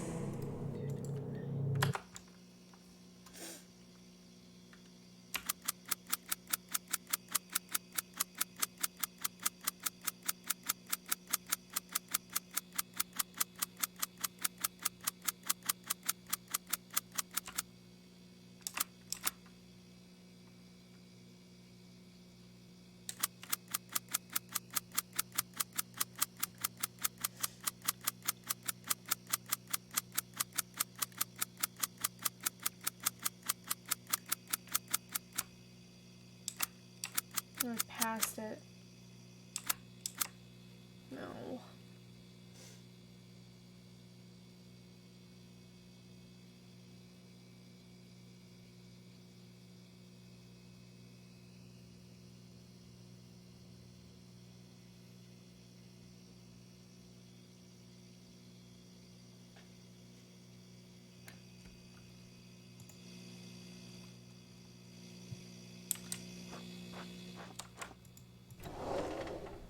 Oh. Okay.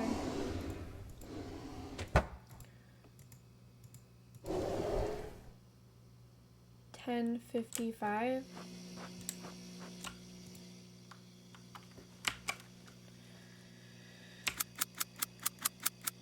$10.55.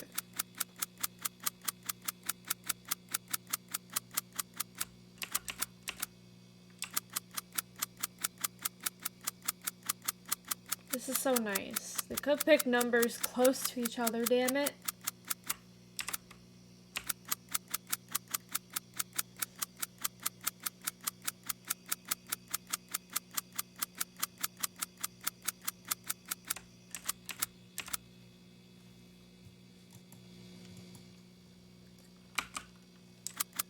Okay, let's try this. 10.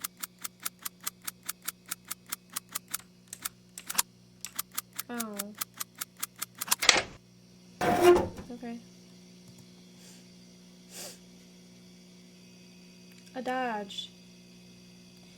We have her actual human remains. That actually scared me, even though I knew she was coming.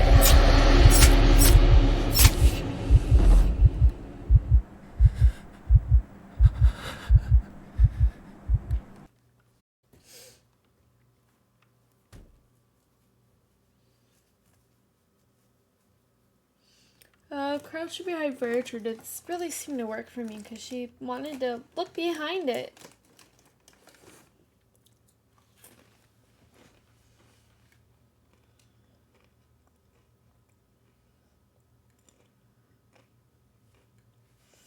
Also, if she knows when I walk behind her, like she can feel it, I'm sure she's gonna know when I'm hiding behind something. Unless it's really well hidden. Always forget. Some believe this is their life flashing before their eyes. Every action you take will bring you closer to your judgment. Gary's gone totally insane. Understand Maggie this ran to away, your and she hates me for not standing up to him. She's right. Now I'm all alone, and I wish my little girl would come home. And I love him, and I can't just leave him like this. I can't just leave him like this. Because reality isn't real.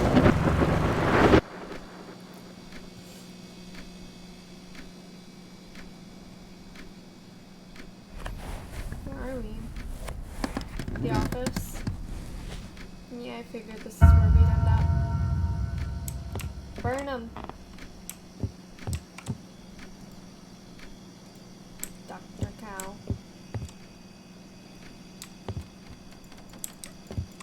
Before the blood was right there.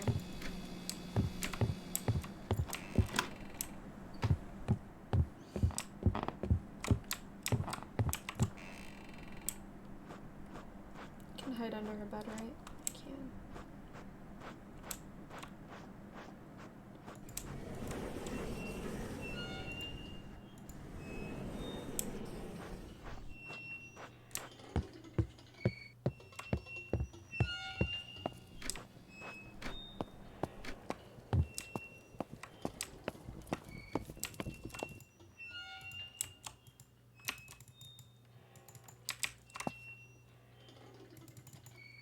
You want me to go to the basement, huh?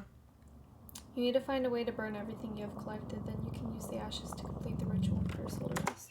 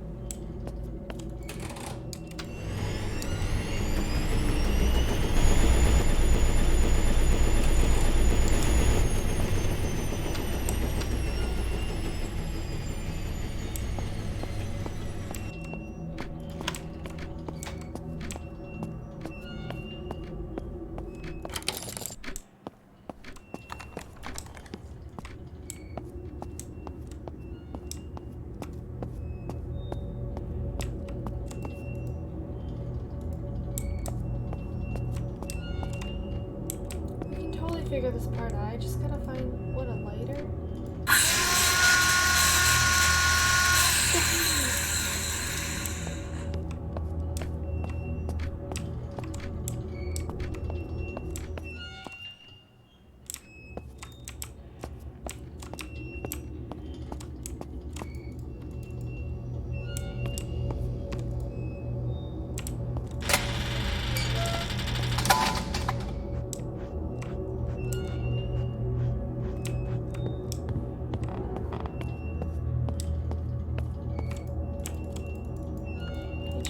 Fireplace would work.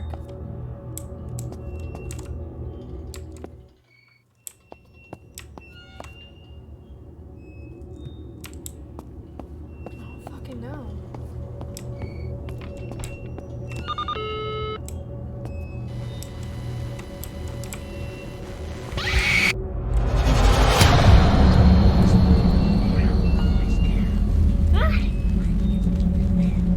that's supposed to happen? Oh, the room changes.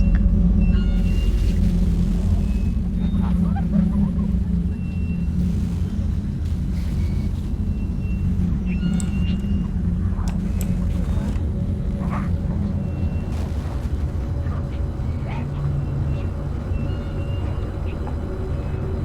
Now the room changes. What is part of me?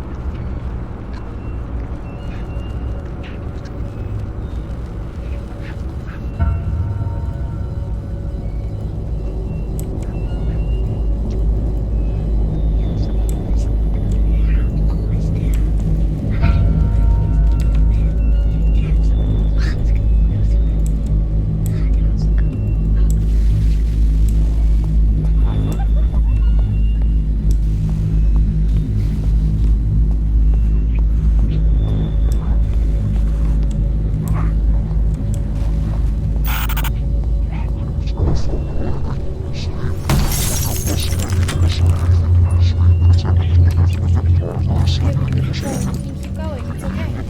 You got this, man. Did you just kill yourself, you fucking idiot?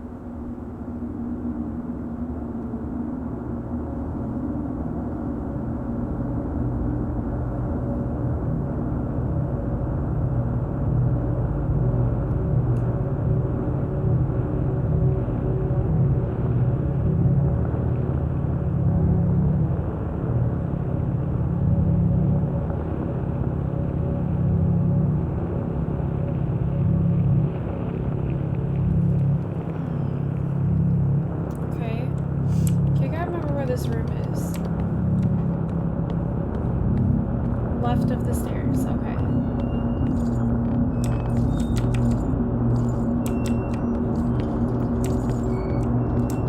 Okay, what am I gonna do?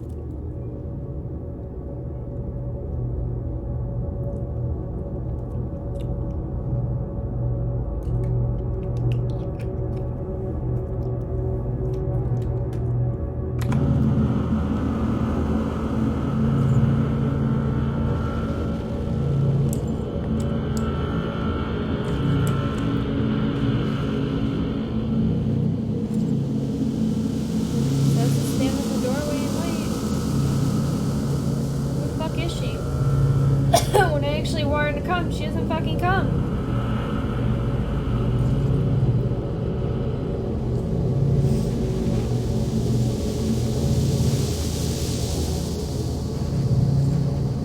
Oh, my girl.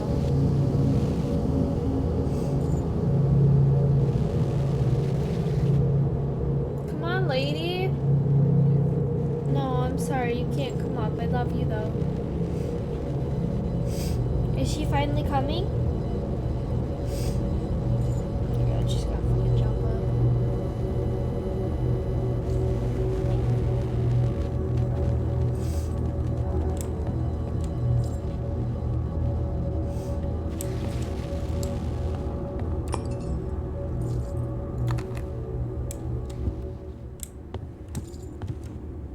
The fuck, lady?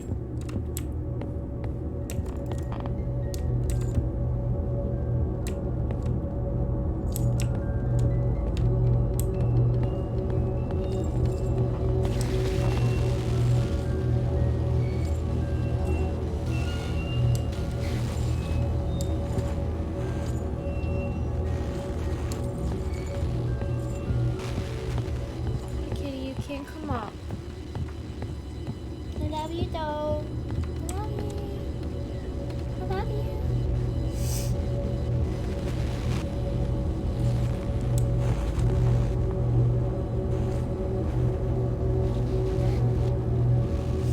So this is stand in the doorway and wait.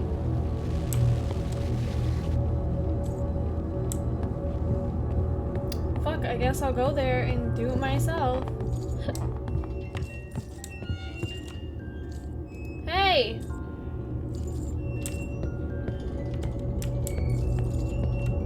I'm ready!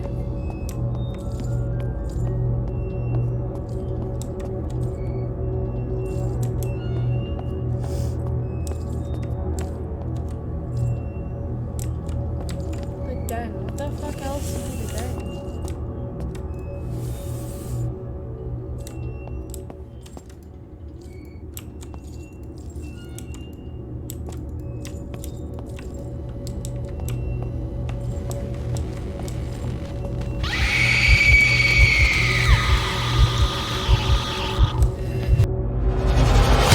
Fucking finally, lady. Go, before the freaking pictures grab you, bitch.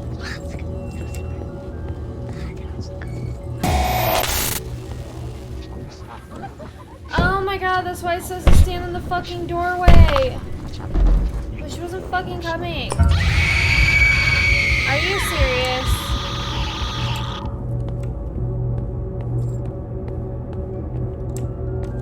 Fuck you guys for fucking constantly killing me. I'm squashing all of you. Fucking assholes. How the fuck do those things even like grab? So messed up. Just gonna do my walk around again. This seems to be what changes the room. That didn't fucking work.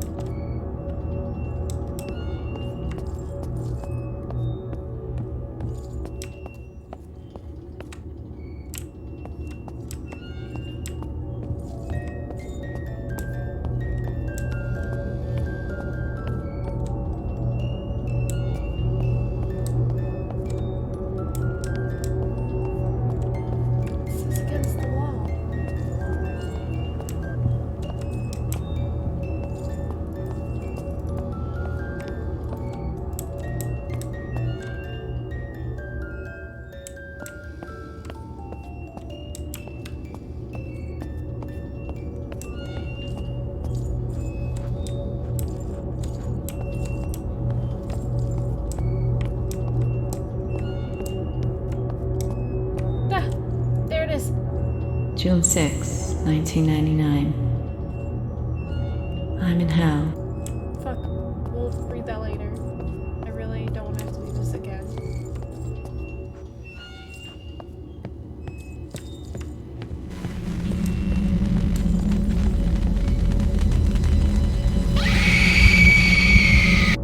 Hell yeah, we made it! Fuck yes! That was so fucking close.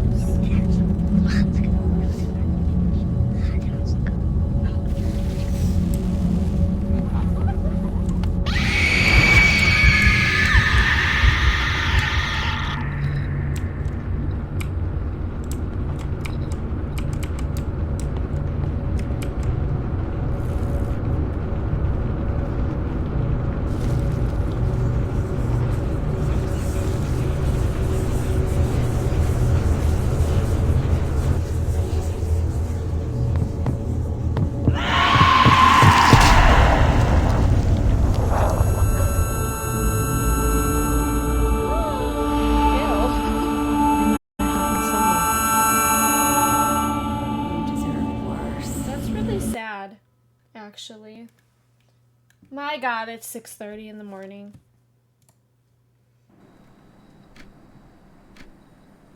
This took like double the time that I thought it would. Let's get the hell out of here. Okay, let me double check.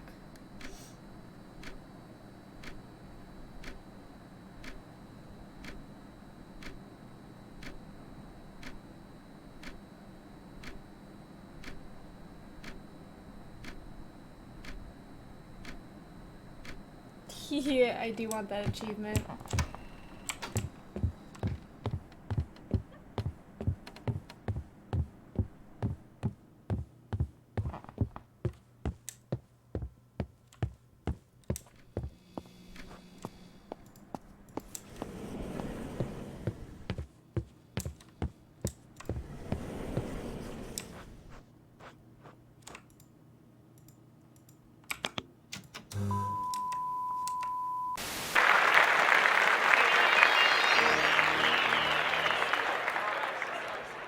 Welcome back to Cooking with Massimo. It feels like an eternity, but here we are.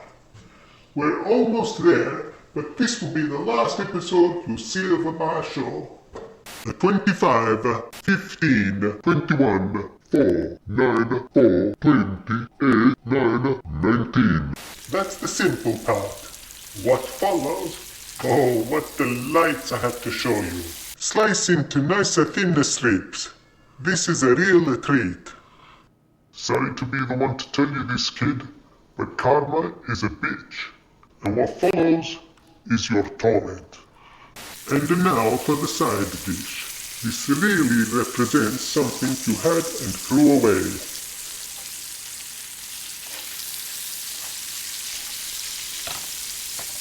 And here we are, a meal fit only for you. That's it from me to you, coming live and uncut from hell. This is Massimo signing off. I'll see you real soon.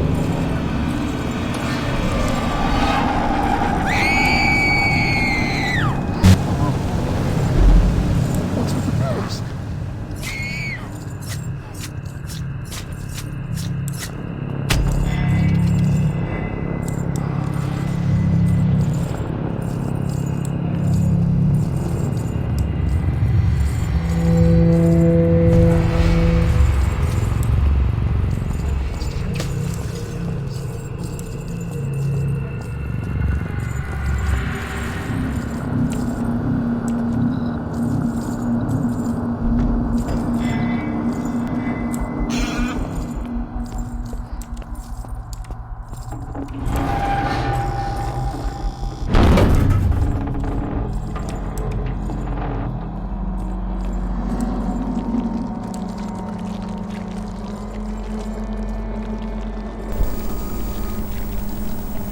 the views.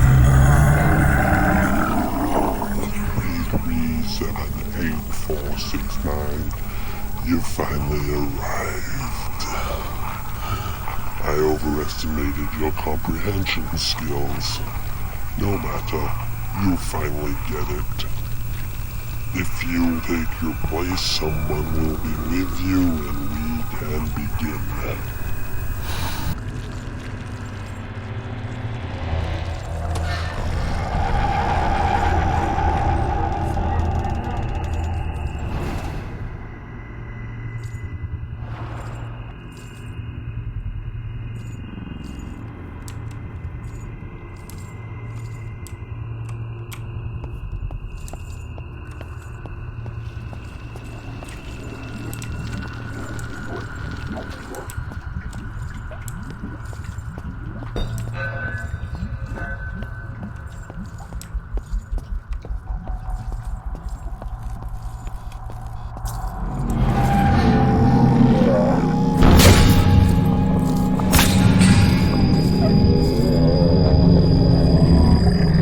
Great.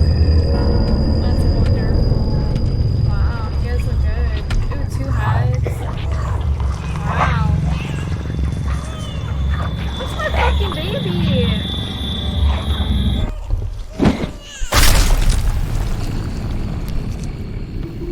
Wow, okay, we finished it. We finished it, guys. Finally. I'm ready for bed.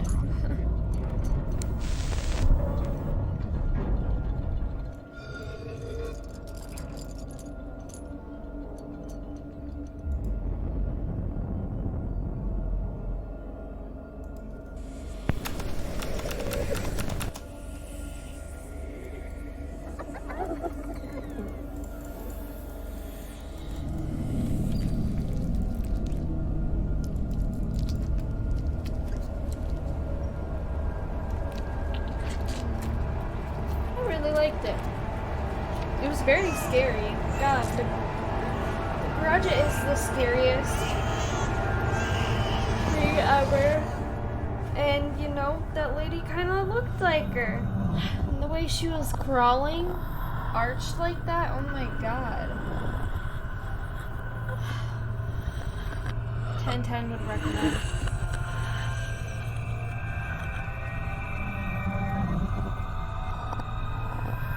Can't skip past this.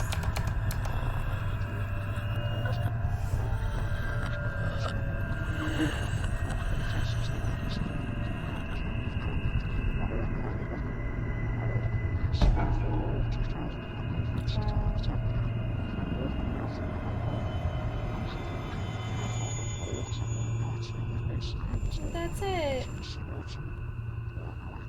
Yes, really good. Really, really, really good. Excited to do. I'm excited and freaked out to do horror games all week for Halloween.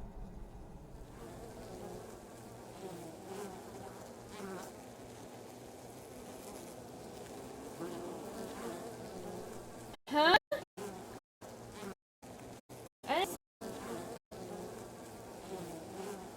What?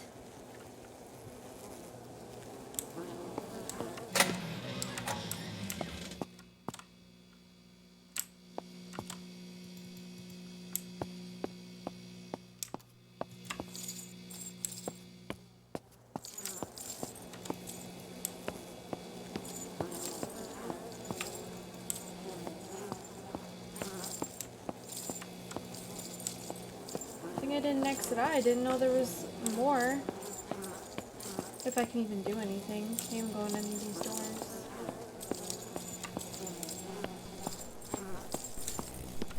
Maybe it's just extra. I don't actually get to do any. Oh, and this door's open.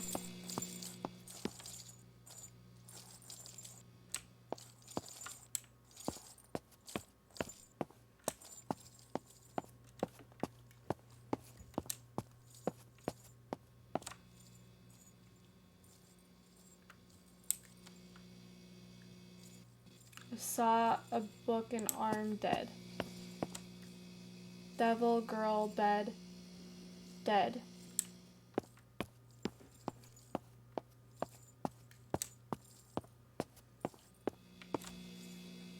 Girl, ghost, TV. So like The Ring, no thanks. Dead by Daylight? No thanks. Definitely not doing the Saw. Let's do this one.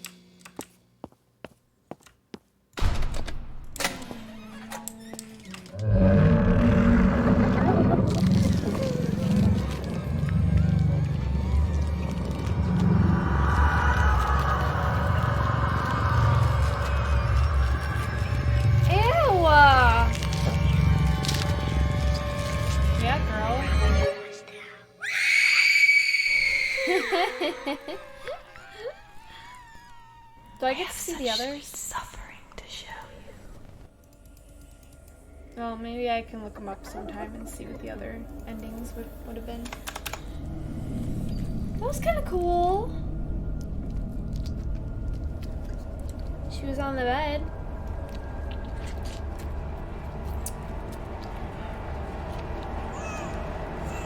Oh boy. So what actually happened to the daughter though? They sent her away somewhere? I didn't understand that part. I mean, everything else was clear, but I think they said they sent her away. But to where?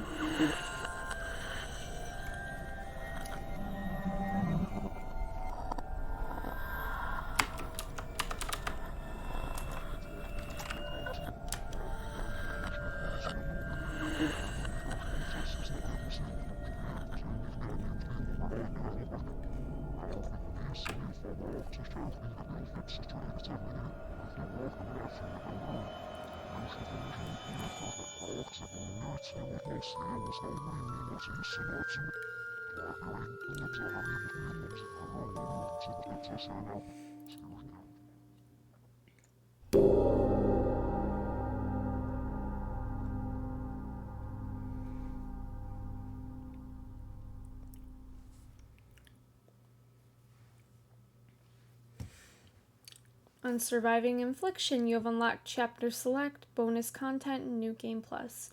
All these are now available for the title screen.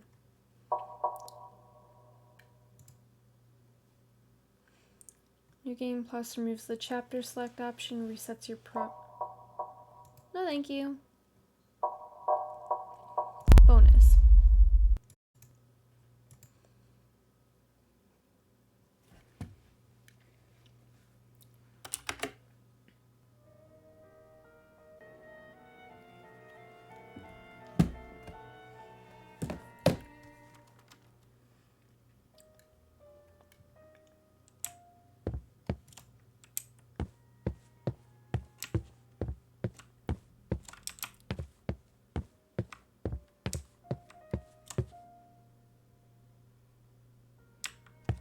That's my wife. She's hot. Traverse the Dark Path, the art of Sarah Pout. 20 years ago, our small town was stunned by the brutal murder of Sarah Pout. Sarah was an amazingly talented artist. She had applied to display her work here when starting out as an artist. However, we did not hear from her again. During this time of silence, Sarah went through tragedy of her own. Her family fell apart and Sarah herself succumbed to her own impulses. During this time, Sarah continued to be part of a coping mechanism for everything going on around her. This beautiful private collection is being displayed publicly for the first time and is a haunting look at the dark side of the human condition. This collection represents a lifetime of hardship and will help to raise awareness of domestic violence. All funds raised by showing this collection will be donated to the CADV or Citizens Against Domestic Violence. Sarah was an extremely talented artist and taken from us far too soon. Thank you to the beneficiary for loaning us this collection. It's sad because things like this stuff really does happen. It's so sad. I mean, in a way, it kind of is like realistic, you know? This is so nice. Innocent Sarah Pout lived a life marred by tragedy. What if the tragedy never happened? These are works of an alternate timeline, for we are in the place where lessons are learnt. For this lesson, a glimpse of a happy life, one of longevity, love, and inspiration. This is what was stolen. It's a doggy, Sally.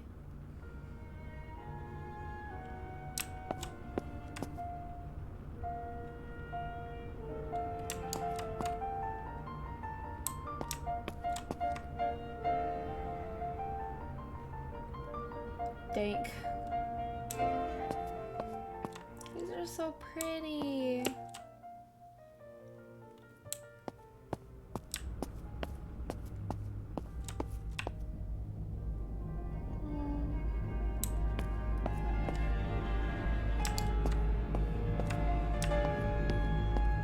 Fertility. Sarah was overcome with depression, something she could not put her finger on. She carried him, felt him inside, but nothing could shake this feeling. A black cloud over him reside. That looks super cool.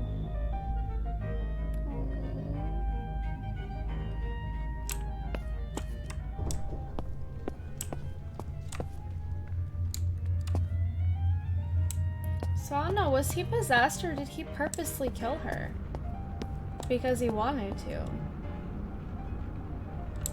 I don't know. He was doing rituals, so I imagine he was probably possessed, right? The grieving mother. Many would say there is no greater pain than the loss of a child. To be wrongfully accused of causing this tragedy would surely prove the greatest pain of all. Yes, that one's creepy.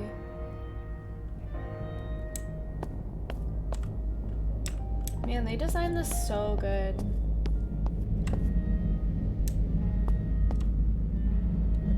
Oh, and then it starts getting darker.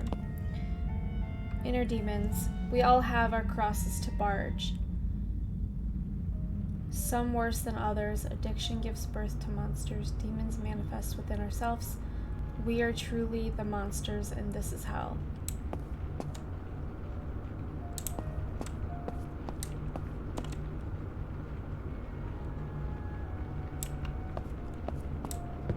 Ooh. This one looks cool. This one's creepy.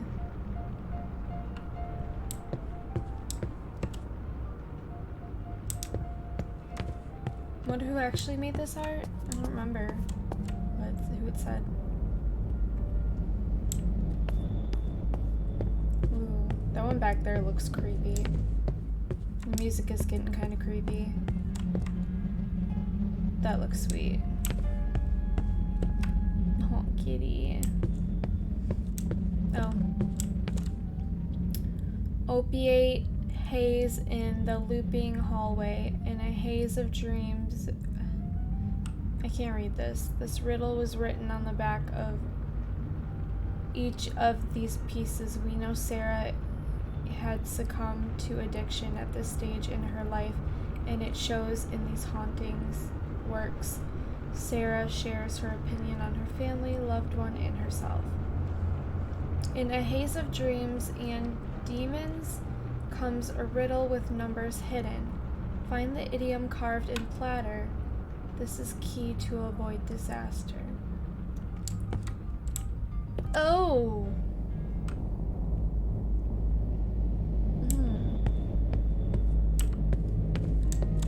That's pretty. That's pretty.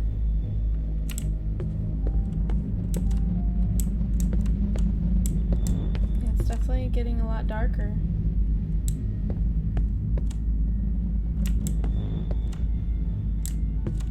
That's pretty.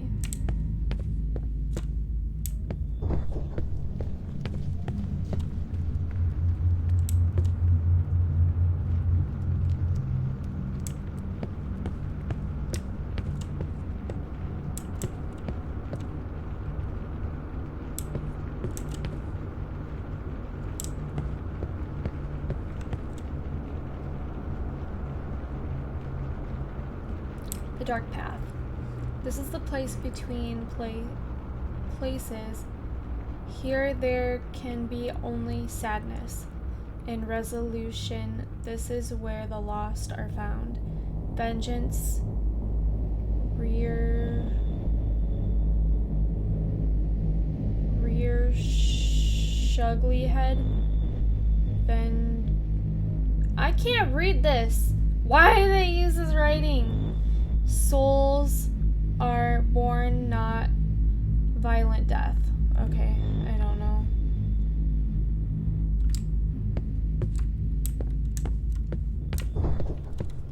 The last room. Hellbound. These works are unassigned. After analysis, we are unable to determine the medium, date, or artist. These were found in the Pout household and sent with the rest of Sarah's work to the beneficiary. They remain part of this collection. Their unknown origin makes them truly unique. Is this just a story, or was Sarah a real person?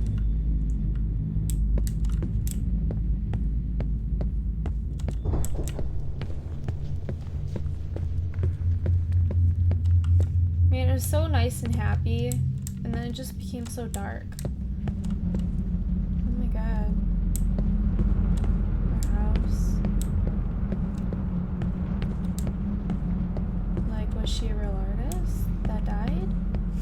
Was murdered?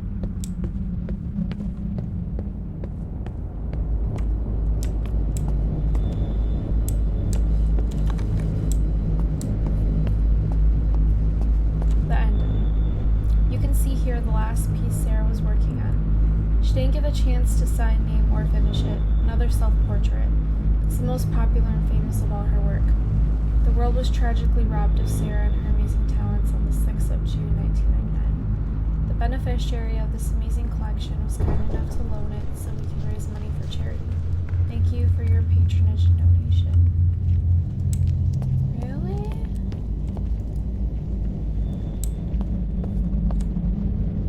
Thank you for playing Infliction. Beyond this door are some behind-the-scenes extras and placeholder art.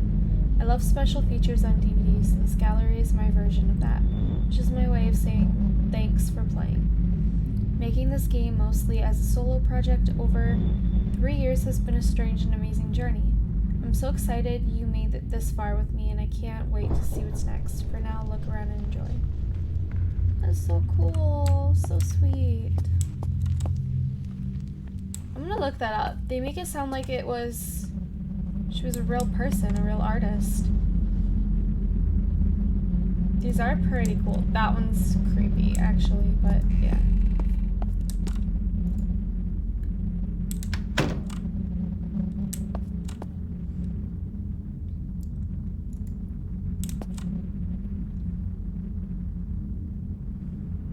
It's funny how something can be just like you remembered it, but also completely different. Today is the first time in almost 20 years that I've been in this cabin, and it looks and smells exactly as I remember it.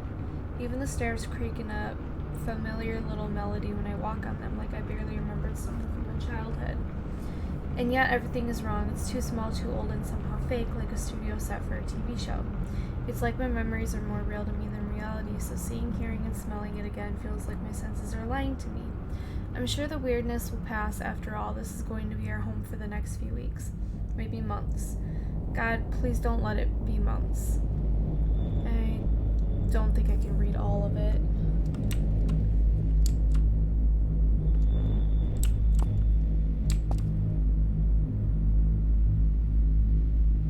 Wow. Who are these guys? Just made up guys?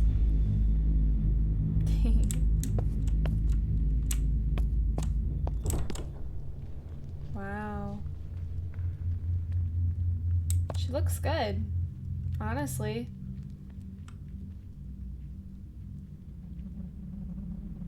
So they ended up with the fifth one, the third girl. They all look pretty cool. She definitely looks creepier in the third one, I think. I like all the outfits though, honestly.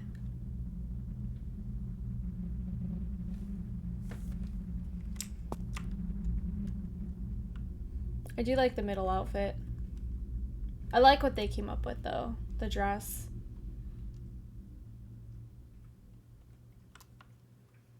That's pretty cool.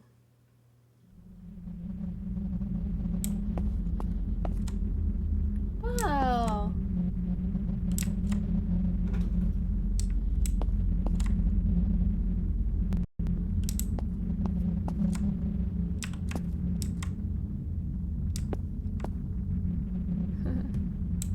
That's super cool.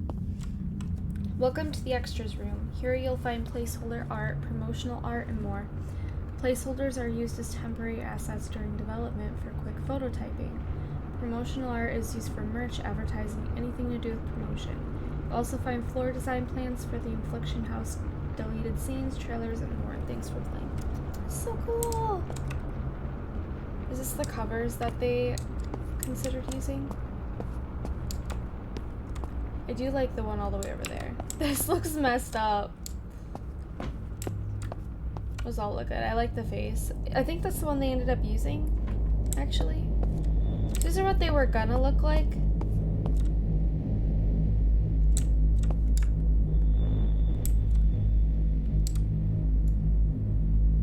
Ew.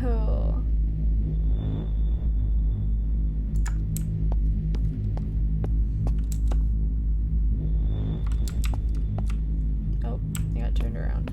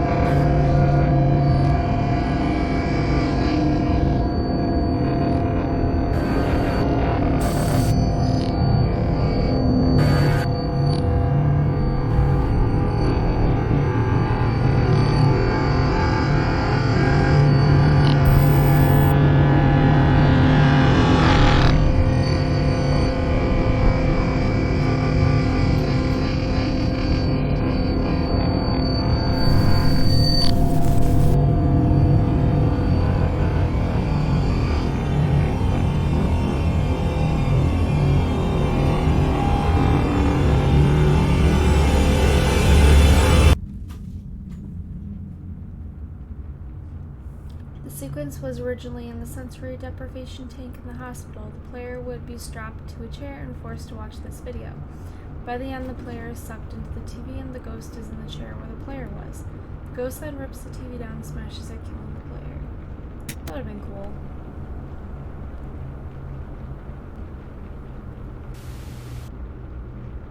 Ew, I'm so glad I didn't see this. Yeah, I'm good. Thanks. The sequence was an incomplete prototype where the ghost character would envelope the entire hallway and crawl after the player, forcing them to move forward. All that remains of the sequence is the test footage.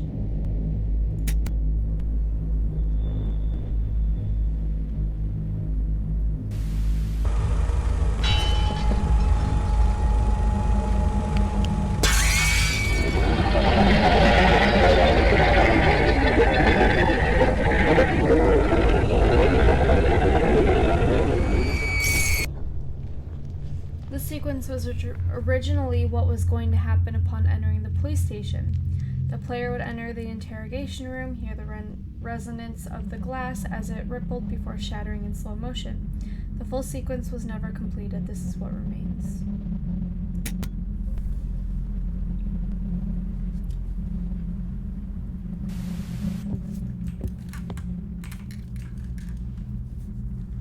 Haha.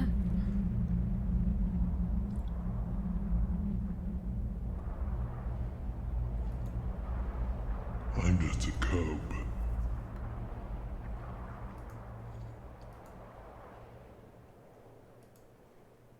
You know the answer to that. In between. Is that where we are? Oh, nothing much. That's why you're here.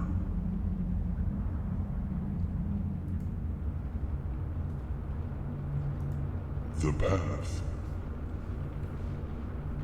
The path. Understanding. Take the door.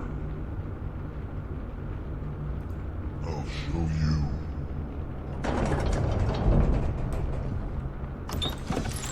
Own sub pictures. You better hurry. She's here.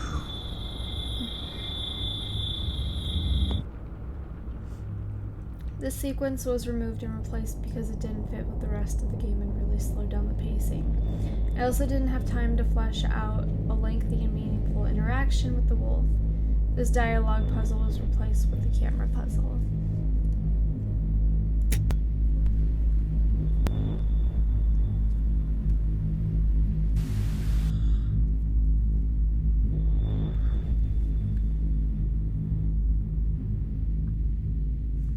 This was the original TV character to be used in the sensory deprivation saturation tank kill sequence. The sequence was removed entirely and this character was reanimated and used in other areas of the game.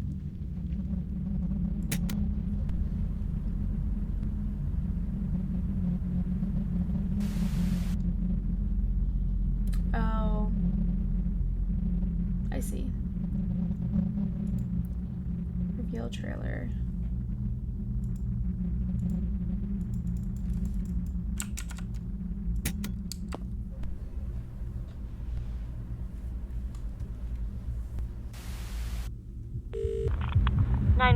What is your emergency? He's still in the house. Are you in need of medical assistance? Are you still there? I can hear him. I'm dispatching a patrol car and ambulance to your location. He's in here with me.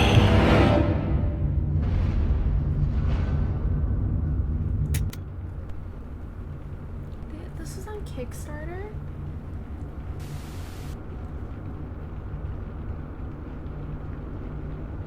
They did really, really good. There was like no glitches or anything. Really good story too. Really sad. Like a cheerleader. It's totally just removed.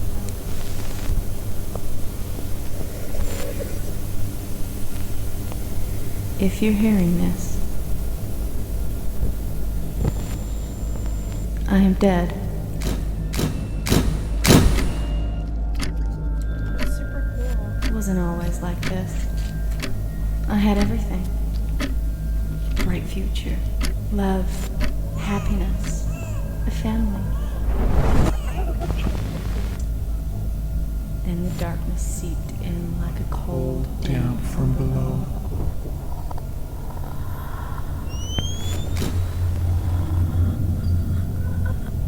I have seen the face of evil, and if there is one thing I've learned,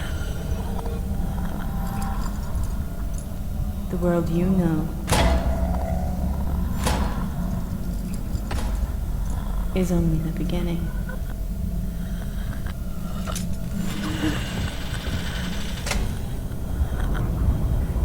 Carmen's a bitch. And so I promise you this. You will understand your sins and you will reap what you sowed.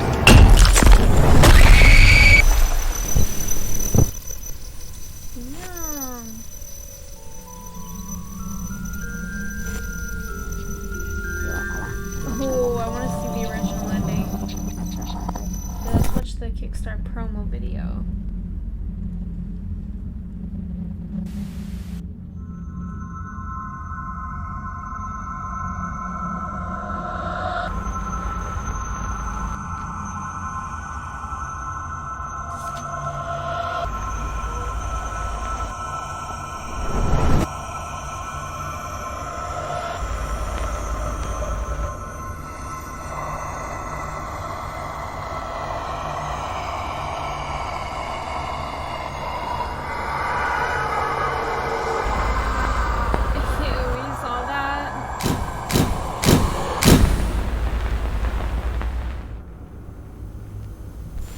This is Infliction. Infliction is a new first-person horror game that earns its scares not from monsters and zombies, but from the horrible things people sometimes do to the ones they love. Of course, that doesn't mean it won't be scary. Hi, I'm Clinton McCleary, and for the last few years I've been working on Infliction as a solo project. I was originally inspired by Gone Home and its amazing environmental storytelling, and I've tried to capture that sense of exploring a real place, but in a horror context. It isn't all exploration though. The player is being stalked by a spirit of vengeance, a single-minded personification of a rage that actively hunts you down. While Infliction has some scripted sequences, it also has dynamic gameplay that pits you against powerful beings that want to kill you. Infliction is nearly finished, and will be out in time to play this Halloween, but with your help, I can make it even better. I've made almost everything in the game myself, and I want to hire some help to finish it. A professional animator can take a solo project like this to a whole new level, really pumping up the realism of the characters and making it even scarier. This Kickstarter will allow me to hire an animator to breathe new life, or unlife, into the horrible characters you'll meet. I'll also be able to work full-time on Infliction for the last couple of months leading up to its release. This will let me put an extra level of polish on everything, add in some extra features, and hunt down the last few pesky bugs. If we raise even more than my initial funding target, there will be some really exciting stretch goals too. There's a creepy soundscape to use as background noise for your Halloween party or haunted house, localization into a bunch of languages, console editions, and more. Don't worry though, regardless of how many stretch goals we might hit, nothing is going to delay the Steam release. Infliction will be out in time for Halloween, no matter what. But with your help, it will be the absolute best and scariest it can possibly be. It kinda was, honestly.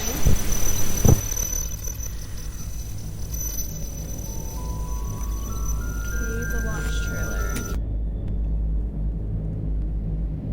Although if this is like close to the one that is on Steam, I'll probably just skip it. I think it is.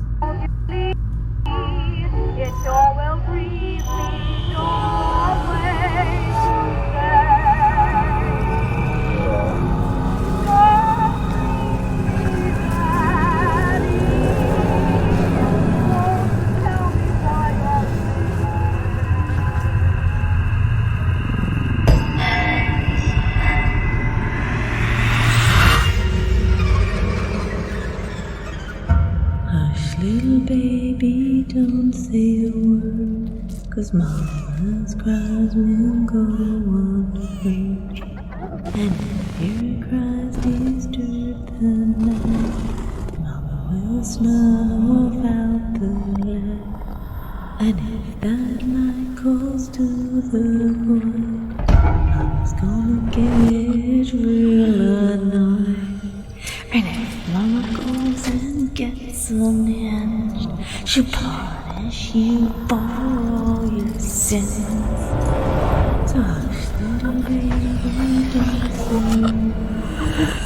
Mama has to kill a person.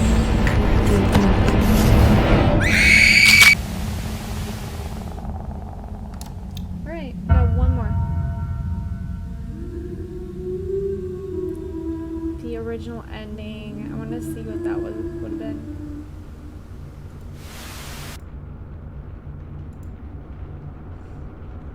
This is the launch trailer, Infliction. It was first uploaded on 15th October 2018, 3 days ahead of the game's launch on the 18th. The game was all but complete at this stage. The rhyme heard in this trailer was recorded by the talented voice artist that plays Sarah in the game, but the humming at the end was a pickup done by my wife. Wow. The baby cries are recordings of my then 6-month-old daughter. The same humming and crying can be heard in several places in the game. Wow.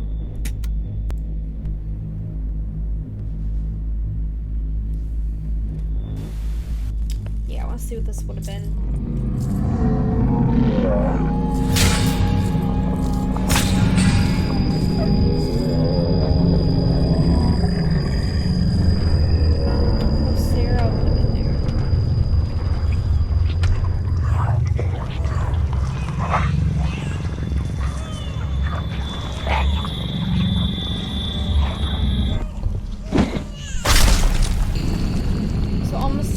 use Sarah instead of the other guy.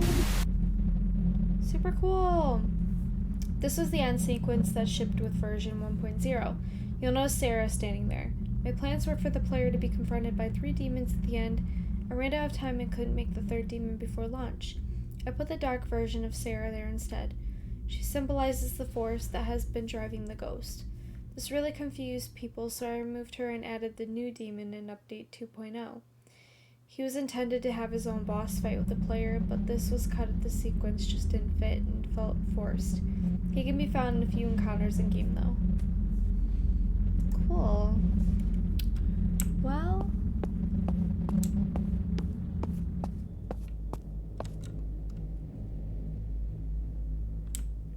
it's time for me to head out.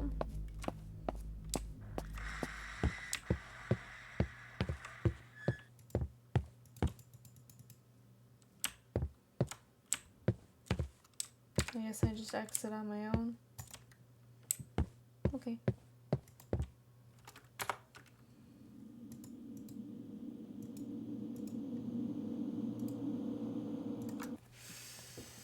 I don't think there's anything else.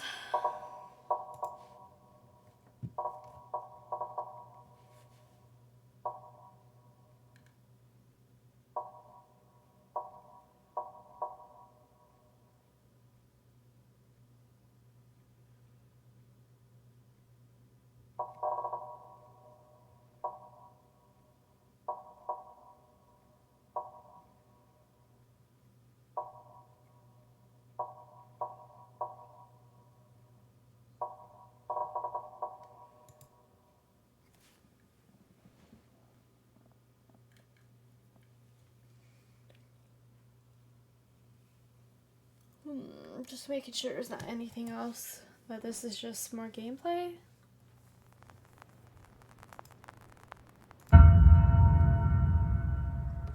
Yeah.